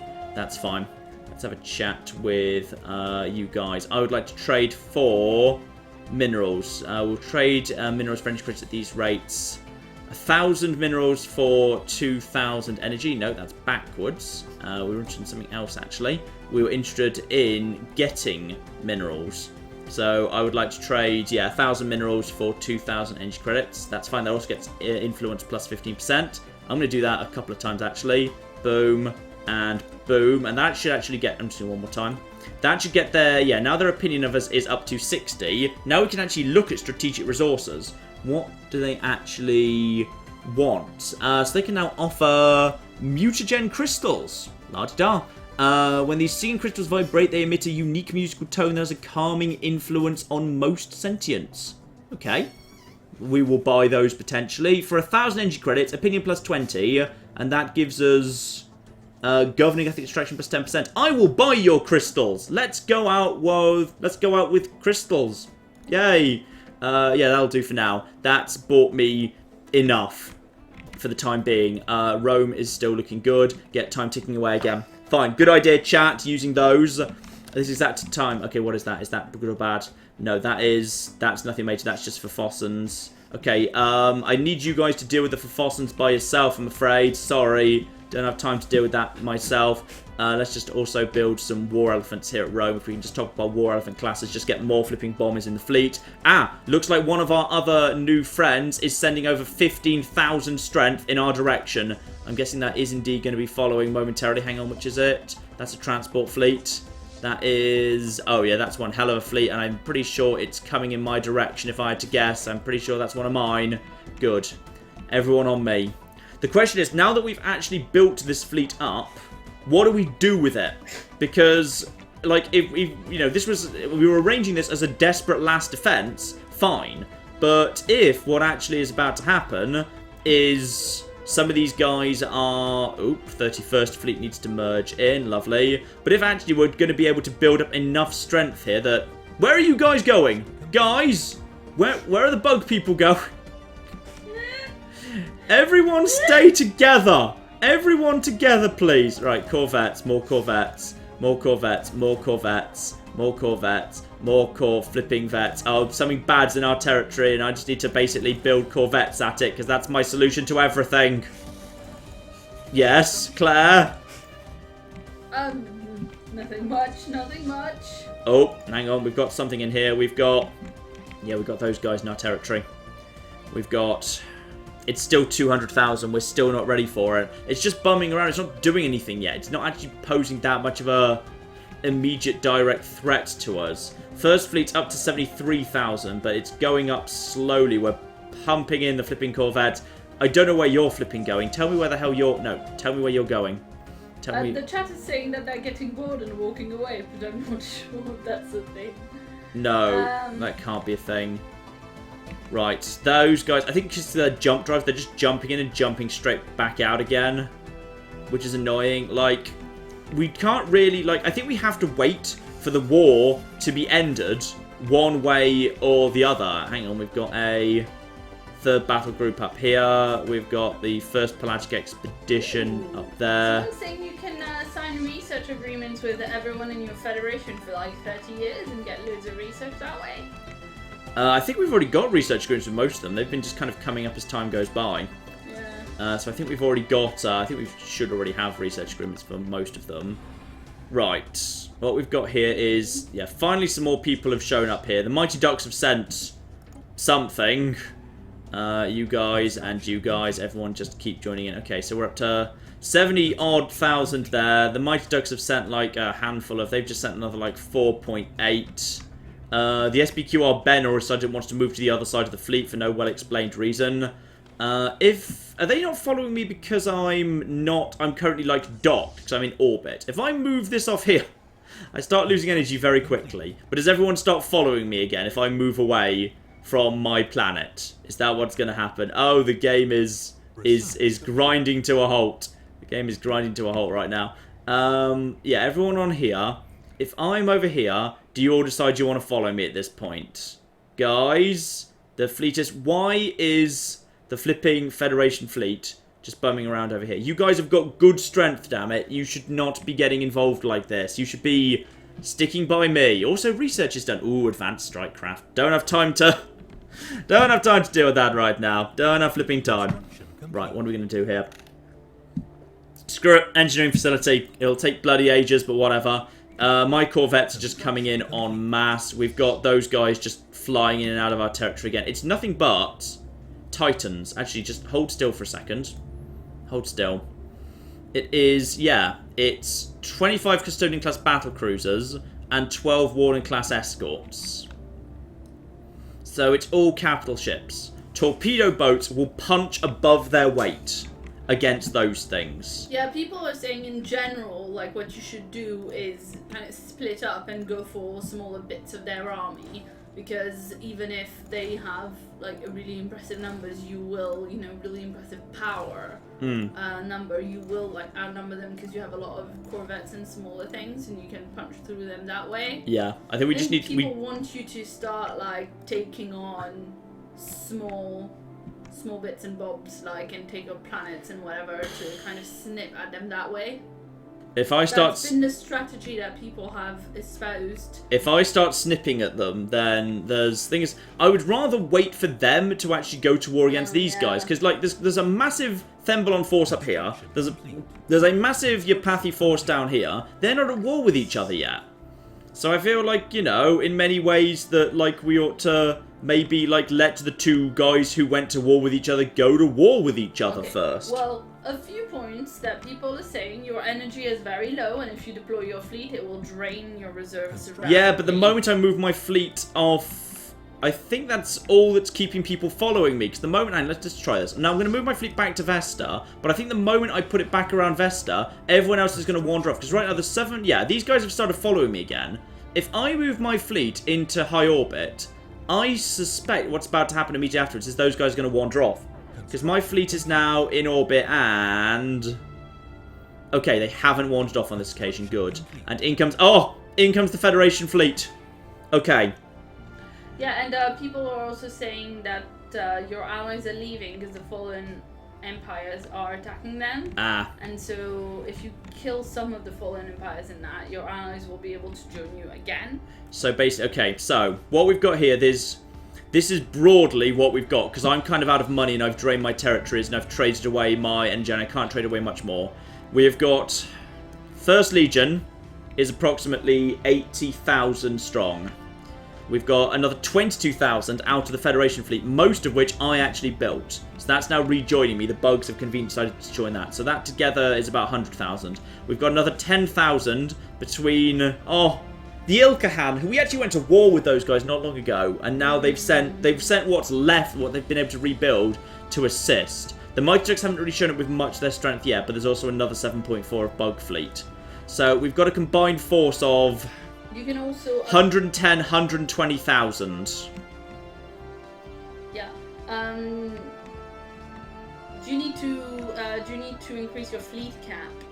Well, we've still got a small amount of unused capacity. We'll be okay for the time being.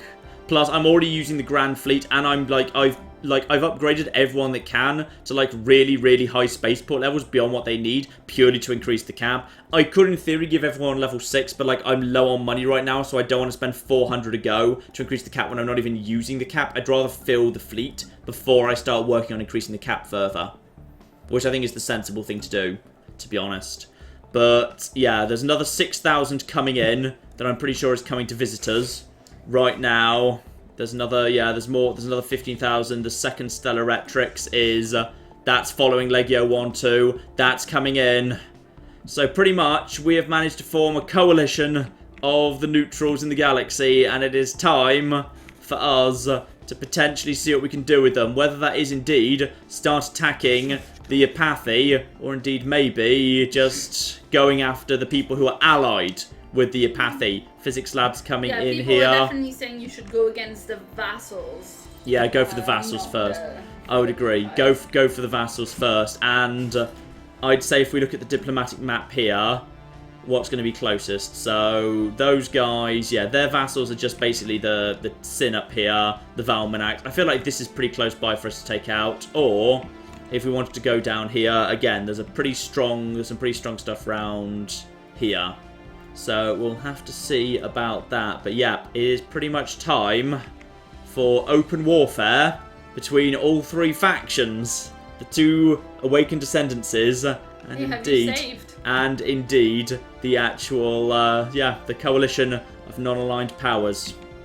So that'll be good when we do that in the next live stream, ladies and gentlemen. Because it is in fact 9 PM. We have done 4 hours here. We have built one hell of a coalition, and it is time, therefore, to sign off for tonight. But during the next stream, war never ending on all fronts, where we are going to have to try and figure out how we can use this force that we have put together to actually try and take people out. I think we'll have to, probably just swing round the galaxy, like round this way, just vaguely trying to desperately stay on top of taking out all the vassals one by one and just destroy them. That would be hilarious, so I'll have to do that. So, that'll probably be in 2 weeks, ladies and gentlemen. They hate you right now. We've been doing this for 4 hours. We said it was going to be between 5 and 8. We went over an extra hour, like we normally did. We actually out loud said it. I can't remember if I said it in the announce video. I might have said it in the announce video. We normally do 3 hours, but we do the extra one anyway. So we've done 4 hours. It is time to stop. Claire and I haven't seen Doctor Who yet, and we're really hungry. It's 9 PM in the UK. We haven't had any dinner yet. So, we need to go and eat, and next time, probably in 2 weeks' time, ladies and gentlemen, in the 6th Great Live Stream, war never ending, as we try and basically everyone in the galaxy tries to batter literally everyone else in the galaxy, and we see if this little hodgepodge can actually hold together long enough for us to hopefully knock out all of the allies of the Fallen Empires, and then, if that's true, hopefully the Fallen Empires will eventually go to war with each other directly, and if that occurs, then would that not be lovely? Because then we might actually have a chance against them if we can batter a few people into joining our side. Yeah, we've got a few people in the chat here saying like, think about people on like worse time zone. Think about the Aussies. If you're in Australia or New Zealand and it's stupid o'clock where you are, thank you for joining us for like 4 hours. Thank you in particular for the Australians. Always thank you to the Australians for joining us. Oh, there's so much red and blue everywhere in the galaxy. But yeah, I think what we need to do is probably we could just send our force straight north here and start. Well, no, we probably want to pick off the allies of the Apathy first, don't we? Because they're the bigger threat to us. They're the ones who keep nipping into our empire. So you probably want to weaken them a little bit. But in all fairness, if we weaken them so much they lose the war, then that could be a problem too. So we'll have to see what happens next time, ladies and gentlemen. Ah, good. This has been a good 4 hours. If you've enjoyed this, and obviously we'll be back in 2 weeks as well. I do kind of, I try and make a point of mentioning this at the end of the stream. We've just done 4 hours. I think kind of, you may or may not have seen an ad at the beginning of this. The adpocalypse of YouTube continues, so like only 20% of viewers beginning this 4-hour video will have seen an ad. Therefore, like right now, we're vastly more than ever before, dependent on other forms of funding this channel. We do have a Patreon. We are on patreon.com/manyatruenerd. In fact, literally, there is one extra thing that the Patreons do actually get. They get a special Patreoncast, a podcast I do just for the patrons. The new one of that is coming out right tomorrow. There will be a lovely, is it 2 hours long? About 2 hours? It's like, about a 2-hour-long podcast about the channel and me and all sorts of cool little questions coming out. It has pictures of Tabby. It has pictures of Tabby, more pictures of Tabby. Pictures of Tabby playing, in fact. Yes. pictures of Tabby playing tomorrow. That's on Patreon if you want to sign that up. And also, going to confirm here for the very first time, merchandise is getting closer and closer. And people who are supporters on Patreon, we will be giving discounts to those guys. So there will be discounts. And if we can arrange it, early access to the merchandising to the people on the Patreon. Or if you don't feel like backing on Patreon, if you go to MediaTrueNut.com, we have a PayPal if you just want to like toss us, you know, whatever you'd like as a tip for the stream. It's much appreciated. It makes this worth doing, because otherwise, like, you know, me and Claire both spending 4 hours on a Saturday when it's very, very hot in England, doing this every weekend would probably not be worth it for us. But yeah, that really does help us out. So, thank you all so very, very much. The war will break out next time.